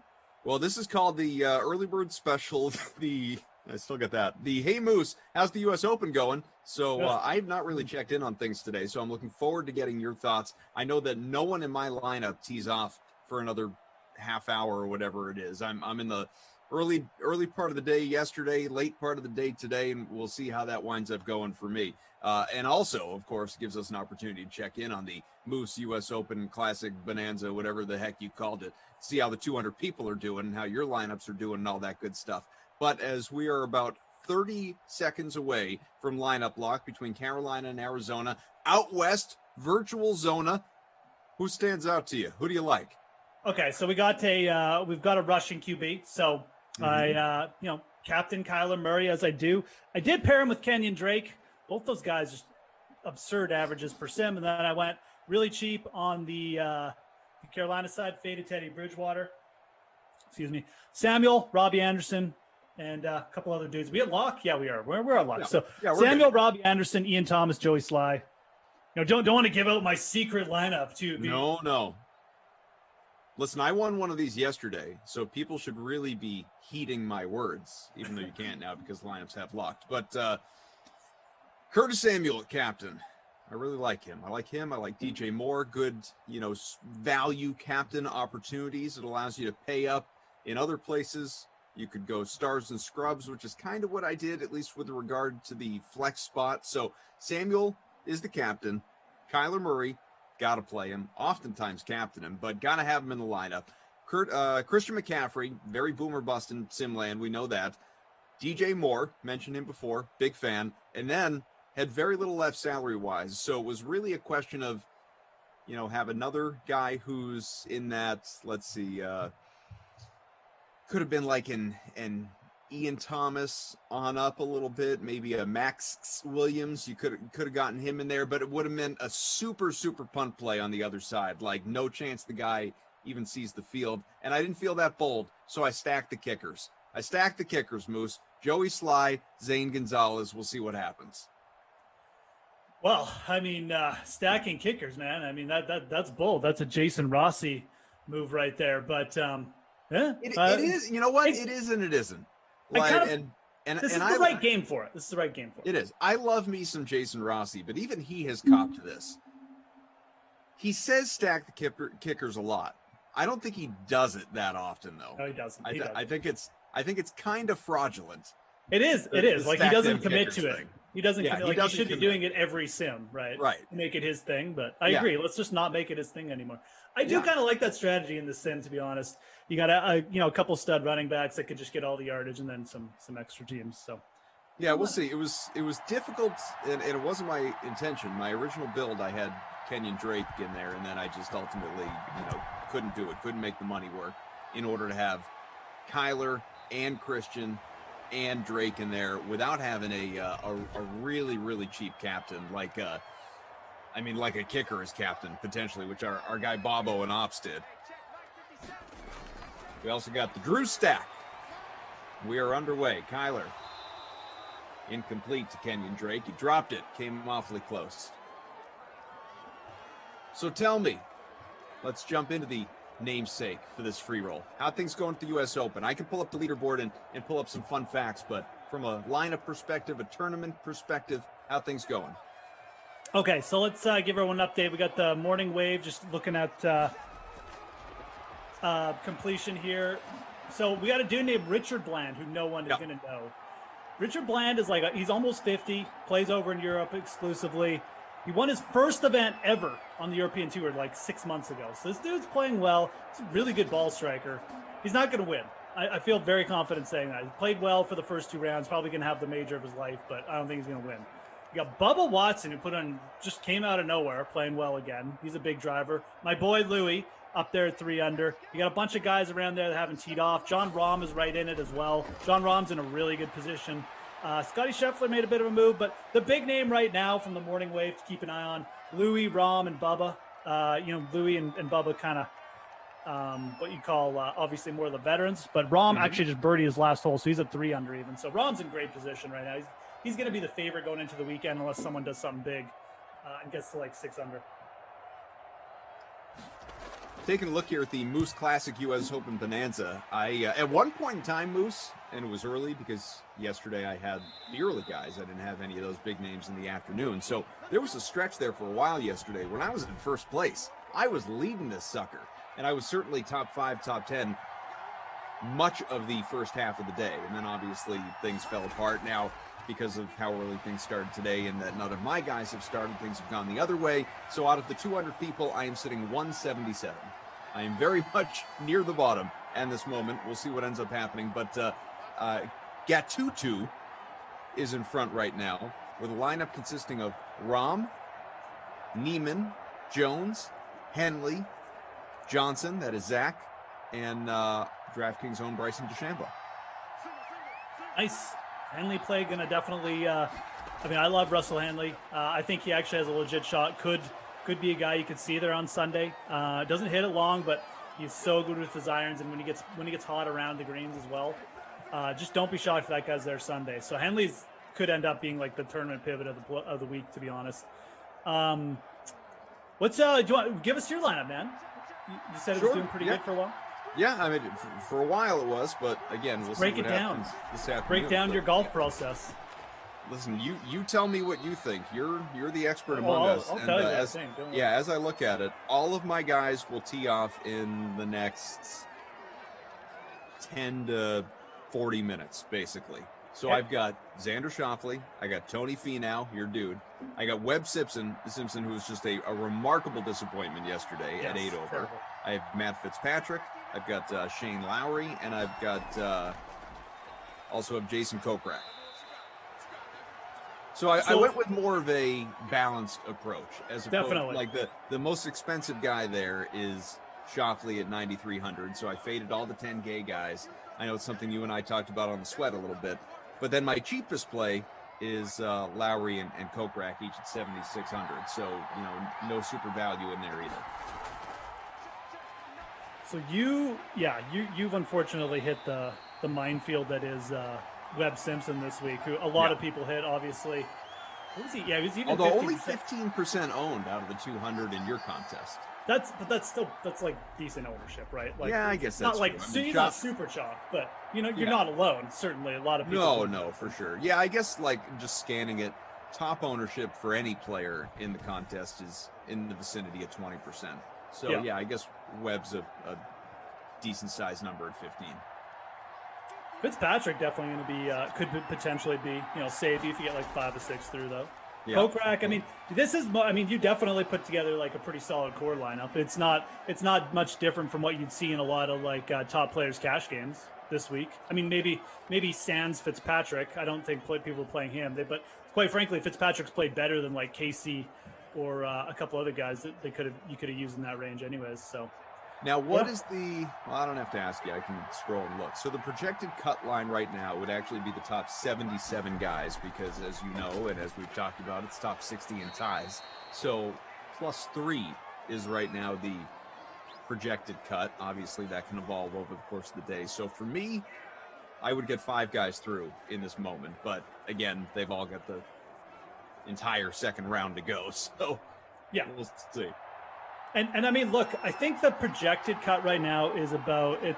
If I had to guess, it's almost certainly going to get to +4. You never know how this thing's going to play, though. I have seen U.S. Opens look like, oh yeah, it's only going to get to +4, and they end up getting to like +6. So, yeah, I'm not saying like count the guys at +6 or +5 even, but like don't be shocked if it falls. These U.S. Opens can get ridiculously low, the scoring can get bad quick, so wouldn't shock me if we got to 5. I think right now +4 probably is where it's going to fall. I was not following this closely. You were, obviously, and you're more of a golf guy than I am. Correct me if I'm wrong on this. When I was kind of just peeking in on it yesterday, it seemed like the first half of the day. Wow, sorry, that was like a 62-yard try that went off the crossbar. Not bad. That went off the crossbar, man. That should have gotten me like 35 points for Joey Sly. I think that was a sim record if he makes it. I'm sorry to interrupt you. No, no apologies necessary. We are here at our core for the sim, so we should acknowledge a 62-yard field goal try. No I just saw him kicking, and he was like on the wrong side of the field, and I'm like, what the hell's going on? Yeah, that was awfully close. Bummer. Yeah, as Brian writes, doink. So yesterday when I was peeking in and Reed and I were doing the slate in between the 4 and the 6, the sports catch-all show, as we like to call it. Right. And at that time, with all the early guys in the clubhouse, I want to say the projected cut line was something like +3, +4, and then by the end of the day, it got to +1, something like that. Did the course just, was it more a function of obviously how much backloaded talent there was in the afternoon, or did the course play much differently in the second half of the day? I don't think so. The first round, it's probably just a product of, some people just. It may have been a bit more backloaded talent, I guess. That could actually have been a thing. That might have been a thing. They do tend to start some star players later in majors, so yeah, maybe it was a bit of a backloaded talent thing. But as you see it play out today, I stepped out of bounds. Yeah. This was the same wave that ended late, yesterday, and regardless of if it's stuffed or talented now, like the cut is clearly going to be at least. I'd be pretty shocked if it didn't get to +4 right now. So sure. Yeah. Folks, hit that like button. We're just about at 200, a couple sims deep. Hopefully you guys enjoyed the first half of this Dream Stream day. Remember, American Ultimate Disc League action coming your way at 6 o'clock. That'll be in that couple sim block, what's normally a late classic block, and then we'll return for Madden After Dark later on. So hit that like, hit the subscribe button. If you're watching on Twitch, give us a follow, twitch.tv/DraftKings. Zach Thompson and I have spent a lot of time talking about this, so I won't bore the people with it extensively any more than just to ask you, are you up to date on Loki? Have you jumped in? Because I know last time we were together, we talked a bit about it. So, okay, this is what I did. I started watching it last night. I watched 10 minutes, and then I realized, because I'm getting my vaccination today. Of the first one or the second one? Second one. I just got my second one. Oh, the second. No. I'm on the second episode. Okay. On the second episode, yeah. So I watched 10 minutes of the second episode. And then I realized I got my second vaccination today, so I'm taking the afternoon off. So I'm just basically, as soon as the sim is over, I'm going to watch the rest of it. So there you go. And you like the first one? Yeah, no, I really liked the first one. I think was it you I was talking to you about it? I can't remember, but I like the way this series started. I think the other Marvel series started kind of slow. I didn't mind WandaVision, especially at the end, but it started weirdly. Yeah, this one jumped right in. Yeah.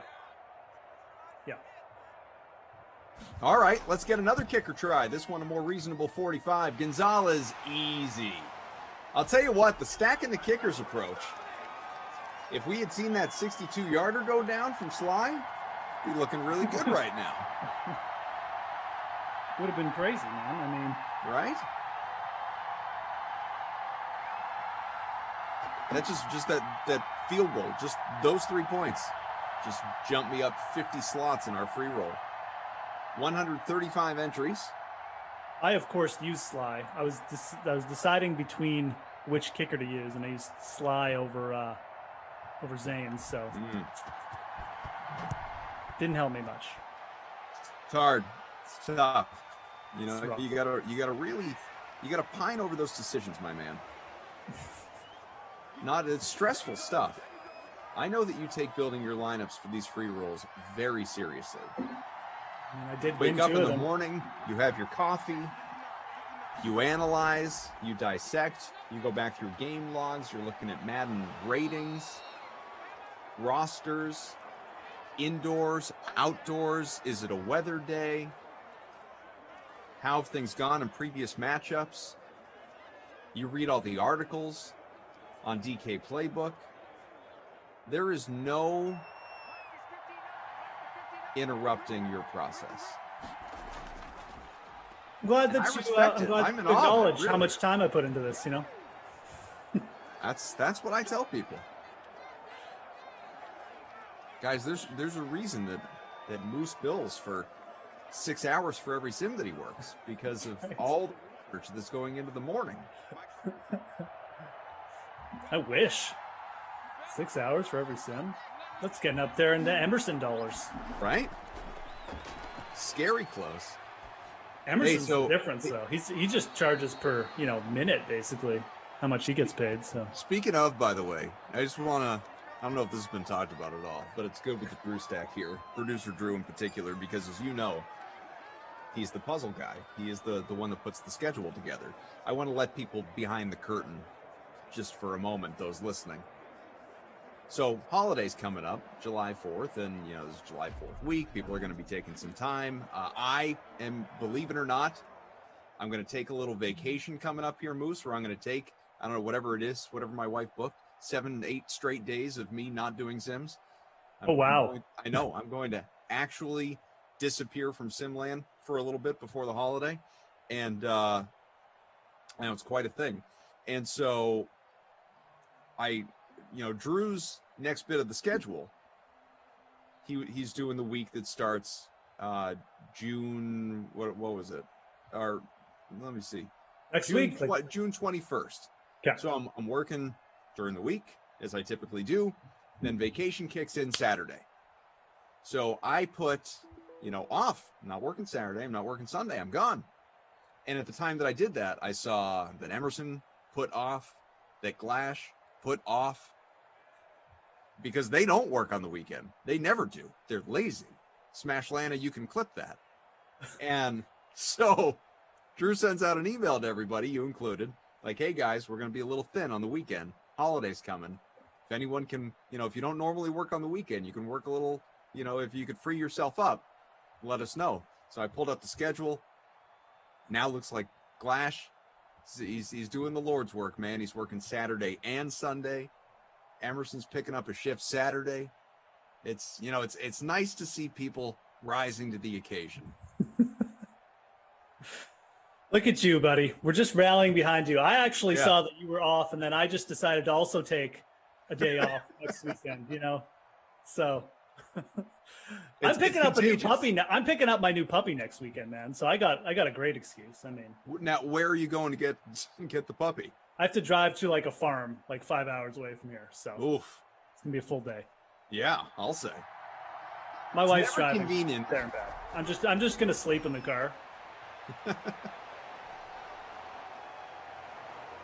Make it an overnight. Drive up the day before, just sleep in the back seat. She can just transport me there. Yeah, like Drew points out, at least it's not like flying to Georgia or Arizona like Emerson did. Yeah, when we got our dog, and this was a decade ago, and this relative to what Drew's talking about, or even what you're doing, we had to drive to Connecticut, and it was a good 2.5 hours. But still, it's just they don't make it easy when you're when you're trying to rescue a pup, huh? Just trying to get a pup, from anywhere. They're always in kind of out of the way, weird spots, it feels like. So, yeah, I forgot Emerson did he have to fly himself somewhere? Well, no one flew him, yeah. Yeah. They're like, no, DraftKings, we'll send you. Go get your puppy. I'm not saying DraftKings, but I'm just saying I didn't know that if the puppy flew to him or he flew. He went I couldn't remember. Because he got the two puppies, obviously, that he always talks about. And like Drew said, I think one was Georgia and one was Arizona, and had and multiple big trips to go bring some dogs home. Amazing. I don't even feel this is gonna feel like nothing then. I'll just keep that in mind.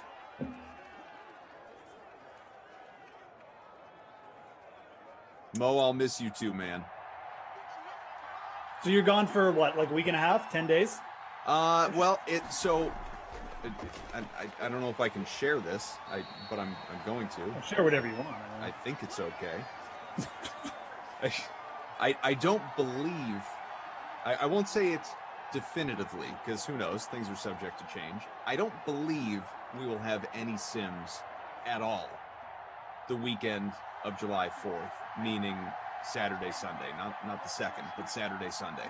I think we're taking an entire Dream Stream weekend for everyone as we got a Christian McCaffrey touchdown. So I actually would have been back in time to work that weekend, and after taking a week off, I would have been willing to work that weekend. But no Sims, right? So I'm taking it's like 9-10 days or something when you include that weekend. I want to say last year we did like 3 Sims on that weekend, like a day. So if I remember right, last year, I do think we were entirely off July 4th. And I think that was actually the first, it was so notable because it was the, it was the very first day off that we took, like, period, since we had started The Sims. So we went, vacation. I really do. So we went like 100, you should have heard me yesterday. Yesterday was really bad. I did 3 Sims yesterday and I sounded way worse than this, believe me. We did like 100 something straight days of Sims. Right. And then took off July 4th entirely. Okay, yeah. I think you might be right. Yeah. But I think July 3rd last year, what you're saying, I think there were 3. I don't think 3. No, I think it was a full day off. I recall that going like that too, yeah. Yeah, but looks like this year, 3rd and 4th, it's go be with your families, folks. Dude, that is gonna be weird. Train your it's weird because, and you can speak to this, any of us can, like you.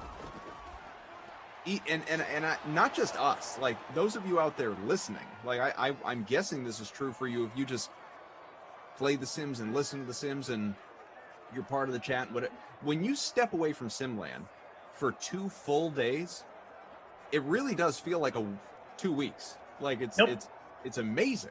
And I don't say amazing like it's a good thing. I mean amazing like it's wild that 2 days feels so long when these are such a big part of your existence. Yeah. Well, there goes Kyler. Oh, there goes Kyler. Go, Kyler. Go, Kyler. Takes 3-4 guys to take him down. It's like any sport. Like when you work in the industry, you schedule yourself around the sport schedule. So we're essentially scheduling ourselves around the Madden schedule, man. And yeah, when you don't have a couple games for a couple days or you're off, you're like, you just in your mind is like, oh, do I have Sims today? And you're like, oh no, I don't have Sims in today, so your mind is like constantly reminding you that it's like, oh, it's getting close to 10, it's getting close to 8, it's getting close to 6. Do you have a Sim? But yeah, then you go a couple days, it's like, this is weird, man. Although, what's kind of funny is, and I imagine your situation is probably very similar to mine in this way. You do so many Sims. You make yourself so available for a lot of these things, and your family just kind of has to put up with it, that when you actually go a couple days without having Sims, or like, I'm just going to do 1 Sim today instead of 2 or 3, then it's like they look at you like you've like, your wife or your kids, like you've done them like it's a holiday, like you've done them a favor. Wow, only 1 Sim today? Set the bar low. Right. You're taking a full day off? Yeah. You're not going to be in your office yelling at the screen for 3 hours? Holy cow, man. There must be a parade outside. 7-3.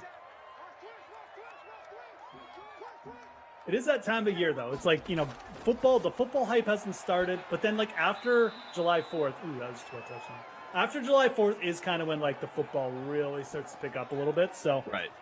It does kind of feel like the last, like, little, like, break in the schedule before football. Get your vacays in, people, if you can. Who says your wife wonders if she forgot the anniversary? Exactly. People calling for Kenyon Drake. Let's see. There he is. Can he get there? Nope. Picks up 1.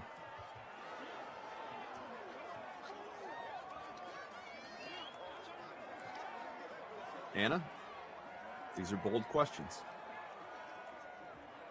Smash that like. Let's get to 200. Sure, I have Twitch open. You trying to diss me? You think I don't open Twitch?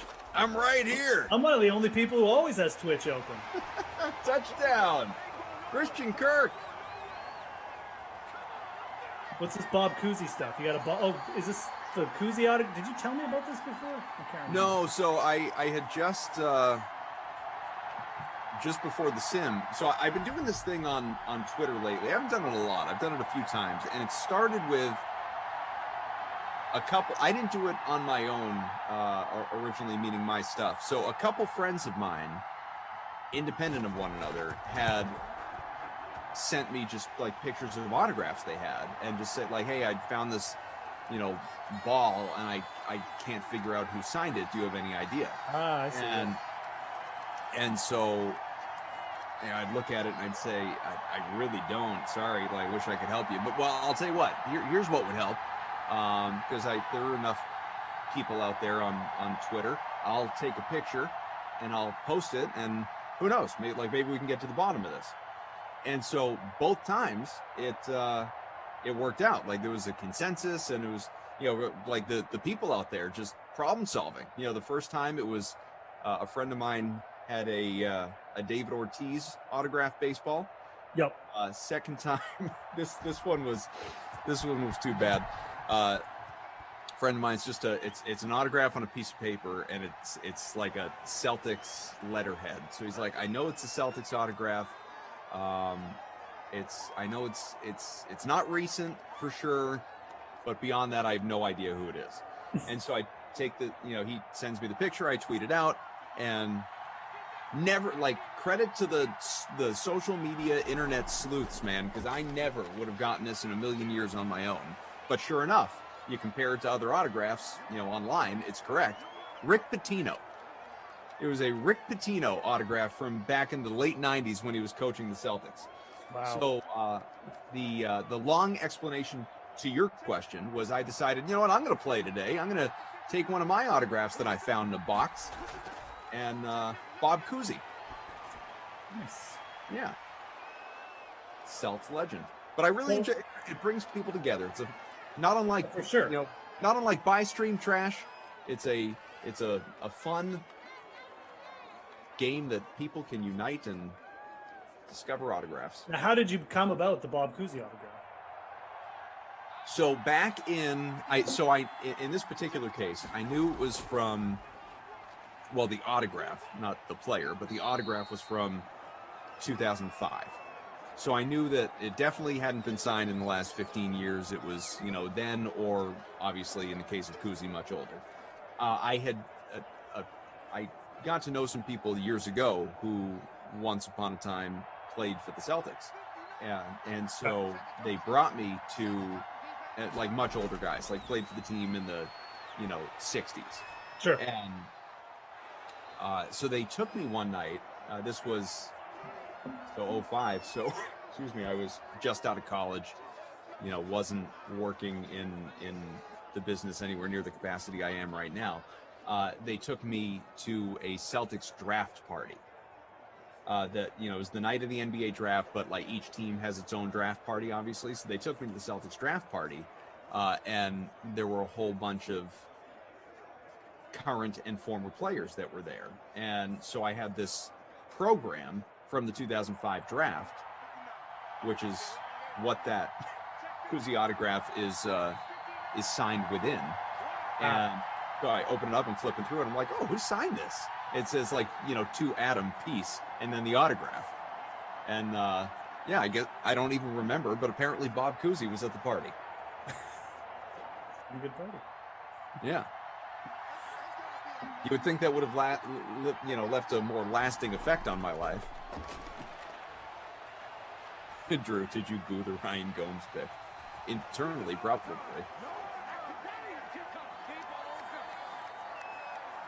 But I do have a. So when I was a kid, my parents, we would vacation in Florida because my grandparents lived down there, and they weren't too far from some of the spring training sites for baseball. Oh, and right. So Yep. we'd anytime we went down, we'd go for a couple days to watch spring training games. Heck of a punt there, safety territory, baby, down to the 10-7 game Arizona. And so I never actually went to the Red Sox because Fort Myers wasn't anywhere close, but I went to where the Yankees, the old Expos, the Orioles, some of the teams like that vicinity. And so I have a bag, I mean, literally like a big old shopping bag of autographed baseballs from probably the mid to late 90s. And I have no idea who signed any of them. No clue. I think I have a vague recollection of getting a Pedro Martinez autograph ball when he was with Montreal. Oh yeah. But beyond that, I have no clue. Like there's one ball that's clearly a Yankees ball because it has a Yankees logo on it. So, but like I don't know if I have Derek Jeter on there or Bernie Williams or any. I know there's a Whitey Ford autograph only because he has a very recognizable signature. Sure. But other than that, just no clue. And I feel like I need to start taking pictures of those and putting them out and letting the internet figure it out for me. I mean, you could do that. You could just Google, like, the famous guys, you'll probably be able to find their autographs pretty easy. Like, if you Google Derek Jeter's autograph. Oh, yeah, for sure. Yeah. Those all over eBay and everything. Yeah, exactly. So Problem Kid Gaming. that'd be a fun game, actually. Just stay up all night. Problem Kid Gaming. Koff, do you make these stories up as you go? Does it sound that way? Do these sound like fabricated tales?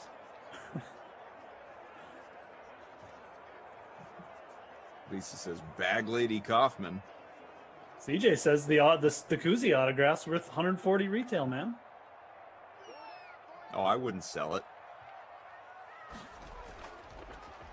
I just put a bunch of stuff up on eBay this morning. Did you? I did. Cards? Cards, yeah, just cards. You got a Derek Carr, rookie. Lamarcus in the chat. Send me the merch, Koff. I'll identify for a price. Oh, Lamarcus here. Lamarca, buy my cards. I got a great T. Higgins rookie. I don't even really want to sell it, but I think I'm going to. I told Lamarca, speaking of me making up stories, Problem Kid Gaming. So I told Lamarca when we were on last together that my kids really like, now that they've started getting to collecting cards a little bit. Lamarca actually sent my kids some cards, very kind of him. They really like to trade, so I'll dig out I haven't collected in 20 years, so I'll break. I should send, do your kids want more cards? 100%, yeah. Okay, well, you give me your address and they'll get some more cards. For sure, because they do not care who they are. They just want cards. Like they don't, there's no, especially from, we'll make trades from when I collected, and I'm like, here's this Hideo Nomo rookie card. Here's you want this crime dog Fred McGriff, And so I told Lamarca I was going through this box and all these cards just loose in this box. And I'm finding and I haven't looked anything up. I have no idea if anything has value.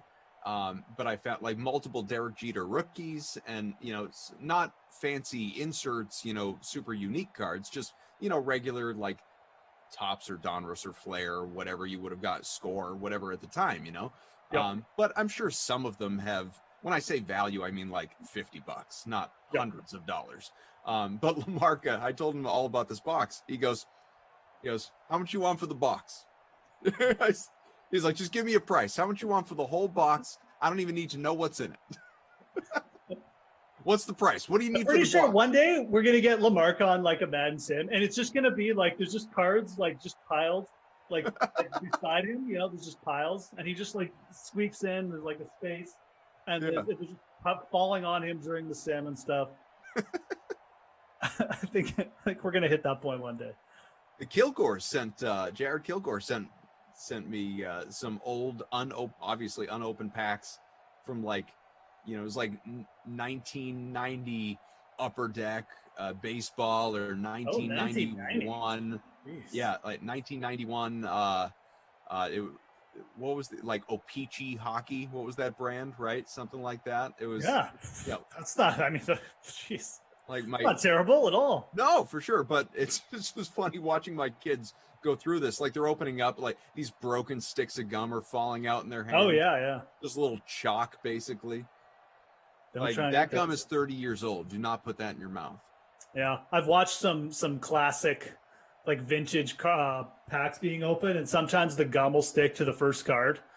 So then they have to like put the card away, and, like perform surgery on it or something, like calling a surgeon. It's pretty funny though. LaMarcus says we're already halfway there, Geoff. I don't know whose idea that was to put gum in with cards, but it's a pretty dumb idea. Yeah.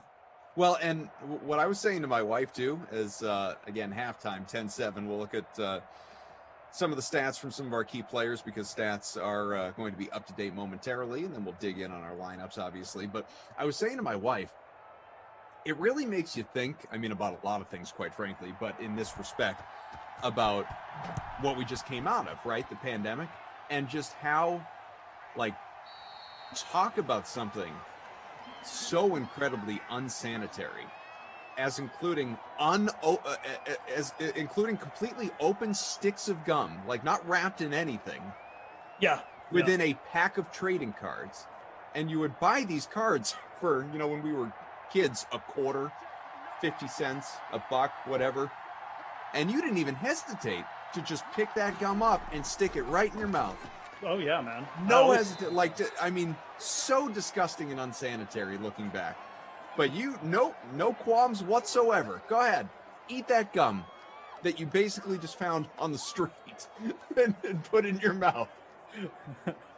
It's not much different. Yeah, true. Like, maybe we shouldn't rag on Glash so much. That's the equivalent of eating floor candy. Eating floor candy, the card gum. Yeah, card gum may as well be floor candy. I'm waiting for someone to send the gum away to get graded, and then Don't let it break. Don't let it break in transit. Right. It's cracked. It loses value. It's in a million pieces now. I'm sure one day we'll hit that point. Anyways. Will you tell me? Not tell me. Will you send me?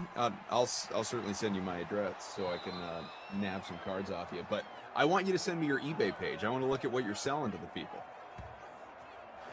Sure. I got to get a couple more up there, but I'll DM you that as well. Yeah. Get a look at what. I don't have a ton up right now. I only have like a few, but I can't even remember what I put up. But I'm putting more up today. Do you see Bukes?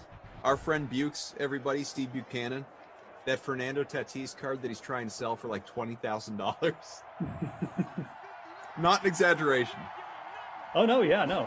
Bukes has that's a legit card though. I mean, that's a wicked card. It's a Every one-on-one. once in a while though, I message him and I'm like, man, I can't believe that hasn't sold yet. I mean, seriously. I might buy it off him just to spite you then. Just go do it.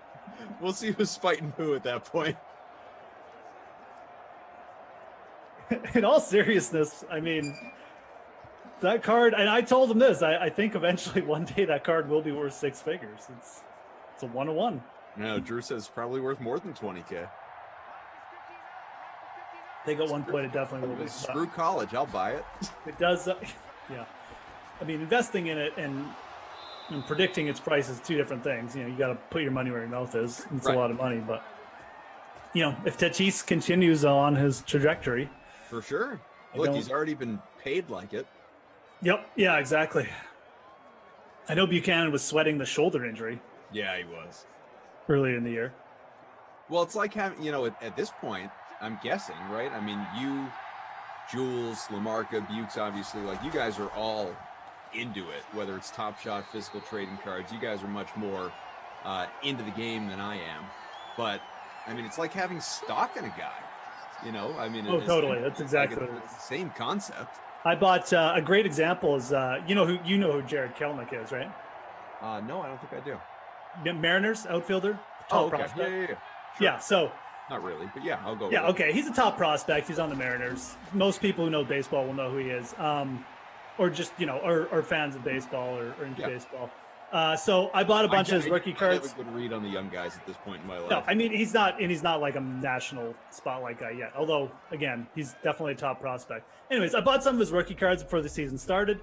They were going up. He came into the majors, had like one good game, and then he went like 0 for 35, and he got sent down. And the cards have literally got cut in half. So Really? I'm very bullish on him long term because I think he's going to be like potentially the next Mike Trout. But it's just a good example of, like bad things can happen too. It's just like the stock market, right? Like it's very player performance based. So if your player sucks, his cards will go down. So Lindenbaum is leading our free roll. Eddie P on DK is in second. Just about a point and a half back. Leading lineup, Kirk in the captain spot. He's got a touchdown. Murray, McCaffrey, Samuel, Anderson, and Thomas. See if things change here in a moment, though. McCaffrey was looking for his second. Stopped at the 1. Closing in on the bonus. He's not far away. Halfway through the third. He's up over 70 rushing yards. LaMarcus says, if I had 20K lying around, I'd buy it. Bukes card. It is a beautiful card, though. I'll give him credit for that. Oh, and I mean, the main thing is it's a 101, right? I mean, and signed. Yeah, signed 101. Yeah, I should have said that. Obviously, that's. There's your McCaffrey score. There's not too many cards, unless they got some kind of patch or thing going along with the auto that's going to trump it. So.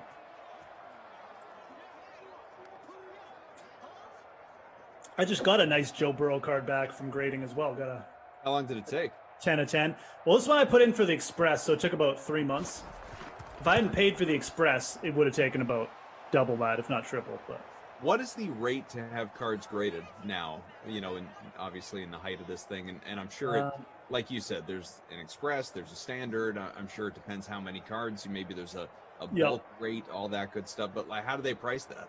So they've raised the prices, and I think it's good because people were sending in too many cards. Like you don't need like a $1 card to get graded, right? Like it's just ridiculous. So, but people were legitimately doing stuff like that, and it's silly. So I want to say it's $20 per card right now. It used to be 10, and I'm pretty sure it's 20 right now. They may even raise it again. Like I wouldn't shock because they got so backed up that they had to stop taking cards until the start of July. This is PSA. There are other grading companies out there, but PSA stopped. I wouldn't be shocked if it went up to like 25 or even 30. I wouldn't mind it because like I'm not sending cards in that don't have at least like a certain like $300 value or something, so but that's where it is right now. Where are you measuring that? Based on what things are selling for on eBay, based on what they're listed for on Beckett, how are you determining this is worth $300? Yeah, just their resale, like what they're selling for, just in the market. And so resale more so than Beckett. Well, yeah, I mean, like whatever the card companies don't even really tell you what they're worth. The card companies provide you with a guide of how many cards there are that are graded. Like I have this Joe Burrow card I got back. There's only 3 of them graded in the entire world. There's only 20 of them in the entire world, but only 3 of them are graded. But they don't tell me what the price should be. They will give you a link to like prior sales though. So, it's all based on market and what people pay for it, and eBay sales, auction sales, whatever. So, but I mean, you can have a card that was selling for like $1,000, and you put it up for sale for $1,500. If someone buys it for $1,500, that's like the next. Yeah, that's the value. Well, that's kind of like the value now. So. Well, that's true of anything. Things are only worth what someone else will pay for them. Yeah, generally getting the card graded, Brian, definitely raises the value. That's why people do it, right? Because if you have a $100 card, you get it graded, and then you have to, a lot of what the graded card is worth is going to be what the grade is. So for a modern card, if your card comes back at 10, it can like triple or even quadruple or quintuple the value of the card. If it comes back at 9, it's probably not going to go up that much from just being ungraded.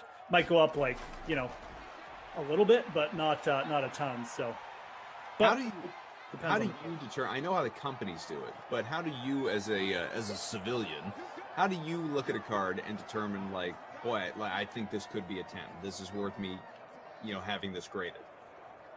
Oh, like determining like what shape it's in? Yeah. I mean, obviously, when like the corners are in crappy shape or it's bent or something like that. But beyond the obvious, how do you say, okay, this could be a 10? So a couple things. I mean, it depends on what type of card it is. But obviously, you look at the corners. You don't want white showing. You don't want any chips or specks or anything like that. Scratches aren't as big a deal, but you don't want those. I think the biggest thing for that most people don't really realize what affects a card is the centering of the card. So each company, when they cut their cards, sorry, I'm gonna burp. There we go. When they cut their cards, not every card comes off the line yourself and let it out. Exactly the same, right? So you have to make sure your card, like if your card isn't centered, it basically has no chance of getting a 10. It's actually probably the biggest thing to look at. It's the first thing I look at now, and when I finally learned how important it was. So if there's like, it's hard to determine, but you can look at the logos, and then you can compare it to other cards that got graded 10. And if your card is a little bit off one way or the other, like it's probably not going to get a 10. So centering is like, to me, the biggest thing. If you have a card that's perfectly centered, like you'll have a shot at a 10, assuming the rest of it isn't like junk, or there isn't like a major defect outside of it. 14-10 Carolina, a couple Christian McCaffrey scores here in this one. 30 seconds to go, third quarter. That Christian Kirk score as well.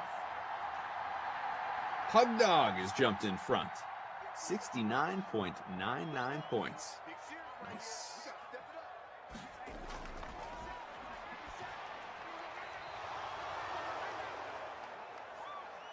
So like you said, you had your second shot. You're going to watch Loki number 2 later. What's the rest of your day have in store? What are you going to do?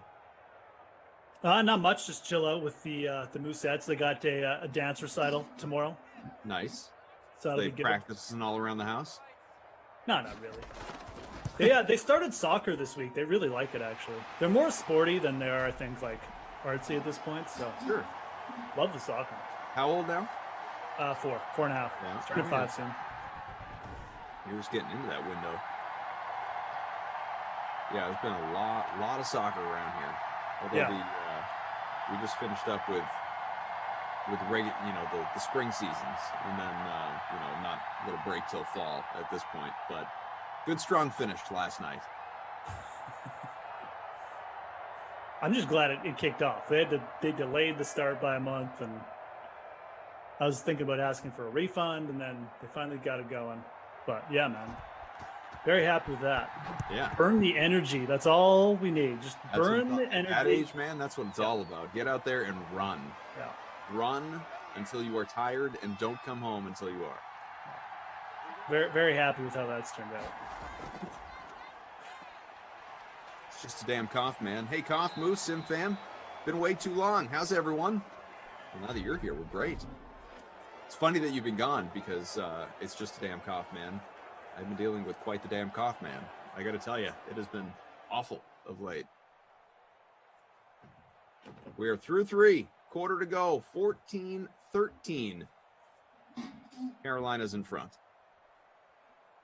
So like we mentioned earlier, no Sims at 6 and 8. Madden After Dark will happen a little bit later on. That's 5+ hours away. Oh, I should mention BTW, by the way. Make sure, get those lineups in if you haven't for our big contest later on. I didn't see Moose. MLB? When you've been doing it long enough, you don't even need to plug these things. They just fill up on their own. Wow. Okay. You don't need to tweet out links and stuff. Wow. I know. So Cough Classic NBA, 75 out of 75. That's full for the 2-gamer tonight. Fill out your lineups. We do have, this is where I will talk out of both sides of my mouth and plug. We have just two spots available for the Cough Classic MLB. If anybody wants to jump in, 2 hours till lock. I'm confident we'll get there. 2 spots away, and best of luck. I had a reasonable baseball lineup last night, but I finished outside the green. So at that point, if you're not first, you're last, right? Definitely. That's what Ricky Bobby always says. That's right. I'm just disappointed that you were so chicken they had to roll it down to 75. Why not go for 100? I know. So I'll tell you what, this is how chicken I was. I took it to 75, and yesterday did fill, but I didn't like promoting it as much as I was promoting it. So today, whoa! Hi, I'm back. What happened? Everything's falling apart. Are we on camera? I hit the computer. Hello. Oh my goodness. I brought it. Everything's broken. Everything's broken. All right, I'm just going to take it. So today I brought it back down to 40, 50, something like that. Drew took us off camera. Smart. Drew said I was the other Drew. I was hoping you fell out of the chair. No, I'm fine. I just punched my computer and everything fell over behind it. I was kind of hoping you get mugged or something there, man. But In the house? Who hurt you? Oh my gosh! Like that? I was hoping your dog came in or one of your kids or something. Just like, I gotta tell you, that's amazing. I have done like 800 Sims, and that has never happened before. Not one time. So, history in Simland, folks. I'm tightening my camera now just to make sure Yeah, that you need to. Well, it wasn't the camera. It was the camera sits on top. I'm not using the laptop camera. I'm using the external one. Sure. And so it's sitting on top of the screen. Oh yeah. Okay. And so my hand, when the computer hangs out over the table a little bit, so my hand, when I raised it up, I hit the computer from the bottom. And so it went, if you're looking, it went like this. Yeah, it went up. And then, and then like the camera fell off. It hit the ring light. The ring light fell on top of the computer. It was it was quite a thing. So, sorry about that. I'm sure the chat loved it. Drew, there was genuine panic in your voice. What's going on? What are we doing? I was hoping like Glash had like snuck in or something and just like, sabotage or who knows. It's like hiding under the table. Wow. Come out forever. The string. I told you about our date, right? Glash and I, we booked a date.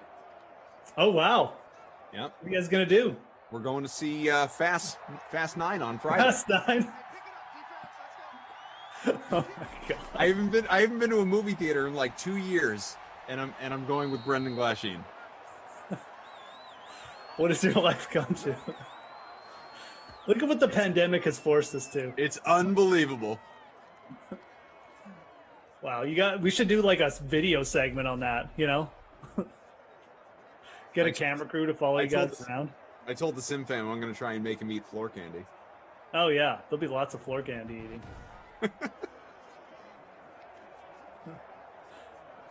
So it should be a good time, but I need to watch. I've been binging them just to catch up to refresh the memory. I mean, I've seen Fast 9 out yet, or does it get like when does it come out officially? Technically Thursday night. We're going to see the first show on Friday because of just various work commitments. So we're seeing the 11 a.m.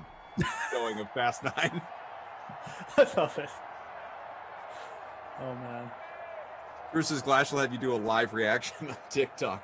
I want to do a reaction with him in the car. Like, can he come up with some? I ought to ask him about this. He's got to be able to come up with some. I'm not into the whole TikTok and what's popular on TikTok and what all the different, memes and themes and videos and whatever. I know there's like a science to it, and there's a reason that he does some of the ridiculous things that he does. It's to like fit the TikTok culture or whatever. But there's got to be, especially in the wake of this movie coming out, there's got to be some sort of Fast 9 theme, right? There's like something that we can do in the car.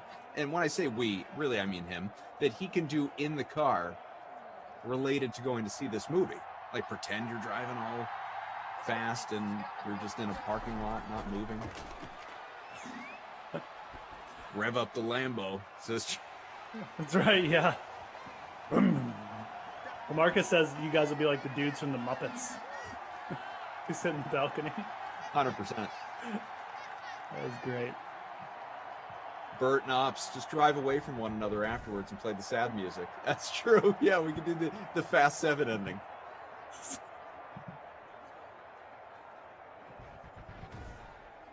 When does Black Widow? I'd watch that movie review after.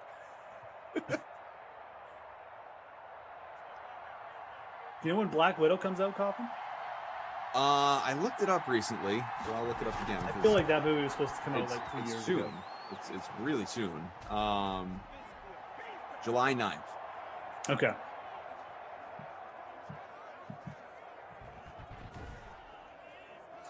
So Germ asks a very important question. Are you going to have that one empty seat between the two of you at the theater? Oh, yeah. So no one thinks that, that you're there together. So you need to, I mean, we probably didn't need to for even opening day at 11 a.m. because it's 11 a.m. But just to be on the safe side, obviously with where things are at with theaters, and this is pre-pandemic, like the last handful of years, you buy your seats. You buy your seats online. So we weren't gonna, I guess we could have bought like singular seats, one away from one another. But what if the thing filled out and somebody bought, that one in between? Out in between us? Like, that'd be weird. So we bought seats. Worse. We bought seats next to each other. But yeah, that's the question. Do we sit in our seats, or do we get there and if there is space, sit one apart? Yeah, like if it's just you and Glash in the whole theater. Right. And he showed, like, he sent me the map when he booked the tickets, because he's like, where do you want to sit? And I want to say there were, in the whole theater, there were only like 2 other seats that were booked. Right. So there's a real chance it's going to be more or less a private screening. What's the move there? Should I sit next to him just to see if it makes him uncomfortable? He'll probably do that to you, so if we're being honest. I am of the opinion, first of all, I don't really care if, optics, whatever, like none of that would bother me. But if there was a whole theater, yeah, I'm moving to the other seat simply because I want to put my feet up. Yeah, you want all space. Yeah. So, and then you can put the snacks in the middle seat. So that's what I would do. Here's how I look at it, man. Like theaters, and I've never been to this theater, but theaters are, generally speaking now, so big. The seats are so large. They're like your own personal recliners now. It's not like going to the ballpark. It's like you have your own recliner. You've got your own armrest. There's even sometimes an inch between the seats when they are right next to each other. Yeah. I mean, it's like no different than like sitting next to someone on a couch. Like I don't need to be apart from Glash. I long to be closer to him anyway. It's you're right about the chair thing. The chairs are all massive now. LaMarcus says he could have left the one in between you, and he said I'd buy that seat and give it to one lucky DK fan in the greater Boston area. Raffle it off. I was thinking to myself, and I couldn't do this without clearance from our bosses. But I was thinking to myself, because I would do it. I know Glash would do it. I'm sure some of the others would do it. We've joked about the whole, like, let's take the SimFam on tour. Like, let's get the Glash tour bus or whatever. But I have thought, now that things are kind of getting back to normal, what if we just said, one Sim, like, all right, like, we're going to this, like, Glash and I are going to this location tonight. We're going to be there at 8. Meet us if you want. We'll have a couple beverages and hang out and just get to know the DK Sim fam. I wonder how many people, obviously you'd have to be in the greater Boston area, but I wonder how many people would actually show. Oh, I think some people would show. I definitely do. I think if there was enough local people. Oh, did you hear Glash is bringing back the pizza deals? No, I also didn't know they went away. They definitely went away. He hasn't done one for whenever. I guess that's right. You never worked with them, but or you worked with them like once or twice, but right. Yeah, we figured out a method last night because he was just he got somebody like tried to hone in on a pizza deal that wasn't theirs before, so he got mad and stopped them. Rightfully so. I mean, we don't need any of that, but we figured out a method where if he wants to do the pizza deals, it's infallible. You got to deliver your Twitter address to him before you get picked. So okay, then he knows who's in contact with before, and no one can dive in on your pizza and I like that. Cheat him out of a pizza. So just wanted to make the DK Sim fan aware of that too. And the pizza deals are great. Elite Largo. I'd want to show, but I'm in Virginia. It's a little far. Poncho, it's like It's like storming Area 51. People will show and the Sim fan will grow. Probably get some people flying in for that, man. Yeah, I guess it would have to be, in fairness to the people, it would have to be planned. It couldn't be like we're going there tonight. Like people have lives. It'd have to be. We could do that. Like what, 1 week from tonight, that kind of thing. Yeah, the more the more notice, the better. Yeah. I'd do it. I'd hope Obi-Wan shows up. Obi-Wan. Well, I'm excited. You need your cough, don't let glass show you up. You should start Chipotle deals.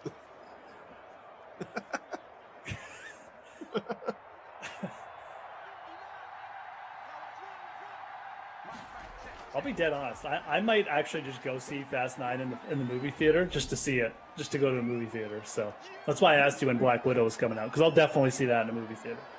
I don't know that I will. I might, because obviously you'll have the option to, rent on Disney or whatever. Yeah. Yeah. So I'm not sure that that's one that requires my theater presence. Fast and Furious, though, I mean, those are theater movies, ideally.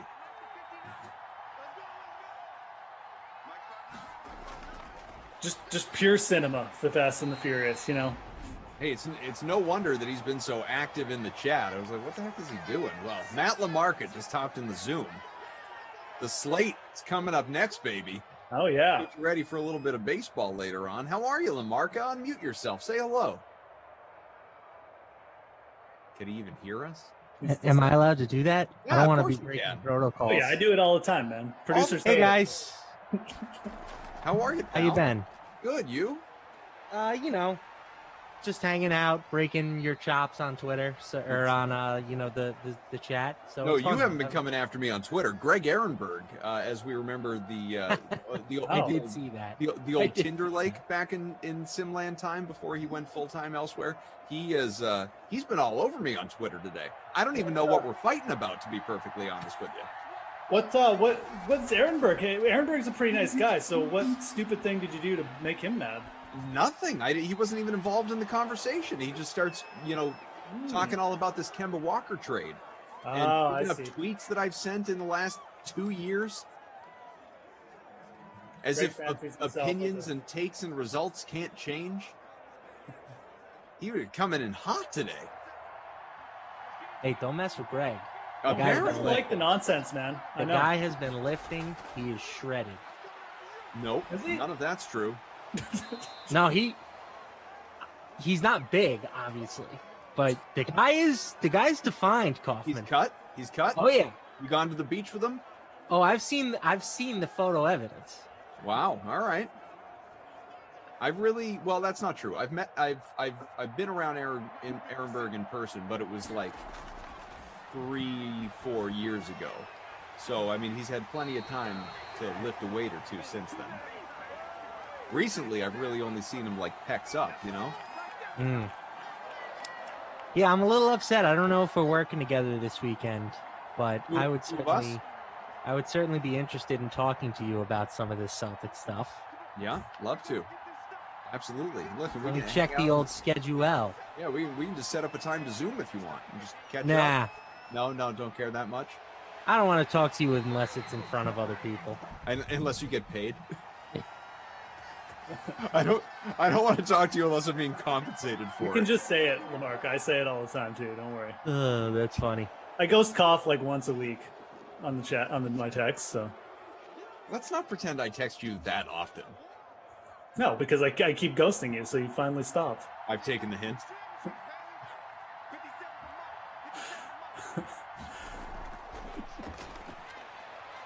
Bukes is in the Zoom as well, setting records for being quiet the longest.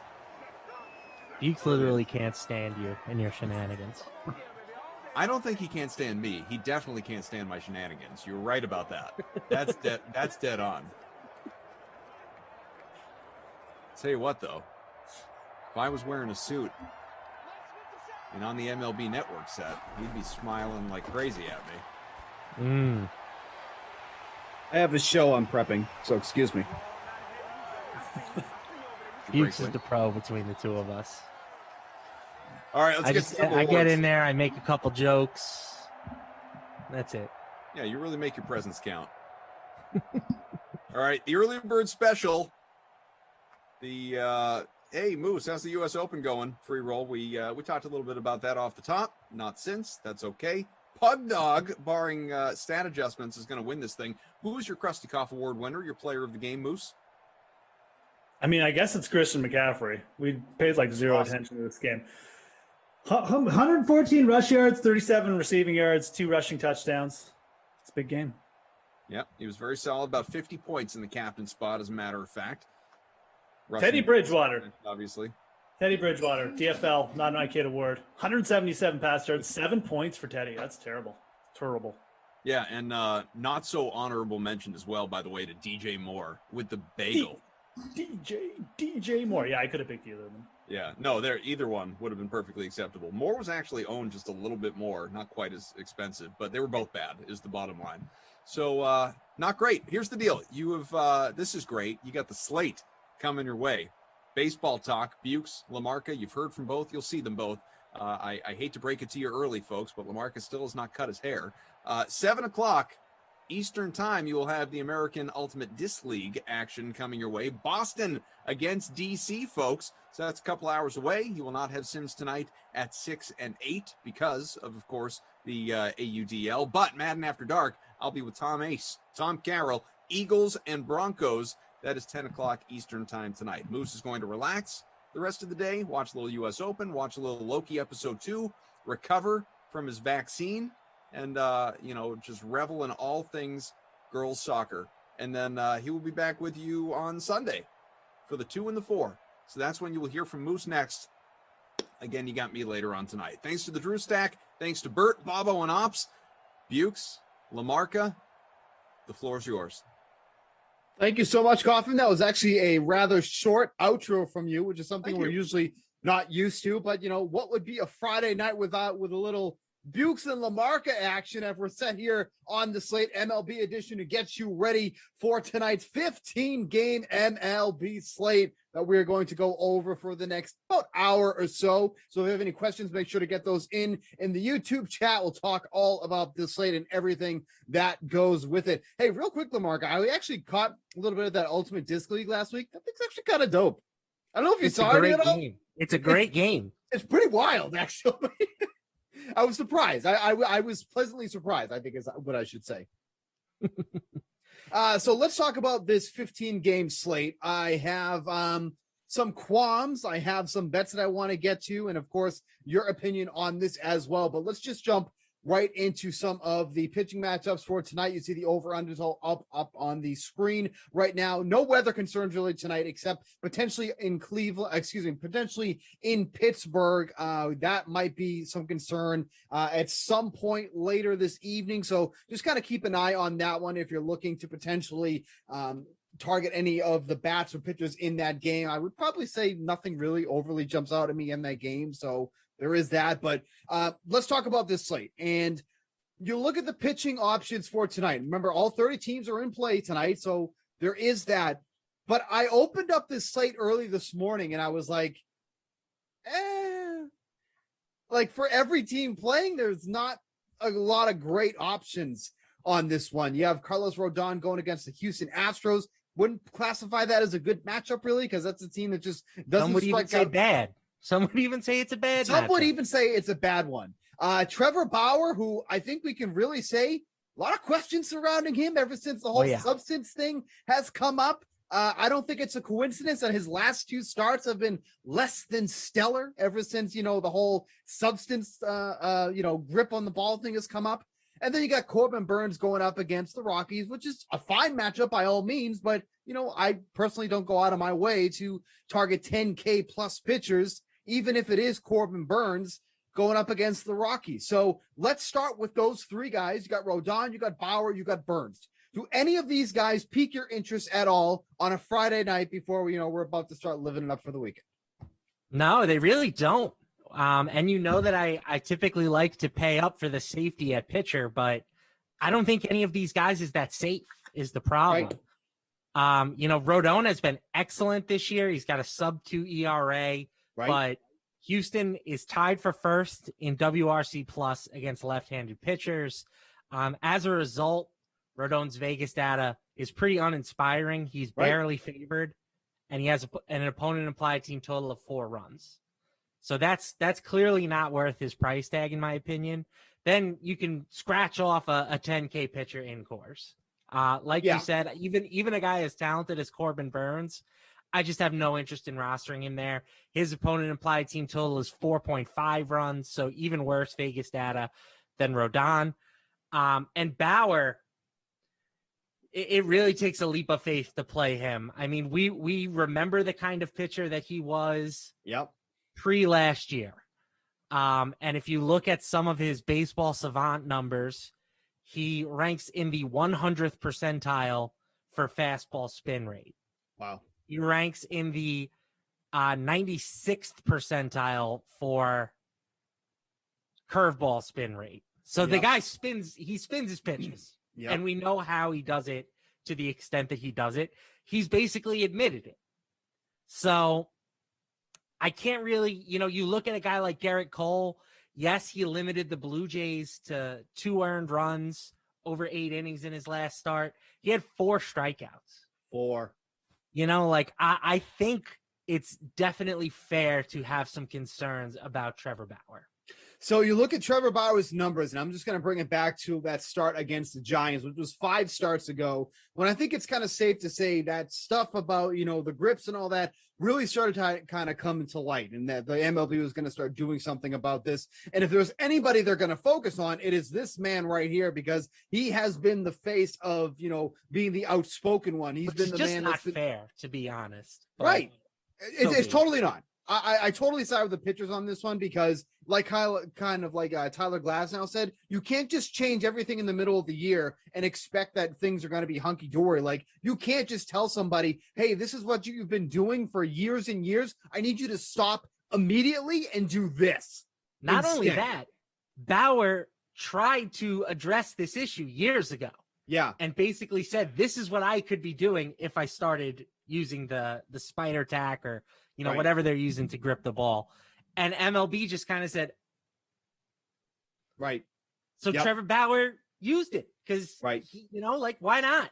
If it ain't illegal, if it's not illegal, who cares? Right. So over his last 5 games, he has a 328 WOBA, a 4.92 FIP, a 9.8 K9, which isn't bad, but a 4.3 walks over 9 innings. That's not good. 1.7 home run over 9 innings. That's not good.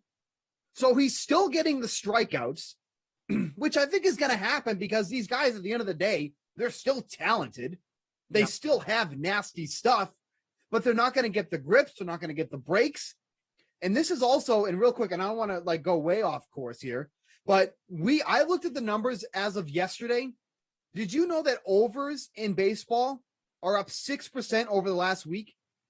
6%. Makes sense to me. Doesn't sound like a lot, but 6% over the season total, because coming into last week, it was almost split 50-50. Over the last week, it's 56%. That's a big jump. So to see that with the substance, with the grips and all that, it's an issue. And Trevor Bauer looks like one of those guys that it's affecting against the Rangers, a beatable team. 6 runs, 4 earned on 9 hits in 6 1/3 innings. That is not a line you'd expect out of Trevor Bauer against a very beatable team. The Braves, that's fine. I'll I can side with that one. But the Cardinals, 4 runs, 3 earned, 5 hits, 6 2/3 innings, 5 strikeouts. That's not it. So at 10,600, even against the Diamondbacks, that's a pass for me. And if he does well, I'm okay with being wrong, because we're going to be wrong at times, of course.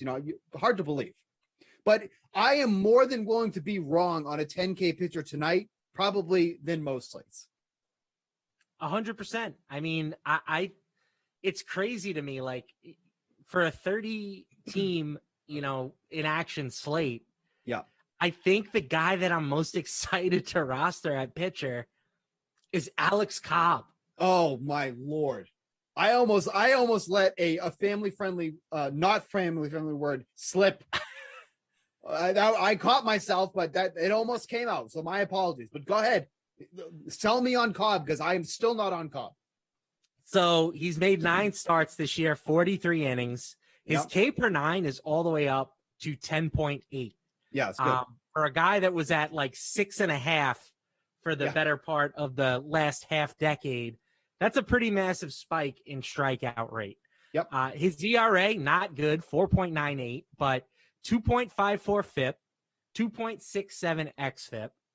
He's had a 357 BABIP this year. So if he can get a little bit luckier on some of these balls that are put in play, he has the potential to like put up some solid numbers. Yeah. And when you're looking for a spot to get right, there aren't a whole lot better than the Detroit Tigers. Of course.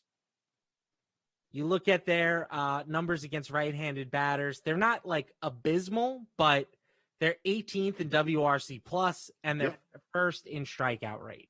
Right. They have, I believe they have the lowest implied team total on the slate, at least at the moment.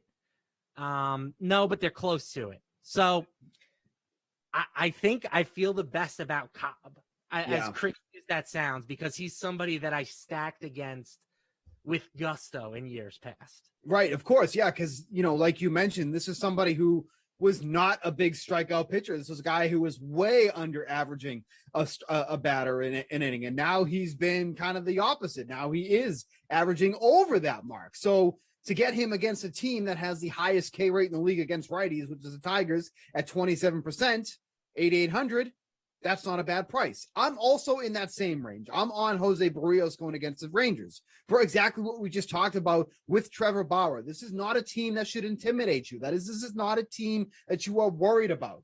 The only worry I would say is that Barrios has been significantly worse against lefties than he has been righties. There are a few lefties in this Rangers lineup, so there is that factor. But other than that, he's been downright dominant against righties. So to me, that kind of evens things out because you are going to get that strikeout upside against the Rangers. We talk about Detroit being with the highest K rate in the league. Texas is right there. They're 6th in the league with the K rate against righties, 26.1%. So you have Barrios, who is averaging over a strikeout an inning, 81 on the year through 77 in the third inning. That's where I land here.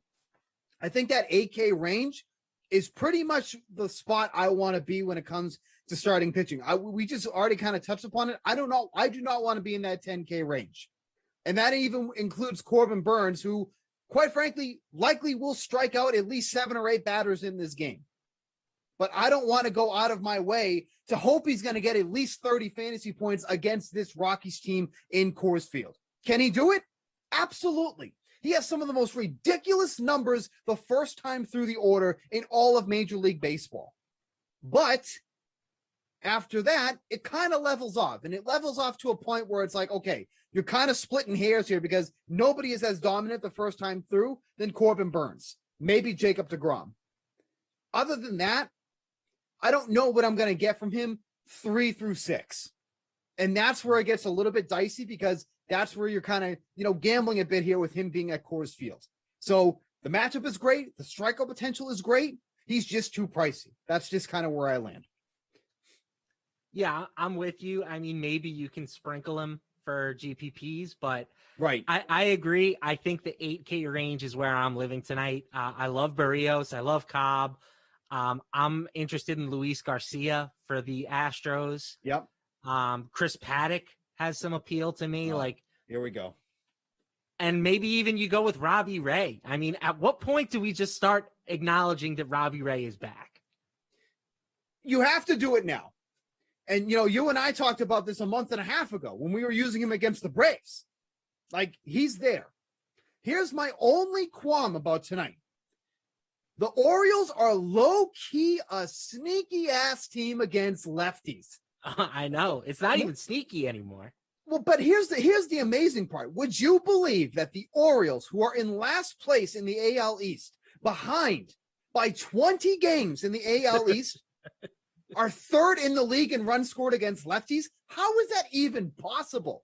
Who construed that madness that that team that is as bad as they are record-wise is as good as they are against lefties? If they just face lefties, they probably have the best record in the league at this point, if that's how many runs they're going to score.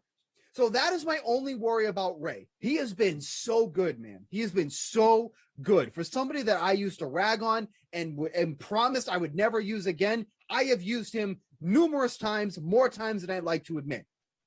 But this start against the Orioles, this would be such a classic spot for Robbie Ray to get blown up because of how good the Orioles have been against lefties.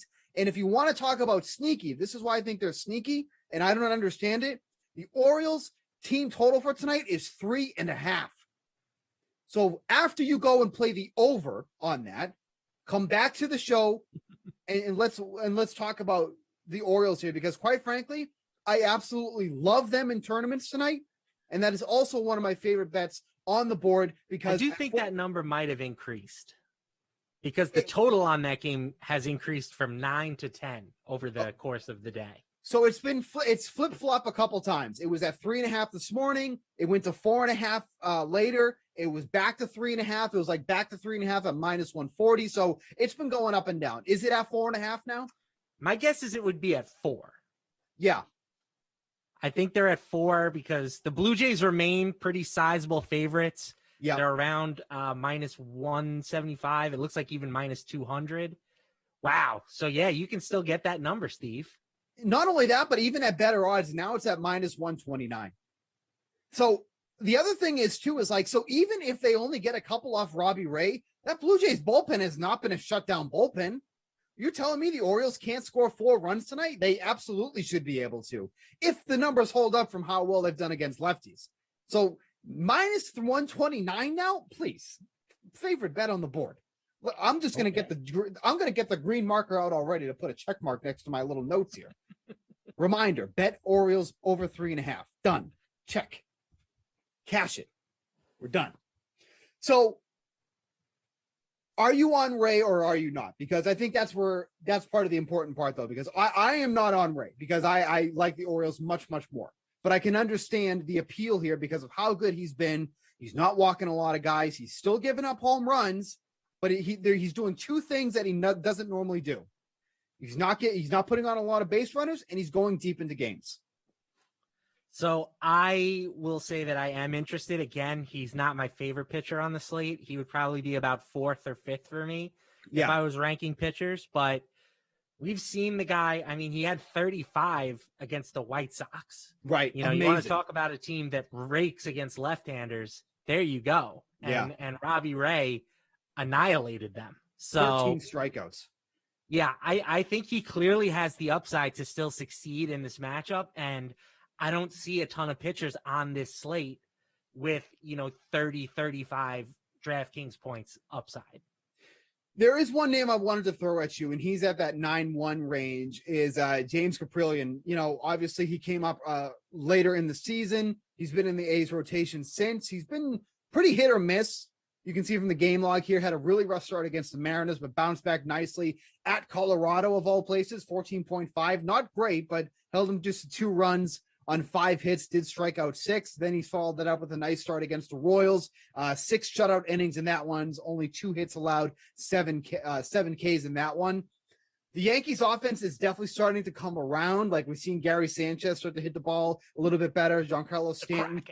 Yeah, I mean, look, the bar wasn't set very high to begin with, but he is doing something with the ball. Giancarlo Stanton healthy for now, but hitting the ball well. It hit an absolute moonshot. I think it was either yesterday or the day before. Like the dude I wish he would stay healthy just because he's so much fun to watch. His swing is just so violent. But what do you think of him tonight? Because I feel like people are either in the 10K range or they're going down to the 8K range. I feel like he can easily be glossed over, but he's been pretty solid.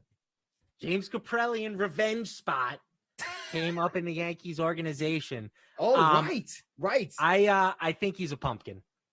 Okay. You look at the metrics, the strikeout numbers are pretty good, but everything else suggests he's been lucky. He's got a 238 BABIP, 86.6% strand rate, and only 7.3% of his fly balls have turned into home runs. I think all 3 of those numbers are due for regression. So his xFIP is 4.89, significantly higher than his ERA. Yep. I liked him, quite a bit when he was in that 6-7K range. I think he's a better pitcher than that because of his strikeout upside. But now that he's priced up over 9, yeah, I will be leaving him alone, particularly against a team like the Yankees, who, even though they've struggled at times this year, we know that those bats can do damage. Right. So there has to be some pitchers we like here. We have Cobb, we have Barrios. There's 30 to choose from. Is there anybody else on this list? Any range now? We have to give the people something at some point. Is there anybody that you're kind of having your eye on? I mean, to be honest, it's very, very thin for me. I've been kind of toying with the idea of Vince Velasquez, maybe. No. At 7,400. No. I mean, hey, this is where we are. I can only choose from the ones that are listed. So I implore you to please give me some better options, because that's where I'm kind of looking. How about Kikuchi? Yeah, maybe.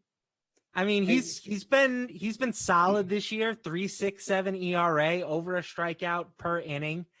And the one thing that I do like about him is he is pretty good against left-handed batters in particular. Which if you look at his splits, he's got a 210 WOBA against left-handed batters this year. Yeah, I would imagine that the Rays are a team, like they love their splits. So I haven't seen their lineup yet, but I would imagine it's got a solid handful of left-handed bats in there. It looks like five of the 9 are either switch or lefty. Okay. So most of their best hitters are from the right side of the plate. Again, Right. We're reaching here, right? We're reaching a little bit, but that's one of the lower expected scoring games on the slate. The total's only at 7.5 runs. I think we could do worse than Kikuchi. No, you're certainly right. You are absolutely right. And it's funny too, because we've had 3 changes at pitcher tonight. None of them are oh, good, now we have something. It's just been taking out the garbage and going into the dumpster. That's just how it ends up being tonight. Is there anybody even cheaper that you have your eyes on at all? I don't. There's nobody in this range. If anything, there's more stacking options that we have on this slate now. Kyle Zimmer going against the Red Sox, stack. Jose Urena going against the Angels, stack. I mean, nothing. Absolutely nothing in this range. I think the default, if people are going to pay down, is Zach Davies. Yeah, and that's pretty bad too. Yeah, he's 7,300. The Marlins have the lowest implied team total on the slate. They're implied for 3.7 runs right now. Yeah. Davies is a minus 170 favorite. He's coming off of a good start in his last outing. We know the Marlins have their troubles against right-handed pitching. I think Davies is going to be sort of that guy that if you're paying down, he's the name that sort of jumps out on the list. I'd rather pay up for 2 of these, mid 8K guys or Robbie Ray. But I think if you're going cheaper than that, you probably should consider Davies at a minimum. I mean, you said, Zach Davies jumps out at you. Zach Davies never jumps out at you. Let's just be perfectly clear. That never, ever happens. He jumps. He might jump, but he's not jumping out at me. All right, let's move over to the hitters, because we have nothing nice to say about any of the pitchers tonight. So let's just move on and speak positive. It's Friday. People are happy. Let's keep that mood up. There's a lot of stacking options tonight. Oh, yeah. Give me your favorite stack, because I have a feeling if I know you, I feel like we might be on the same page. So let's test here and see where you're at. What's your favorite stack for tonight? Well, I think the obvious answer is you go with the Brewers at Coors. Yep. But right, I'm going to go with the Toronto Blue Jays. Okay, we are not on the same page at all. Go ahead. I just love I love the line movement on this game. I mean, you have a team that's gone from the total's gone from 9 runs to 10 runs. Yep. The Blue Jays implied team total has jumped up to close to 6 runs on this slate. Yep. They're facing a guy that I honestly don't think I've ever heard of, Eshelman. Yeah. I like Eckerton. He hasn't made a start in the majors this year. He's pitched to a 6.41 ERA in AAA. Yeah. The Blue Jays offense has been pretty hot recently. Mm-hmm. They're expensive, but I'm a fan. I'm a fan of rostering as many Blue Jays as I can, especially Big Vladdy Daddy. Love that guy. Yeah, just would like him to not hit into any more triple plays if possible, especially when you are a backer of the first 5 over and you have 2 on, no out, and then, you hit into a triple play. Anger does come out. I can confirm that for sure. I like the Braves a lot.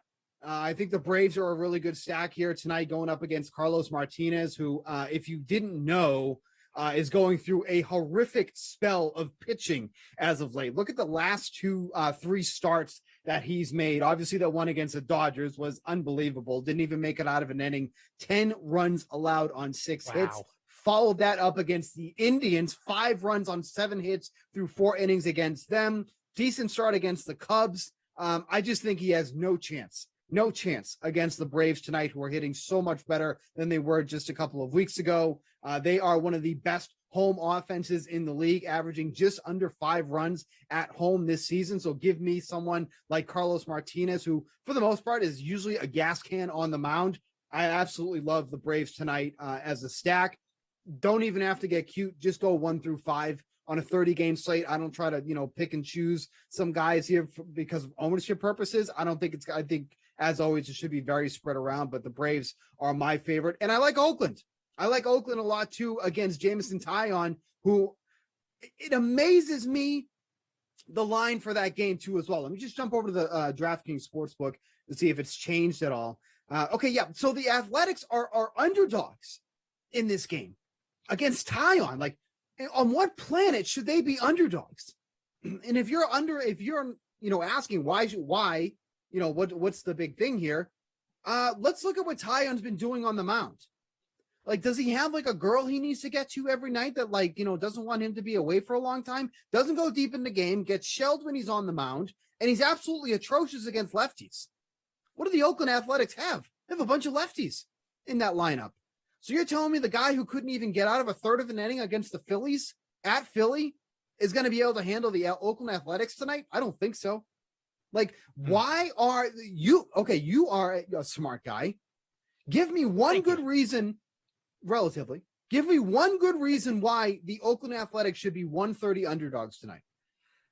You know what? When you frame it like that, Steve, I don't think I have anything for you. Was it the girl part that convinced you? That's really what did it. That sold everything for me. New York, it's a very robust. He has a lot of choices, I'm sure. Of course, yeah.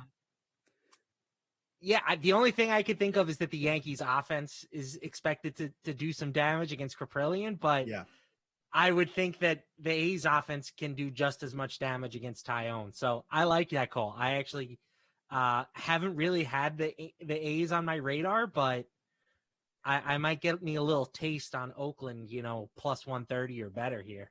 It's baffling. Like, I saw that line and I said, I don't understand. Like, I honestly, I gave it like a good boy effort. Like, I really tried to research and figure it out. I really did not come up with a good answer. And just real quick too, like just looking at his numbers against lefties, because I said how bad he was against lefties. So far this season, 390 WOBA, 5.69 FIP, 6 of the 10 home runs he's allowed. And where's the last one? And a 33% hard hit rate against lefties. Like, nothing there screams that he should be able to shut this team down with the amount of lefties that they run out. And if we look at that lineup real quick too, I'm going to bring that up there. Let's see. So they have Olsen, Moreland, Lowry, Tony Kemp, all lefties in that lineup today, especially in the heart of the lineup. 3, 4, 5, and then 8, all lefties going up against Jameson Taillon. So if Canna and Laureano can get on, then you're really in trouble with the guys coming up after that. Mitch Moreland, obviously not a full-time player in for this game because of that reason, or at least I like to think so, that, at least, they have the same idea that we do. Steve made the call. Exactly. He saw my Twitter account. He saw, my love for the guy. Wait, we got to get Moreland in. So those are my 2 favorites there. Give me one of your off the wall. We like doing this off the wall stacks tonight that can go off, maybe do some damage, maybe be a little under the radar on this 15 game slate. So here it is, Steve. I thought long and hard about this. I like this segment myself. Good. Pittsburgh Pirates. This is another game that has seen some line movement throughout the day. Total was opened at 8.5. Now it's at 9. So I like that. Yeah. Pirates are also a team that have seen some reverse line movement. They were 135 underdogs in that ballpark. Now it's closer to 115. and they're getting no action. Nobody wants anything to do with the Pirates. So that tells me they're a sharp target on a game that the total is going up. I like that stuff. Then you look at their opponent, Juan Carlos Mejia. Probably a nice guy. I'm sure he's a great guy. He was the number 46 prospect in Cleveland's system, according to Fangraphs. 7.04 ERA as a starting pitcher in the major leagues this season. Yep. And then most importantly, I just love how cheap these guys are. I mean, you have Colin Moran. I love Colin Moran tonight at 2.4. The guy rakes against right-handed pitching. Really does. He rakes against right-handed pitching. I mean, Brian Hayes, how good is that guy? 4,300. Right. Frazier, 4,100. Like, you can get the best players in this Pirates offense, and it's going to cost you nothing. Especially, too, on Adam Frazier. If I recall, he's been really hitting the ball well. Let me just pull him up real quick here. Nope, 5.5. Maybe it was somebody else. Never mind that. Somebody in the maybe it's Brian Reynolds. Is it Brian Reynolds? It is Brian Reynolds. He had 10 in his last game. He's not bad. Yeah, but I guess my point is at 3K. Yeah, at 3K tonight, he's been hitting the ball well. So yes, that's who it was. I don't know why I always mix up Adam Frazier and Brian Reynolds together. Like that, they look nothing alike or anything, but for whatever reason, I always get them mixed up. Him and then Eddie Rosario and who's the guy on the Twins? Whatever. Jorge Polanco. Thank you. Yes, thank you. I do that too. I don't know why I get them mixed up. Like there's no correlation. You can also throw Eduardo Escobar in there. Yes, him too. I don't know why. Like I don't know. Whatever. Totally off the rails here. So, all right, I guess I could be convinced on the Pirates. I'm not crazy about it. Do you have any interest in betting on the Pirates, or would we go that far? 114 on the money line. Plus, yeah, plus 1.5. I will. I'll plant a flag with the Pirates. Wow, I'm in on the Pirates tonight. Okay, so let's just do a little quick thing here. You know, I like doing this with Garion. So you like the Pirates, right? Yes. Then you throw a little athletics in there. That's a plus 392 parlay, my friend, over on the DraftKings Sportsbook.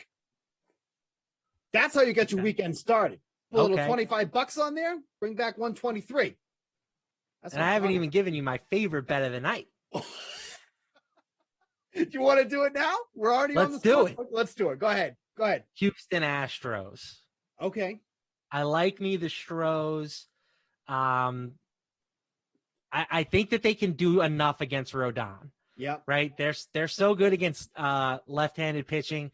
Obviously, no Bregman hurts. Right. Without Bregman, they're not the same team offensively, but I still think they have enough firepower in that lineup. And then I think Luis Garcia is a good pitcher. The White Sox are not nearly as dangerous offensively against right-handed pitchers as they are against southpaws. Yep.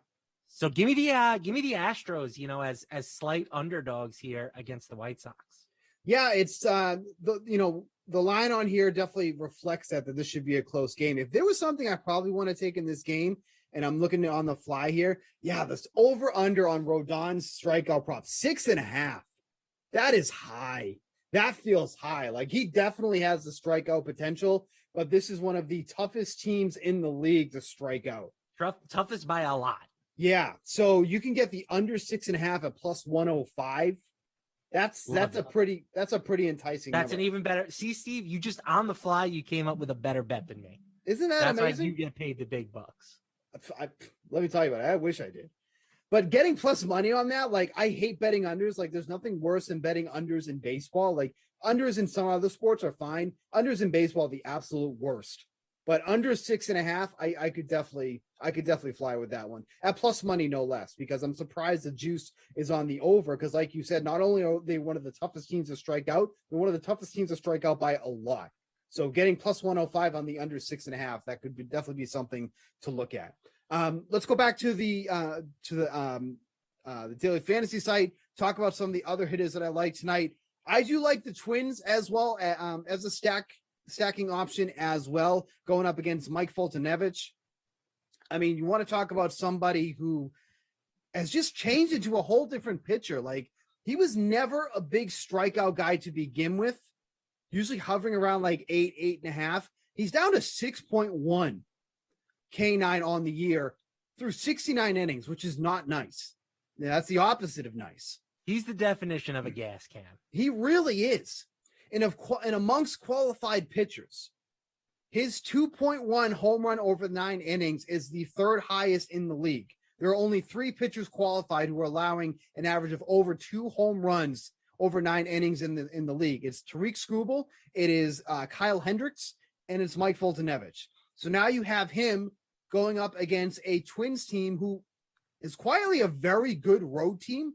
They're averaging about 4.7 runs on the road this season, and they obviously have a ton of power. They have a ton of power. It obviously hasn't created wins because they're still in last place, or they might be 4th in the Central. But regardless, they're still bringing in the fantasy points. So I like them over 4.5 runs tonight, and I also like them as a stacking option against Foltynewicz, who, by the way, has allowed 13 runs in just under 6 innings over his last 2 starts. Love that call. I mean, we know the Twins can hit, right? They haven't hit this season, similar to like the Yankees, but we know that they can hit. They have some appealing left-handed, cheaper bats. You know, Trevor Larnach, again, is going to bat cleanup for them at 3,300. Alex Kirilloff, who I really like, is 4K. He's hitting 6th, which isn't ideal, but he's way better than your typical number 6 hitter. So I like that call quite a bit. I think, I kind of breezed over the Brewers. Yep. They have, some appealing options considering they're at Coors. I have to do it again, Steve. I know, Vogelbaum. It's Vogelbaum season, baby. He's up to 4,500. Don't care. Batting second at Coors against a right-handed pitcher all day.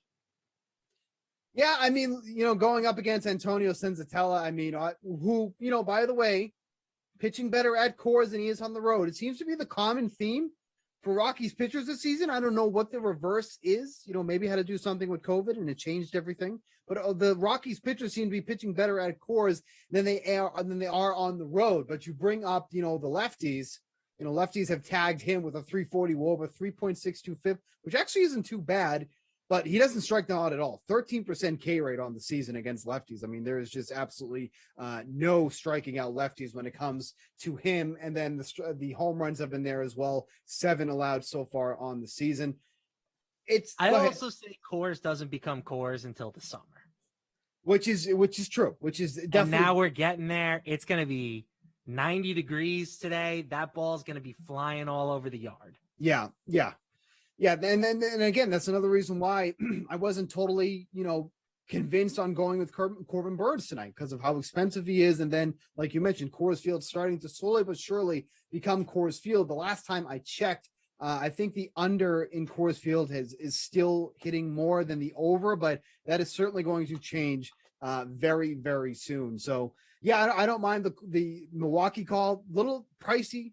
From my perspective here, like when you have Vogelbaum at 4,500, I don't want to pay for him when he's 2,500. So there's no reason why I want to pay for him at 4,500. But I definitely understand what you mean.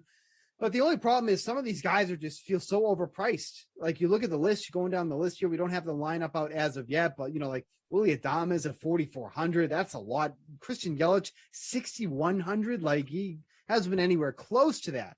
So far this season, Lorenzo Cain 42, like it's just an expensive stack. Now I get that there aren't a lot of pitchers you're looking to pay up for, but you and I both agree we're kind of in that 8K range. So getting 2 of those guys and then this stack, that's probably going to be somewhat difficult. Yeah, I agree. I mean, I don't necessarily think that they're that expensive for a Coors Field team. Like typically you're going to get your top hitters at Coors priced into that 5K, 5,500 type range. Yeah. And Yelich is really the only guy who's that expensive. But I do hear what you're saying. I prefer the Blue Jays, but they are for essentially just as expensive. Right. And they're not playing at Coors Field. They're playing in Baltimore, which is still a pretty good hitter's park. But I get your concerns. The Brewers offense has really not been that good. Right. They're hitting Vogelbach second for crying out loud. So. Question in the chat, cartoons and cereal. Any ideals versus the Rangers? Yeah, we were just talking about, we both like the, let me just bring them up here. We both like the twin stack tonight going up against them. When it comes to Mike Foltynewicz, he is struggling against really both sides of the plate. So I don't really think you need to get picky and choosy if you're looking to do that there. I think you just can kind of go through 1 through 5. I don't believe we have the Twins lineup out as of yet, but when you're looking at Foltynewicz's numbers, I mean, both sides of the plate, like I said, have been hitting him hard. And the home runs have been pretty spread out. Lefties have been done better against Foltynewicz if you want to kind of, nitpick a little bit. They have 10 of the 16 home runs he's allowed. They've tagged him for a 445 WOBA and an 8.27 FIP. It's been pretty bad for him. So like you said, with Larnach there, I believe when you said he's hitting cleanup. He has been. You're right. We haven't gotten their lineup yet. Yeah. So Larnach, Kirilloff would probably be my top 2 if you want to get only a couple guys in there. So really just focus on the lefties that are in there. The Twins don't have a ton of lefties, but those would definitely be the ones that I would stick out if I'm looking to pick some. Otherwise, no problem just going 1 through 5 on the stack. Totally agree.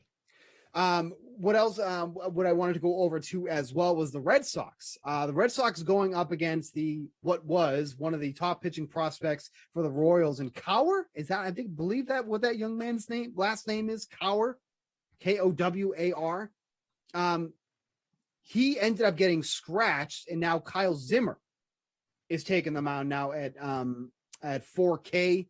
Haven't really seen much of him. He hasn't gone deep into games at all. So if you're going to give me a bullpen game against the Red Sox, I'm probably going to side with the Red Sox on that one with the way that they've been hitting. I don't feel like that's going to be a stack that's going to be overly popular tonight, but I think definitely should at least be mentioned. Agreed. And yeah, that is the lineup we have. You can get Christian Arroyo hitting leadoff at 3,400 in that matchup. I think that's a play that I like very much for cash games. Let's take a look over at the DraftKings Sportsbook, see what the over-under for that total has gone to, because like I said, they did change the pitching matchup in that one. So that is now over-under of 10, which definitely was not there this morning. The Red Sox now have an implied team total of 5.5 and the minus 108 for the over on that. Also for the under at 5.5. I actually would probably go as far to say I like the over for that too as well for the Red Sox, who have just been matching the ball. You even mentioned Christian Arroyo, former first round pick, by the way. He's been crushing the ball like out of nowhere. The Red Sox got him for like next to nothing. But 3 home runs, a double, 11 RBI over his last 10 games. And, like you mentioned, he is now batting leadoff for the Red Sox. I'm so happy they got Enrique Hernandez out of that spot. I don't know any other team in the league that would hit him leadoff, but the Red Sox thought that was a good idea. So at least nice to see they're mixing up a little bit with Christian Arroyo. Any other teams that you're kind of looking at before we kind of go into some of the value plays on this slate? I would say the Angels, but it's more just Shohei Ohtani. Yeah. I think I'm playing Ohtani tonight. He's 5,800. Like if I'm playing a one-off hitter, it's going to be him. I always like to cite my man Garion's article here, Garion Thorne. He does a great job for the DK Nation. He got his targets piece up today, and he mentions that Ohtani leads all hitters in barrel rate per appearance and barrel rate per batted ball event. Nearly a quarter of the balls that he puts in play are considered barrels. That's now crazy. He's facing Jose Urania, who has a strikeout rate of 7.8% against left-handed batters this season. We could do better than that. Ohtani is going to put balls in play against this guy. And when Ohtani puts balls in play, they tend to go a very long way. So you mentioned you like Garion's article. Do you like mine? I don't read yours. There's not enough pictures in it. That's fair. That's fair. And I respect that. I actually respect that a lot. I like your answer. I do like that play too. 5,800 for him. I think that's actually a really solid play tonight for the more expensive side. So definitely want to be looking at him. Let's talk about some of the value plays on this slate for hitters tonight. You already mentioned Colin Moran, really good one there at 2,400. I'm going to continue riding the Abraham Almonte train until the wheels come off. Sure. Once again, batting cleanup for the Braves. Like, it's amazing that somehow, some way, this dope has found his way in the cleanup spot for the Braves, but it's been warranted. He's not a big power guy normally, but he does have 6 doubles over his last 10 games. 10 hits in total. 6 of them have been doubles. Knocked in 4 runs, walked 9 times. The guy is just getting on base. His price has not been adjusted as it should be. This should not be somebody who's 2,400 still at this point, because you look at his recent game log, 9, 16, 13, 6, 10. And if you like that Brave stack like I do, then this is probably one of the easiest plays that you could make, is putting Abraham Almonte, I'll never say these words again, but putting Almonte into your lineup in one of the outfield spots at 2,400. Yeah, I mean, certainly he makes the Brave stack a whole lot more affordable. Right. So I do like that call. I mean, and I'll never argue against playing a $2,400 hitter who's batting cleanup in cash games either. I think that makes a good deal of sense. I'm looking at AJ Pollock for the Dodgers. Yeah, sure. He's facing a left-handed pitcher today in the person of, I just had this in Caleb front Smith. of me. Yes, sorry, Caleb Smith. Pollock over the last 12 months, 409 WOBA, 297 ISO against Southpaws. He hasn't been as good this year.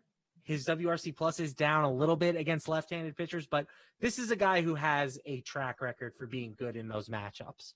So getting him at 3,400, batting 5th in the lineup for a Dodgers team that we know can score runs. They're implied for 5.7 runs today in this matchup. I think that he's a very nice option. One value that I like a lot tonight as well, going back to that Braves game, but he's on the Cardinal side, is Dylan Carlson, batting 2nd tonight against Max Fried. The rookie has been excellent against lefties. Doesn't boast a ton of power, but 393 WOBA, 154 WRC plus against lefties so far this season. Been slumping a bit, but at 3K, batting 2nd in the Cardinals order, right in front of Nolan Arenado, like, he's going to see some pitches. So if he's got some of those better numbers against lefties, I have no problem taking a shot with him tonight at 3K. I think he's going to be someone that's not going to be heavily owned at all. I really don't think the Cardinals will be owned much at all, but I do like Dylan Carlson a lot at 3K. And quite frankly, you could fill your whole lineup tonight, or at least the outfield spot, with value plays. I think there's a lot of good ones. You just mentioned Pollock there, Almonte, Carlson, a lot of value in the outfield tonight and good matchups. Not a ton of power, but you really shouldn't be expecting that in that 3K or below range. You're not looking for a lot of power in that one. You're looking for guys who are going to get on base and score a couple runs if possible. So I think those are definitely some guys that can help you afford some of the big boppers in the infield spots and even at the pitcher position. Any other values you want to talk about before we just take one last look over at the sportsbook side? I mentioned this guy during my Pirates stack. Obviously, Moran is a good play, but Ke'Bryan Hayes, 4,300. I think this guy's a star. Yeah, I think he is already a very good hitter.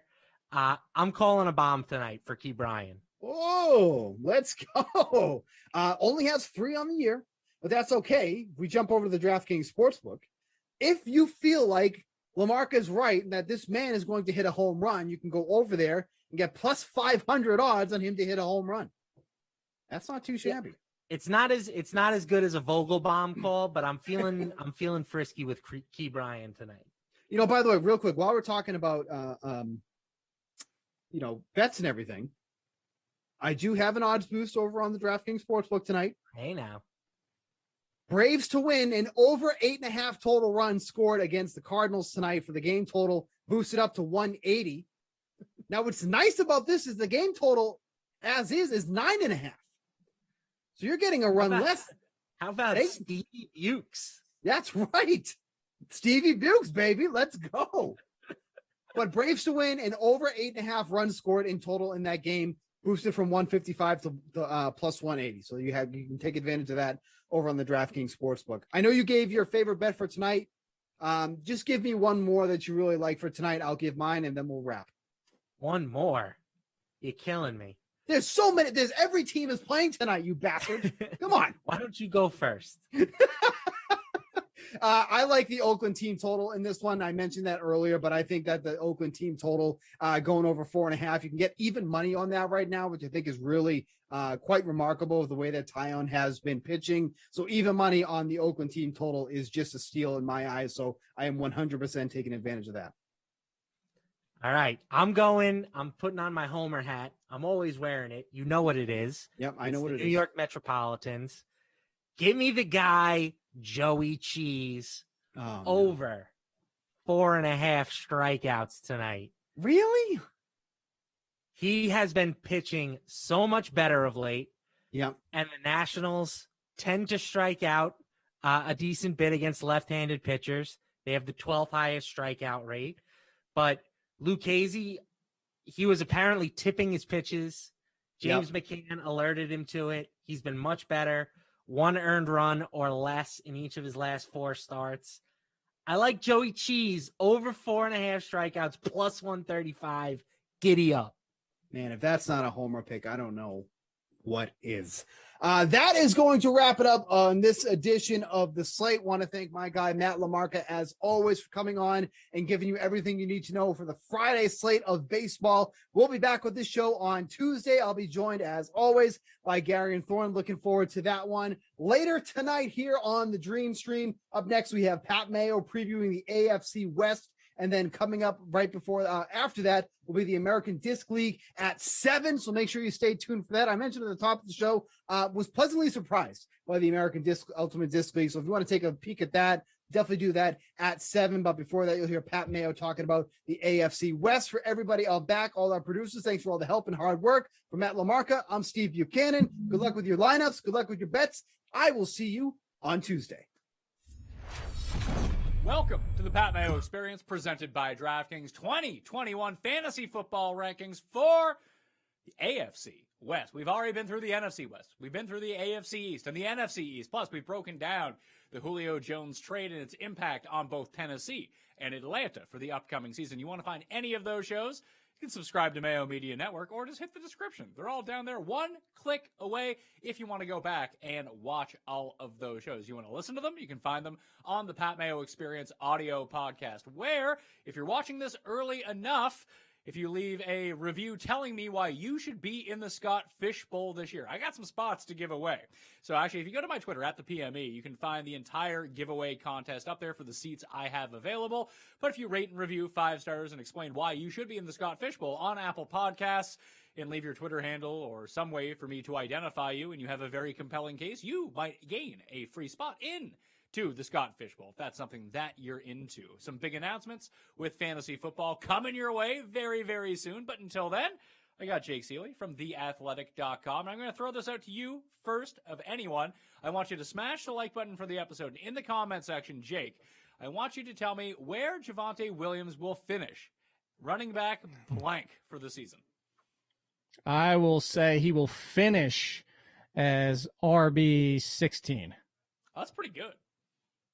Mostly because I wrote this after the draft, and I have continued to say this, and this isn't a victory lap because I'm about to poo-poo him at the same time, is that I said that Javonte Williams is very similar to Miles Sanders' rookie season, where by week 6 or 7, he's the lead option. And so you factor that in with a lesser start to begin with, because he's not going to be a top-end RB2 to start the year, but he finishes as such because he is more talented than Melvin Gordon. Obviously, he could bust and not prove that in the NFL, but if we're talking about on paper and evaluation, but I expected that to be the case. These recent reports and rumors that Melvin Gordon's not at camp and he's frustrated, he was already frustrated before they drafted him, and that Williams is out there and impressing and all that type of stuff, we're not looking potentially that he's starting week 1. If he was starting week 1, I'd even say higher, but you know, I kind of compare it to Jonathan Taylor. Like, Jonathan Taylor last year wasn't going to be top 5, top 10 until Marlon Mack got hurt in week 1. Marlon Mack was still going to be a factor for a few weeks, and they started the season as such. So that's where I say I wouldn't draft him as RB16. I'd still draft him around the RB20s, but I could easily see him outperforming that ADP if that's still where it's hovering right now. I mean, I just wanted a number. We were going to break them down when we got to the break. Oh, sorry. But thank you for your. That's a very.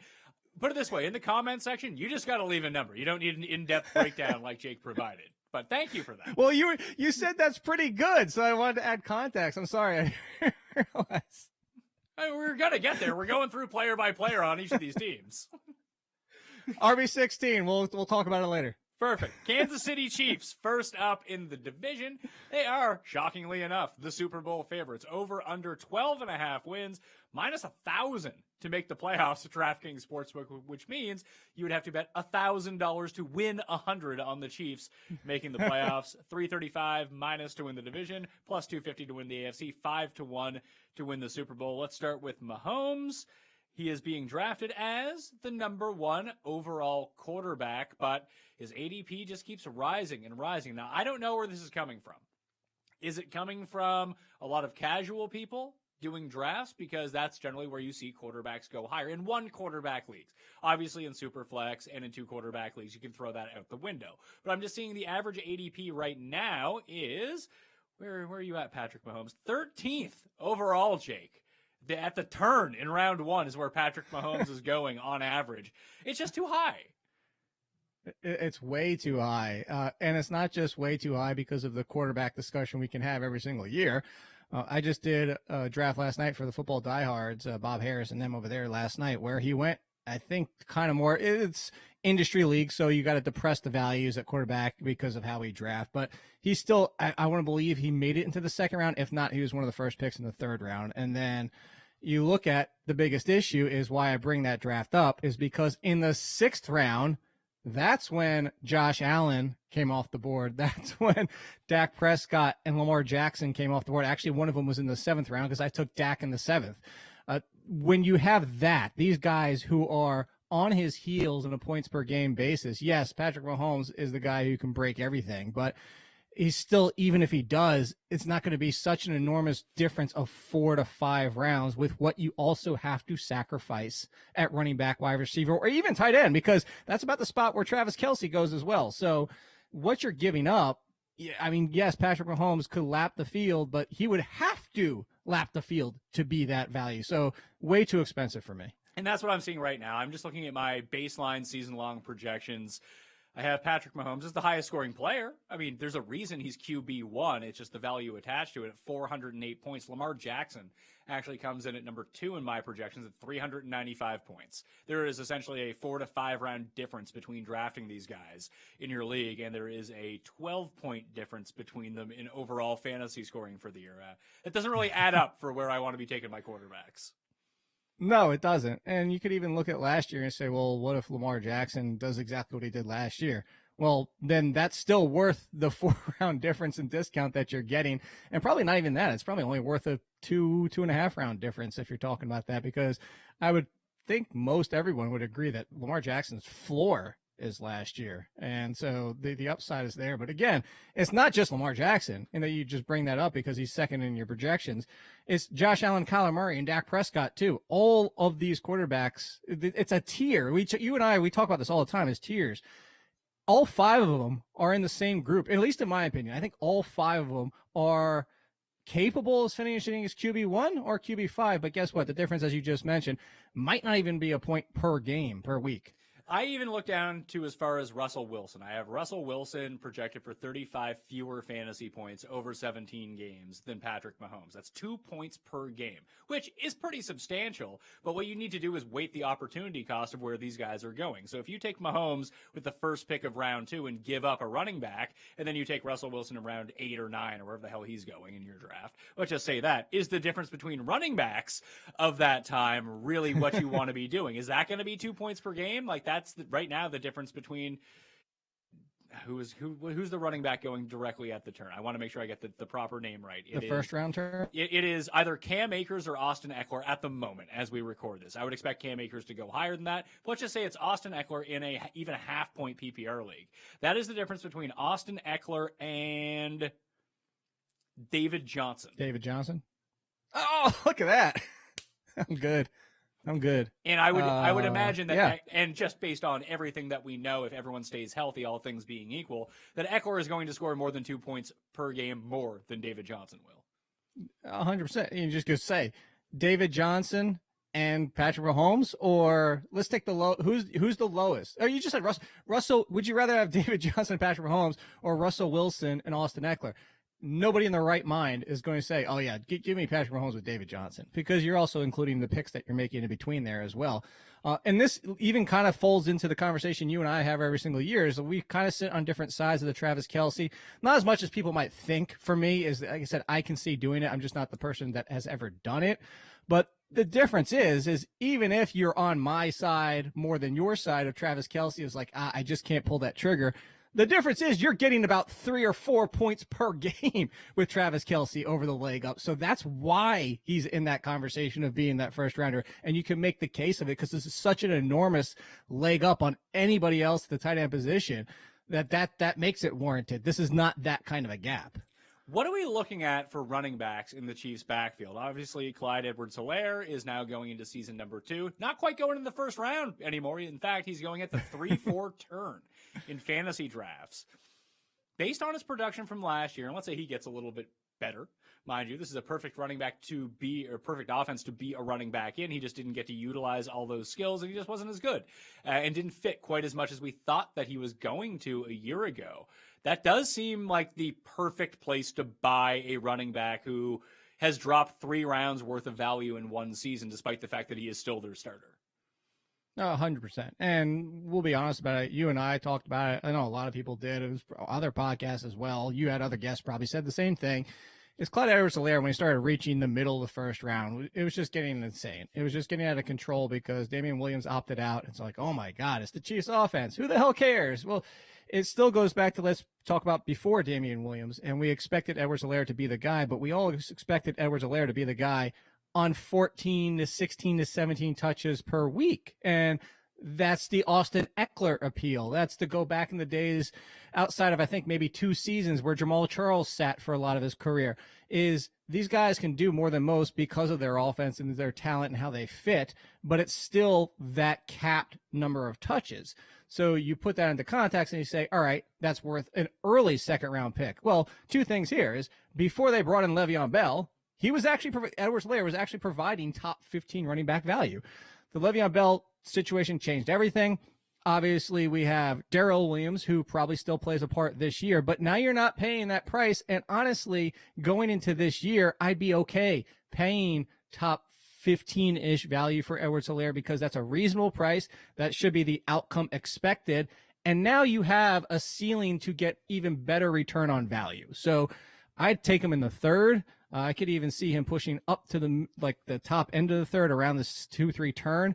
Right now in the 4th, I would take him 1,000 times out of 1,000 every single time I see him in the 4th round, because it's what we talk about every single year. It's the disappointment. It's the perception. It's last year's trash. It's when people don't live up to expectations, they don't want to draft the player again because they got burned. Darrell Williams is being drafted as running back number 70 right now. I don't hate that either. That's what I actually like that a lot. That's way too low. Just if nothing else, if Edwards-Helaire misses time, which he did last year, Darrell Williams could be a top 20 running back easily. So, okay, let's move to wide receiver. Obviously, Tyreek Hill is going in the 1st round, or at worst at the very beginning of the 2nd round. You can't really say anything against it. That's how good he is. What about the rest of the guys, though? No Sammy Watkins anymore. So you have Mecole Hardman, the heir to the chip fortune, and Byron Pringle. Demarcus Robinson, who loves catching the first touchdown of the game and then doing nothing else for the rest of the game. What are we doing with the rest of these guys? Is it just Hill and no one? Because everyone will someone in your league will talk themselves into Hardman and be like, he's the fastest man on the planet. They're going to finally unleash him this year. It seemed like whenever Watkins missed time last year, Pringle was actually the one who was playing. There you go. Well, it's because who replaces Watkins? Pringle does. The biggest issue to Hardman to go back to, whether you want to believe reports or with this, that, and other, because all rumors, nobody knows exactly what the Chiefs office was thinking outside of the Chiefs. But at that time, when they drafted Mecole Hardman and the other people that were on the draft board receiver-wise, and people always bring up DK Metcalf, but they were doing that because at that time there was uncertainty around Tyreek Hill. Hardman is a very similar wide receiver to Tyreek Hill.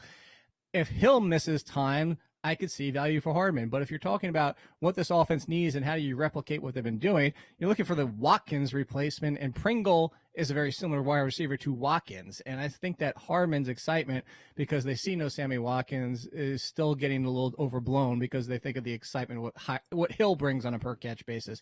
So I'm with you. And there's already been, we never like to buy into reports this early into the offseason, but there's been positive talk about what Pringle has been doing out there, and that Mahomes is looking his way because he's filling that Sammy Watkins role. So if anything, the cost of Hardman and then the non-cost, because he's free right now, of Pringle, I'm just taking Pringle and ignoring Hardman. Yeah, essentially, outside of Tyreek Hill, you can just not own any other Chiefs wide receivers. It might be worth it for the upside that could come along with them, but based on the results that we've seen, it's been Hill and it's been no one for like the past 3 years. Like, you can own Watkins, that's fine. And if you didn't play him in that 1 week when he scored 500 fantasy points, he was probably pretty crappy. And that's kind of what I was going to come back to, is like, it might just be one of these, you want to try and find somebody, but the end result might just be it's Hill, Kelsey, and then the backfield and nothing. Like, we're just chasing our own tails, because you made the joke about DeMarcus Robinson, but I mean, DeMarcus Robinson can come out week 1, 100 yards and a touchdown and actually show up the entire game and then disappear for 4 weeks. And then you go and pick up Robinson. He doesn't produce, you drop him. And then Pringle pops up, you pick him up, and then it's not him and it's Hardman for 2 games. And you're just constantly chasing your tail trying to figure out who it is. Travis Kelce is obviously tight end number 1, as he has been for the past 4 seasons. He's going to pick number 9 right now on average, which is right around the Pat Mayo range of where I've been taking him for the past few years. So people are finally catching up to me, Jake. They're finally jumping on your Kelsey bandwagon. Look, again, I've just said it before when I was saying that I'm not the person to do it, because, you know, I think that what you lose at running back and wide receiver is offset. And the point being is it has to, like, Kelsey has to be first round value, or you got double hit. Yeah, but I don't like that argument that he has to be first round value. Anyone you take in the first round has to be first round value, or your team's not going to be any good. No. The difference is, sure, but the difference is because you're taking a position compared to what you're sacrificing, especially at running back. We're talking about the difference in points per game. And so, like I said, that's why Kelsey can put up 3 more points per game. But if it's only half, if it's only 1, and that's why I said that, because the down year of Kelsey was still great. He's still the number 1 tight end, but it wasn't that gap over the next 3 or 4 tight ends that made your double cost kind of come into play. So that's why I say it. I agree with you. You can say it about a wide receiver, you can say it about a running back, but the difference being is that when you lose that, even if he plays 16 games and doesn't get hurt, but only puts up 1 more point per game than Waller and Kittle and potentially Pitts and Andrews and all that type of stuff, now you don't get that advantage of what you were trying to pay for. That's why you're not wrong to take him. I'm just saying that's why I don't ever take him. So the way that I like to look at it is Darren Waller notwithstanding, like, he had an excellent year last year. We project him to have a really good year this year. I haven't projected to be tight end number 2. As the simulations have run themselves out, that's where he ends up ahead of Mark Andrews and George Kittle in terms of overall fantasy points by like 2. All those 3 guys are really clumped together for me, and then Kelsey stands way above. So right now I have Kelsey projected to score 3.6 points per game over those 3 guys. But those 3 guys I project to be pretty good. There's probably going to be a Kyle Pitts who jumps into that, or someone we don't even think of that just has a really good year at tight end. I just don't know who those guys are going to be. I know Travis Kelce, when running right, is the best. And if he can score almost 4 points per game more than 2, 3, and 4, just think about what he is. So, I mean, that's 1/3 of your league. What happens to the other 2/3 of your league? You're outscoring those guys by like 6, 7 points a game, all at one position. And just the drop-off isn't that dramatic at any other spot on the field. That's my case for Travis Kelce, and hence why it's also my case when I talk to you. And you can't really do it this year because Kelce was slipping towards like the middle to the end of the second round a year ago, that you could do the Kelce Kittle, and it didn't work out because Kittle got hurt. But if you want to go Kelce at the like end of the first, or wherever the hell like Waller is going, like first and third, Kelce and Waller, and monopolize that position, you just create such a gap between you and your league. It's not a straight, narrow path to winning your fantasy football championship, but it's one of those decisions that if you get it right, you're probably going to win. Sure. And what I'll push back on is you have 2 years where Kelsey has done that in the last 4, but you also have 2 years where he was right around 12.5, 13 points per game. One of those years, he was 0.1 ahead of number 2 tight end, and not even that far ahead of the 3 and 4 tight ends. But it comes down to, you can make that a same argument about last year's running backs and say Aaron Jones at the back half of the first round was putting up 3 more fantasy points per game than whoever was in the second round of running backs. And that'd be true. Nick Chubb was as well. So again, you're not wrong, but I don't think I'm wrong either. It's just when it comes down to it, if that gap is true, I would draft Kelsey at the end of the first round.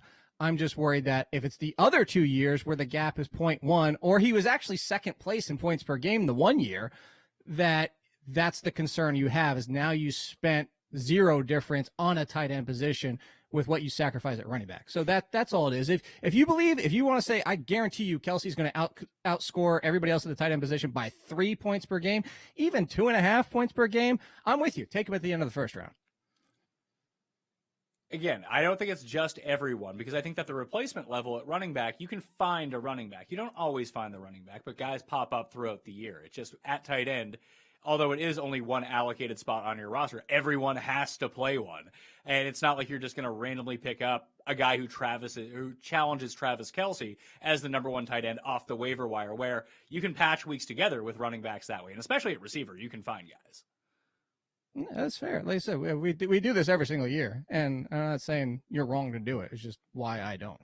It's because you're a chicken. You're like Michael Johnson when he took on Donovan Bailey in that 150-meter sprint. You're a chicken. That's what you are. Is that what it is?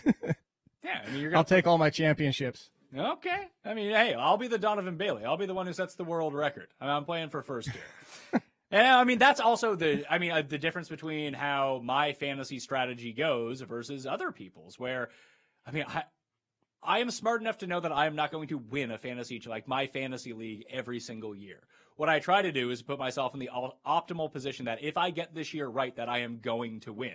And it loses more often than it wins. But if you can win once every 4 years, you're doing way better than everyone else. And that's sort of the approach that I try to take to it. I'm not trying to play for 4th and be the 4th best team. I kind of want to be the best team or the worst team. I've always, if you're not first, you're last. But I also have a lot of championships to prove for it. So do you. It can work. Let's make one thing clear. Any strategy can work. I mean, that's really what it comes down to. I don't know how you feel, but I mean, this seems to be a debate. I don't know why it's resurrected this year, but the 0 RB. I think it's ignorant to be 0 RB. But if you're the only person in your league doing it, and that's what the key is with that, in my opinion, if you're the only person doing it, guess what? It can work, and it might even work and get you a championship. A lot of strategies can work. Yeah, I think that the best overall method for a floor in your league, and I don't really go by this, but it depends on what pick you get. If you get one of the optimal running backs with your first 5 picks, you take one of them, and then you probably don't even need to take any for the next 10 rounds if you don't want to. Build yourself a super team.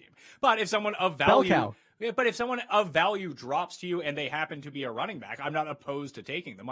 I'm probably far more pro 0 RB than you, just because I think that people gobble up running backs so quickly that it just presents so much value at every other position. And I do things like take Travis Kelce in the first round and just different weird things like that going down the list. I'm not afraid to double up with another elite tight end and play them as my flex just to box out people from that position in my league. Because then all of a sudden, if Darren Waller is the guy who is the one who challenges Travis Kelce, well, no big deal. I got them both. Yeah, and all these things can work. That's why I said it while you were talking. Is the bell cow? That's what I say. Bell cow running back. Get me one guy I know whose floor should be about 10 or 12 fantasy points per week. Because I say bell cow for fantasy because Austin Eckler's not a real life bell cow, but for fantasy he's a bell cow. There's kind of that difference there. So maybe we need even a different term. But that's where it is. I have done the Kelce thing just because I've been at the 11th pick and enough running backs have gone off the board. Tyreek Hill is gone. We still don't know what's going on with Aaron Rodgers. And I don't really want to take that next tier of wide receivers because I know they'll be there in round 2, or even the running backs, that the tier we've now dove into already because how the draft is gone, that it's the same. It's the same as who's at 11 that there's going to be at the second pick in the second round. So I've done the Kelce thing. I don't like it as much. And to come back to it, any strategy can work if you know what you're doing, honestly. The Los Angeles Chargers are up next for this. Justin Herbert, the reigning offensive rookie of the year, returns. Their over-under is 9 on the dot to make the playoffs, plus 137. So you didn't ask me again. I'm not asking. I'm just trying to run through this now. To win the division. You've had time to go look these up, and I know that you have. Win the division. To beat the Chiefs. I legitimately haven't. Would be 6-1. To win the conference, 16-1. And to win the Super Bowl, 33-1. One of the most popular bets on DraftKings DraftKings Sportsbook for future wagers on the NFL so far this season is the Los Angeles Chargers to win the Super Bowl at 33-1 at the moment. I know that when we get into the pick show and the future show and Feinberg is on, he will tell you that is a great bet. I'm not necessarily there on it, but let's talk about Herbert and how he stacks up. Is Herbert going too high at quarterback right now versus, like, is he, we mentioned that tier earlier with the Mahomes tier, and I think it goes down to Russell Wilson, but I think that Herbert is firmly as a part of that next tier of quarterback. I say next tier, yes. If he's the next tier, the problem is that tier is getting so close to the one above it that it's kind of pushing its heels and kind of almost not 100% moving into a combining the two, but it's getting close. That we've almost kind of separated Mahomes, Allen, and Murray, and kind of now moved the tier, so to speak, and they've kind of fallen into their own because the concern about Dak and Lamar have made them pull back closer to Wilson and Herbert and Aaron Rodgers with his situation, all that type of stuff. Herbert, let's preface this with the fact that he surprised me last year. I was too low on Herbert. I was too low on Herbert because I watched 3 years of him in college, not improving against mediocre competition. You could argue the people he's playing with, but you wanted to see signs. And what we saw from Herbert in college was that played well when the pressure wasn't on him, kind of fell apart when it was. And I had concerns that not only he wasn't going to be the starter, which he wasn't, it was Tyrod Taylor, and then he got stabbed in the chest by his doctor. But Herbert, from day one, looked better than I expected. I'll admit that. At the same time, the final few 5-6 games started to see some flaws. And it wasn't just the pressure thing that I brought up. It was some of, look, defenses are starting to figure you out. They're starting to get the book on how do we make you make mistakes? Where do we trap you? Where do we disguise coverage? And they're going to make the comparison I make quite often with Jared Goff, who Emery Hunt brought up to me when it was happening. Is Jared Goff way back when, it was 2-3 years ago now, when he had the fall off and he's never really come back. He was playing exceptional until late in that season when defenses finally said, oh, Sean McVay's the genius.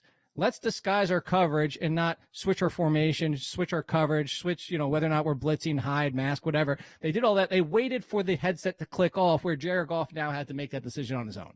I use that as an example to not say that Herbert's going to be Goff. I don't think he's that bad by any stretch of the imagination. I just think we have to understand that the last 5 or 6 games tells us that maybe we need to just be a little tentative on immediately thrusting him into this Russell Wilson tier because of how good he played. That there are a lot of quarterbacks, there's a lot of players where the NFL figure you out, and then all of a sudden you're mediocre going forward. I think he's better than mediocre, but I bring all that up to say I would not take him anywhere close to Russell Wilson. And he is going one spot ahead of Russell Wilson in early fantasy drafts right now. Pick number 46 to Wilson's number 47, which is still just too high for quarterbacks for me. But either way, like Lamar Jackson's on that tier at 44. He's the 5th running back off the board. I would just take Lamar Jackson in that spot versus the other two. I think Lamar Jackson is elevated even above those two. Wilson and Herbert, I think, are somewhat close, but I definitely have Wilson ahead of Herbert. I guess the Herbert decision comes down to, do you think that he has the potential to be a top 3 quarterback this season? Because I remember during the flex draft last year, I drafted my team with that Kelsey strategy, and I didn't end up with any good running back. So essentially what I had to do was try to shoot for the most upside at every position, and it almost worked. I got boxed out with a just horrifying loss in the final week of the season to miss out on the playoffs, and my team was kind of rolling at that point. It was the Kyler Murray thing, and Kyler Murray was my hinge pick last year. I reached on Kyler Murray because I assessed the situation. I said, you know what?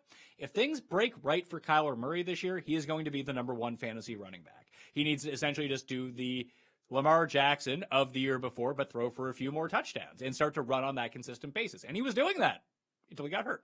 So it didn't quite hit that ceiling, and that's what I needed him to hit for that to come through for me. If you're going to take Herbert at this spot, you need to be able to convince yourself that he could be potentially the number 1 quarterback overall, and I just don't think that he's going to be. No, neither do I, because I look at him last year too, and he's going to run a little bit, but what was it, 200, 250 yards last year and 5 rushing touchdowns. And I kind of emphasize that 5 to say it's a lot for somebody only running 200, 250 times. Could he still do it again? Sure. I mean, Dak was 306 for 3 straight years or something like that. It could happen, but you chop off 2 rushing touchdowns to be reasonable expectation of somebody running that infrequently. And you say, well, now you've already lost 12 points, and we know how slim the margin is at quarterback for that to happen. And now you take that away and you need to start throwing like Tom Brady did last year. And Tom Brady didn't even finish as a top 5 quarterback throwing it for as much as he did. Actually, on a points per game basis, Tom Brady is a low-end QB1 because he doesn't run. And that's what matters in fantasy. So I know we're not talking this division, but if you want to go the Kyler Murray route, we talked about it on that show. It's Jalen Hurts. It's Jalen Hurts because you run for 800 yards and 7 touchdowns. You don't even need to throw for 25 touchdowns. You just need to throw 3,500 yards, 20 touchdowns with that rushing, and you're probably getting close to the top 5 already. I have Jalen Hurts projected at 736 yards and 5.5 touchdowns as his median projection. I think that's conservative, and that already puts him above Justin Herbert for the year in total fantasy points when you combine his like 3,900 passing yards and 22 touchdowns to go along with it. Yeah, and I would say you bring that down to 3,500 yards because maybe he doesn't pass very well because he had flaws. We talked about it on that show. Go watch that show. But also the rushing touchdowns, that's where I think is the conservative part. I could easily see running 7+. I mean, Kyler Murray just ran for 11, and I'm not even putting that on him. But you tell me he's running for 700+ yards, I would put 7+ touchdowns with that. And just the difference is that Herbert's going to be the starter all year long. Herbert's going to be good, but he's going to be good in the way that Matt Stafford and Tom Brady and Aaron Rodgers all have these like peak years and can pop up and be quarterback number 4 or quarterback number 5. And maybe it's a little bit more with Herbert because of the potential rushing ability, but you think that they probably rein that in just a little bit. They don't want him out there running like Josh Allen because he doesn't need to. That's not a part necessarily of how they want that offense to work. At least in my projection, I don't see that. So when I see someone like Hurts, the downside is most definitely there. I'm not saying he's going to outscore Justin Herbert, but there's a path for Jalen Hurts to be the number 1 fantasy quarterback where I don't think that exists for Justin Herbert. Completely agree. Yeah, I mean, you talk about rushing too. It's like Daniel Jones ran for over 400 yards and just 1 touchdown last year. He could have had 2 if we all know that clip. But just that kind of running where you just mentioned is not Josh Allen, it's not Kyler Murray, or even Deshaun Watson, even Dak Prescott. Like that kind of running, like they're not getting plays called. They're not calling their own number that much at the goal line where you can really bank on the rushing touchdowns. Well, how about this? If Joe Burrow is healthy and 100% week 1, does Joe Burrow outscore fantasy-wise Justin Herbert this year? I do have Joe Burrow as playing week 1 and playing 16 games. 17. Let's work on a hypothetical here. Let's work with the standard that we're doing this. And they play. I know. I just listen to me for a second. We're gonna play the hypothetical. We're gonna project it out over 15 games. What's the percentage of time that Justin Herbert finishes as the better fantasy quarterback, assuming no injuries, no benching, anything like that? That everyone is 100% healthy. Herbert is what, a 55%, 60%, like lean in that. I was going to go a little bit higher. I was going to say 60, 65, so not that far off. But I'd say 2 out of 3 times. Okay, let's call it 66.66667% that Herbert beats Burrow in fantasy scoring. The difference between drafting those guys right now, Herbert is going at pick number 46, and Burrow is going at pick 111. I knew you were going. Like that's more than double. Insane. Like, well, and let's bring. Can I bring another quarterback in this conversson? Because is it Stafford? Or Watson? No, it's the rookie. Let's talk about talent coming out of college. And Trevor Lawrence, he's the best since. Yes, this is the first time in a long time where you can actually say, yes, he is the best since. If Trevor Lawrence doesn't work in the NFL, just cancel evaluations. Cancel knowing anything about football. But Trevor Lawrence could outscore Joe Burrow. Like, I would say that's probably like more 50-50. But if you want to even put him in there, and I'd say Trevor Lawrence is going after Joe Burrow? Yes, well after. See, so there you go. You're telling me that Trevor Lawrence can't come have a rookie season with the weapons he has in Jacksonville under Urban Meyer, with all the questions about that defense being able to stop anybody and that they're going to have to score, and then you tell me that Justin Herbert's rookie season can't just be replicated by Trevor Lawrence, and I would say you're crazy because I think it's easily doable for him. Okay, well, let's talk about the receivers right now in Los Angeles. Keenan Allen, he was so good last year. But how... Volume.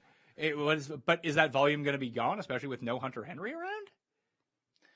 I don't know if it'll be 100% gone. I have it a little bit lower in my projections. I don't know where your projections stand, mostly because some of that's baking in Mike Williams being able to stay on the field, which is a big question. But everybody's talking about Josh Palmer in the draft, mostly because the Chargers surprised a lot of people to take him as early as they did. But I think we're also forgetting that Jalen Guyton and Tyron Johnson, despite being where they were in drafts themselves and not being, high-end first and second day wide receivers, showed enough last year that they're going to be in the conversation, even if Palmer is a thing. Mike Williams, assuming to be healthy, they brought in our kryptonite, or not even our kryptonite. It was something worse than that. Our hated Jared Cook is now there, and it's not like Jared Cook is not going to involve getting targets at tight end. He's going to be a factor. So I think Keenan Allen, just from a pure volume of how many times does that receiver see that kind of target? What was his target percentage last year? 31 or something ridiculous like that? Yeah, I somewhere around. I actually think it's going to be right around that again this year. Do you? Unless they just start throwing to Eckler more.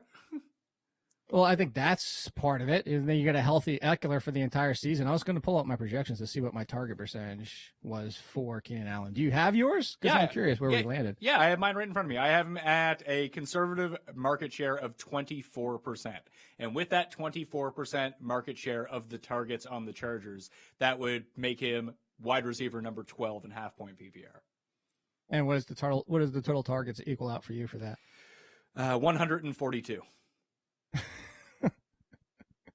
I'm just laughing because did you do a decimal place on your target share? Yeah, it's 141.9. I rounded up so it doesn't sound no stupid. on your target share percentage. I know I made all the target share percentage equal out with a 0.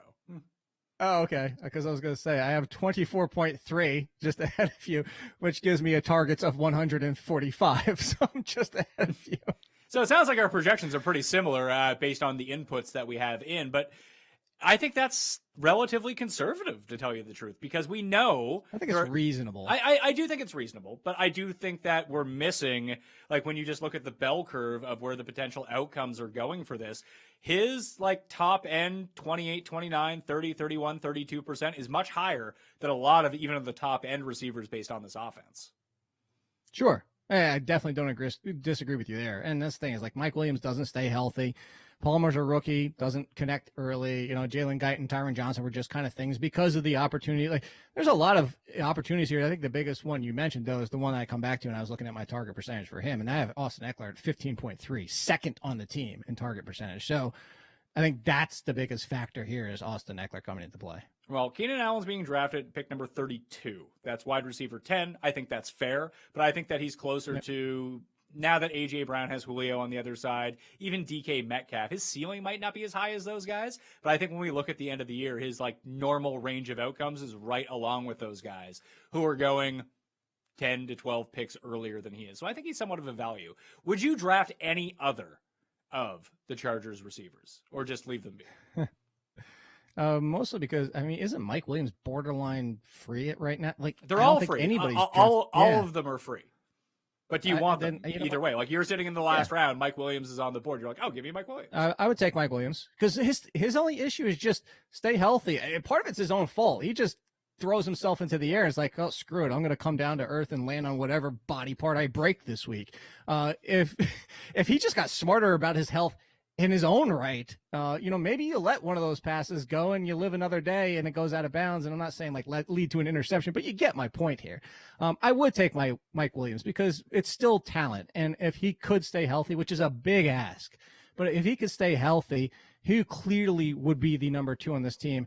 And if Justin Herbert only doesn't even improve, just only replicates what he did last year, and you give Mike Williams 110 targets, he'll finish inside the top 40 wide receivers.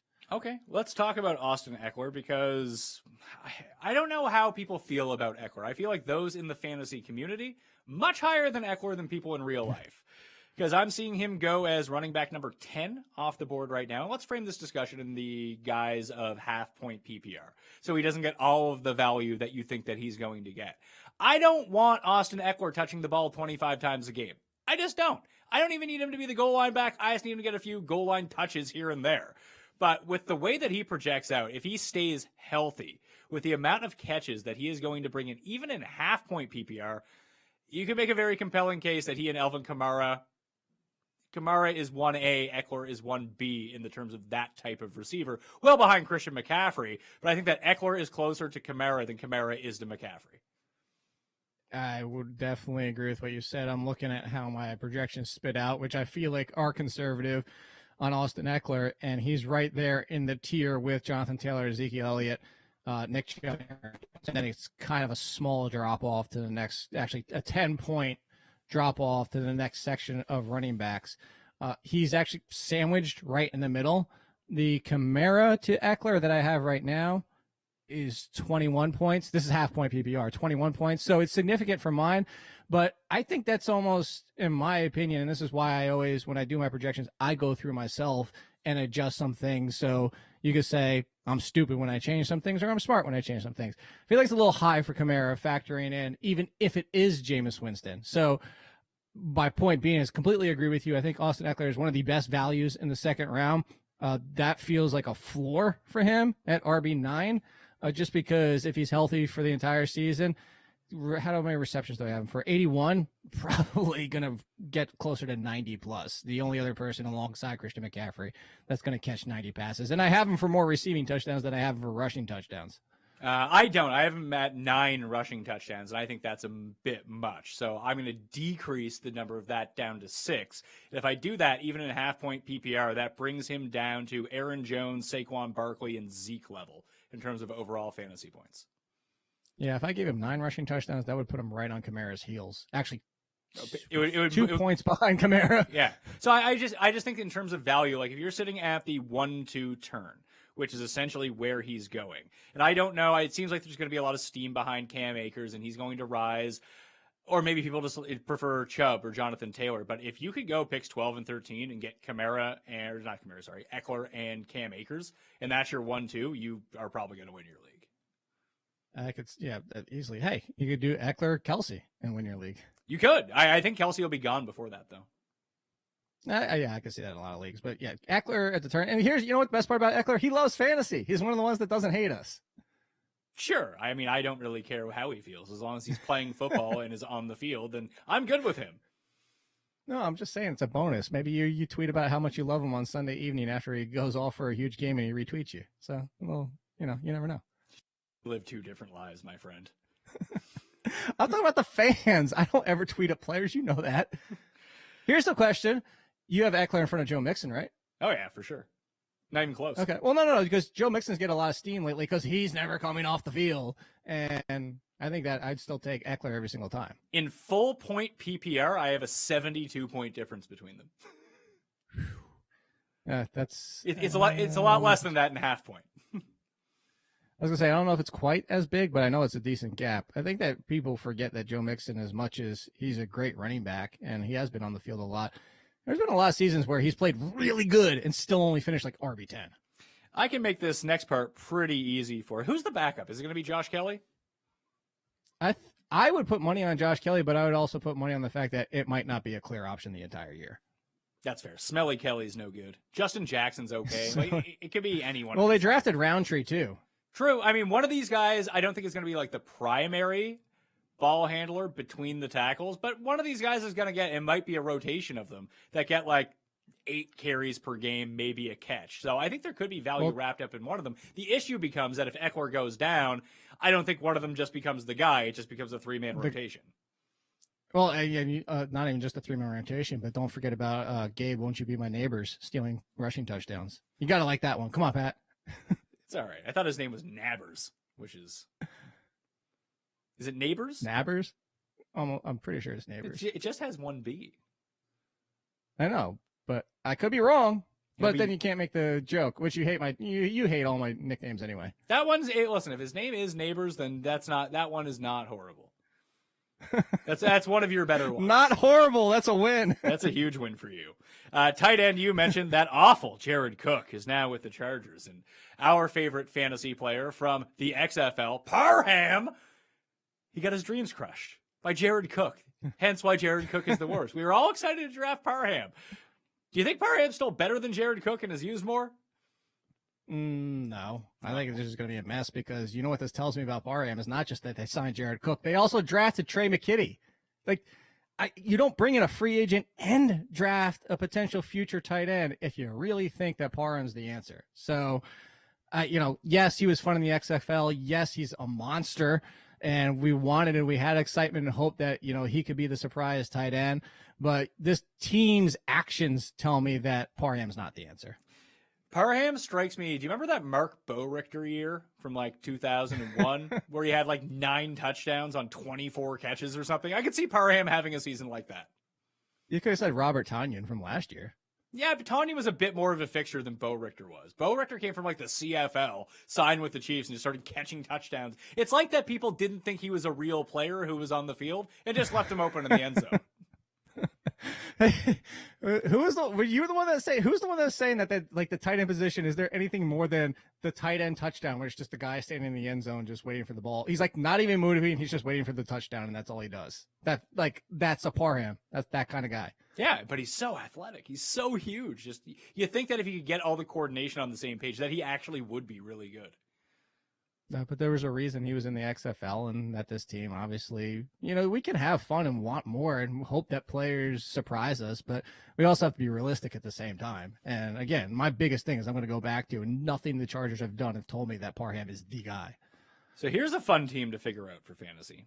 The Las Vegas Raiders, returning Derek Carr at quarterback, unless somehow they trade for Aaron Rodgers. Probably not going to happen. They should. Everyone should. If you're not the Packers and you're like not 3 other teams, you should trade for Aaron Rodgers. Over-under win total. Yeah, but I meant like over-under win I meant total like of is, all the teams. Over-under win total is 7 plus 340 to make the playoffs, 18-1 to win the division, 33-1 to win the AFC, 70-1 to win the Super Bowl. Derek Carr, is anyone doing it? Is it worth it? Is anybody doing what? Are you going to the draft anybody on this team question? Yeah, I mean there's a running back that we can draft, kind of, but outside of Jacobs. I mean, we can just make this a very easy discussion. Josh Jacobs, I don't like, but he will eventually become a value because everyone doesn't like him at this point. So there comes a breaking point where you can take him. He is currently going as, where are you at here, Josh Jacobs? Well, he's still being drafted as running back number 13, 20th overall. Too high. Ooh. That's a little bit too high. I was 16, 17 would seem more reasonable. That's why. Yeah, like he's going ahead of Mixon, Dobbins, Swift, Montgomery, Flea Market, James Robinson, Chris Carson, Edwards-Helaire. I'd probably rather have all of those guys instead of Josh Jacobs. I'd rather have Jacobs than James Robinson. And who was the one you said right before James Robinson? Miles Sanders. He kind of feels like in the same boat. They talk about a team. We talked about it again on that show. Go watch that show. But the concerns about Sanders in the passing game. Yeah, and just I have him at 40 targets for Jacobs this year, which seems reasonable. He doesn't always catch all of those. He's a touchdown kind of maven. He's like that Ronnie Brown year with the Dolphins, where all he would really do is be like 20 for 67 and 2 touchdowns, which has value. It's just I just don't unless he gets used as a legitimate pass catcher, he's just never going to pay off the price. And it's not like people are playing standard leagues anymore. And then they bring in Kenyon Drake just to take away. Hate the Drake is what everyone is going to be saying. At least what Josh Jacobs should be saying this year. Yeah, and you still have your boy, Rocket Richard, back there, who's going to be involved in passing it, tweeting out his own picture from camp. I don't think I've ever seen a player do that before, being like, hey, look at me, that everybody's talking about. But there's the passing game concern is always going to be there with Josh Jacobs. 40, I was going to say, even might be high with what this team is looking like, just because they just don't want to use him. You bring it up time and again that everybody was super excited after week 1 last year. Finally, they're unleashing Jacobs in the passing game. And then I was like, well, that was fun. We're not doing that ever again. In the passing game, we know Darren Waller, but I do think there's value right now because this is a team where almost every single wide receiver, like I think almost all of them are in undrafted to close to undrafted status. You know how I feel about Henry Ruggs, the fact that I think people are hating on him too much for what happened last year. He was not supposed to be the outside wide receiver. He's not equipped to be an outside wide receiver drawing number 1 coverage. He needs to be playing at least half the time in the slot. Similar to a Tyreek Hill. He's not Tyreek Hill, but a Cole Beasley. He could be Cole Beasley. That's fine. Wide receiver 3. Great. I think he's going to be in a better position. Also because I think one of the more overlooked and underrated sightings who could lead this team and be their number 1 wide receiver. John Brown. And if you told me thank you. Nobody wants to talk about John Brown. Wherever John Brown goes, John Brown is good. Draft John Brown. Because John Brown is good, period. So I think you can see John Brown help Henry Ruggs become relevant. The one that I actually have very little, value or confidence in is Bryan Edwards, just because I thought he needed time to develop in the NFL. And now you bring in John Brown, and I just don't even see the snaps necessarily there for Bryan Edwards, unless Ruggs completely fails and then Edwards steps into that role. man, there's like ex-Ravens receivers on this team. You got really the need for Snead. He's on this team now. Keelan Doss is on this team. Doss run. Zay Jones is on the team. Yeah, former Bill. Marcel Aitman, who was my guy for 1 week last year when he was the only. Is he still there? Or did they get rid of him? I believe he's still there. Let me go check out their depth chart. He's like wide receiver 8. No, you're probably right. Oh yeah, he's right Don't there. Don't forget about that undrafted free agent either too. Dylan Stoner. Dylan Stoner's not a bad name. Trey Quinn, former Washington footballer. Trey Quinn. And we didn't even talk about Hunter Renfrow. Had like 2 weeks of relevancy. Oh, yeah. I mean, 90s teen heartthrob, Hunter Renfrow, he's still on this team. Like, I would just honestly roll the dice on John Brown because John Brown is good. And, like, this is why I talk about that Mike Williams question, where if you're sitting there in the last round and Mike Williams is available, well, John Brown is going to be available too. I'd rather have John Brown. Well, I would double down on that as well. Okay. So, hence, we're not drafting Mike Williams then. Because we'll draft John Brown instead. Oh, no, you could take John Brown and Mike Williams. But you only have one pick. You're in the last round. You have one more pick left. Who are you taking? Okay. John Brown. Yeah. Waller, top 3, tight end. That's easy enough. This team's just so weird. Is Kenyon Drake a value on this team, depending on where he goes? Because if you run all like the simulations over and over at how many times in the season, if Jacobs gets hurt, Drake seems like he would have exceptional value.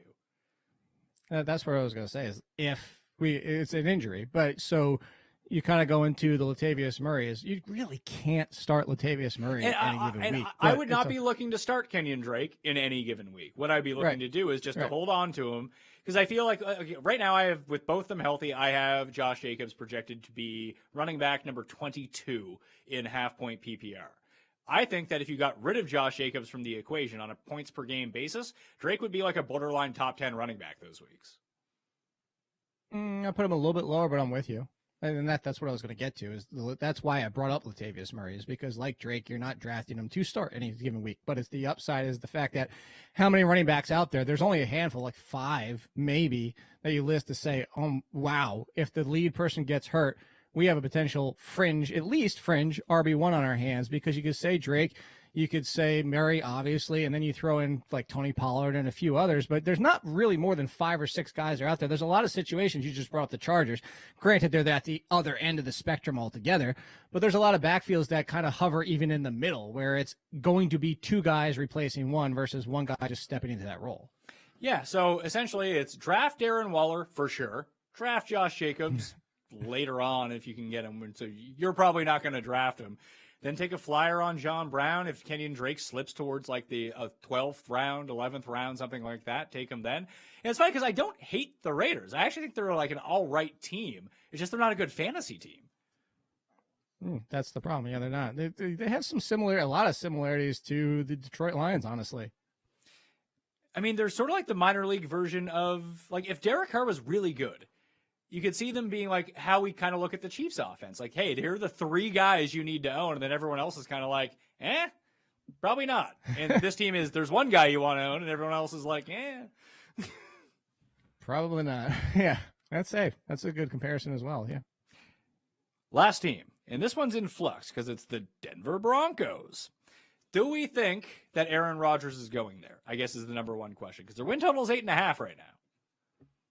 I would say if Aaron Rodgers is going anywhere, it's the Broncos. It's going to come down to Aaron Rodgers. It's going to come down to, is he going to keep his heels dug into the ground with the Packers? And if so, then yeah, I would say the Broncos. Okay, so let's address this like Aaron Rodgers is not their quarterback, that it will either be Drew Lock or Teddy Bridgewater. I don't know how you can run a team, and I mean, I don't care if they traded for Teddy Bridgewater, but now you're just looking at Drew Lock or Teddy Bridgewater and not play Teddy Bridgewater. Because the difference, like, I understand and I don't disagree with you. The difference is, and anybody who's read when I've talked about Lock knows that I'm not a Lock fan. But here's where it comes down to is why you do that is you're hoping that this clicks this year and you found a franchise quarterback who just everything went wrong, quote unquote. I'm just trying to speak into existence of why you would believe this is everything went wrong the first 2 years. There's weapons around him. He's got a year to really get under. And I forget who it was, but somebody threw out the stupid Josh Allen 3rd year thing. Like you and I have talked about before, Josh Allen is the anomaly. He's not the regular. That's what happens all the time. Yeah, situation. But I think people overlook that Josh Allen was like pretty good for the first 2 years too, not dog shit. Right. Right. He wasn't true. But I think what they look at is like completion percentages and on-target percentages and accuracy, all that type of stuff. And I think that's where people try to make these leaps and comparisons with Josh Allen, is that you can become so much more of an accurate passer and you can get the ball on target, all that type of stuff. So anyway, point being is Teddy Bridgewater, you know who you have in Teddy Bridgewater. You know he's not ideally your starting quarterback, but he's one of the best backups in the league, and he can get you through. Like, he can get you to. Drew Lock, hopefully we found something. We uncovered what unlocks Drew Lock, and I think that's why you turn to Drew Lock. You turn to Teddy, the only way you go Teddy is if Lock is completely nothing, which is a realistic possibility. Yeah, this is the Bears situation from last year all over again. That's a very good parallel.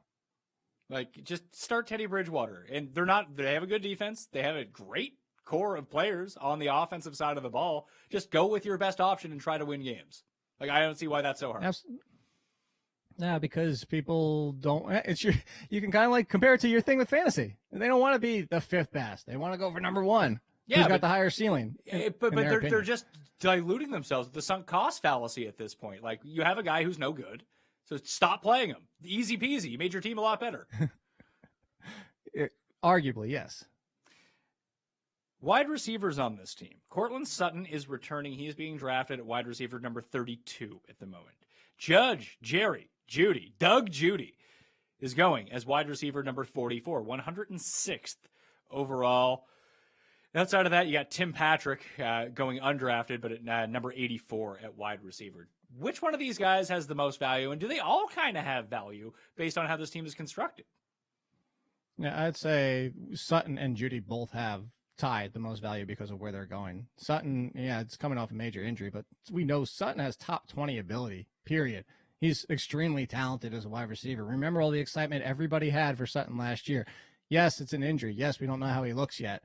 The quarterback play doesn't help him a ton. But similar to Allen Robinson has been putting up wide receiver one numbers year after year after year after year with terrible quarterbacks. Terrible quarterback doesn't mean you can't put up numbers. There is the pushback. Yes, the defense is good enough that they're not going to have to fling it 600 times this year. So you have Sutton and Judy. But because Sutton's going where he is, that's a discount value based off his injury with upside for more. Jerry Jeudy essentially finished where his ADP is from last year as a rookie, similar to Henry Ruggs, who was thrust into being the number one attention wide receiver playing only outside wide receiver, who will do better inside, do better with Cortland Sutton playing across from him. And that alone will help Judy, where I think last year is his floor. I included Judy in my top 10 breakout wide receivers for 2021. So at those costs for both of them, I think they're both great values right now. Judy also seemed to be playing through massive injuries last year. He looked noticeably slower some weeks than in others. He was not 100% for a good point of the year. And if you look at it too, did he even catch half of his passes last year? I mean, he dropped a good amount of him too. That was partly on him. He did. So he has the part that he dropped some, and then he has Drew Lock throwing him the ball, which are like nowhere near him. So that's not a great time. That's true. Let's see. I want to say. I just pulled it. He didn't even catch half of his targets. 113 and only caught 52. I think Jerry Jeudy is the value here. He's the one that I would be primarily targeting. I don't think Tim Patrick is bad, though. I think Tim Patrick is a good player, and if they do decide to run 3 wide receiver sets in this offense, then I could see him getting some extra love here, especially if Teddy plays. I don't think so for 2 reasons. One is, with Sutton back, I don't know that you get a third wide receiver because Noah Fant's still going to be involved. I think those are your top 3. And then KJ Hamler is an extremely talented slot wide receiver, which I think could make the push for the number 3 wide receiver on this team and kind of boot Tim Patrick to number 4, which number 4 would be completely irrelevant. Okay, let's go to the running backs. This was the question of the episode, Jake. You've already given your breakdown of it all. Smash the like button to the episode. Tell me where you think Javonte Williams is going to go, where he's going to finish at running back this season. And you kind of mentioned it. There's these reports that he's just going to be the guy from week 1. If that's the case, he's the top 20 running back for sure, maybe even higher. But what's a realistic scenario with Melvin Gordon still lingering around here? Melvin Gordon beat his DUI, so he's no longer going to be suspended. Yeah.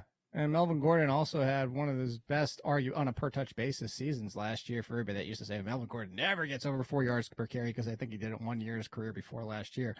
It's not like Melvin Gordon's awful, Melvin Gordon, no. Is he a top 10 running back? Absolutely not. But Melvin Gordon's not terrible in the fact that if he does decide to show up, stops this, whatever's going on, whether it's a holdout while he's disgruntled, whatever it might be, week one split, I would still say the odds are like a 60-40 in his favor. And obviously it's not like maybe 60 with a 35 and somebody else sprinkled it. But everybody understands the point there. I still think Melvin Gordon starts out as the lead. Worst case, 50-50 before Javonte Williams does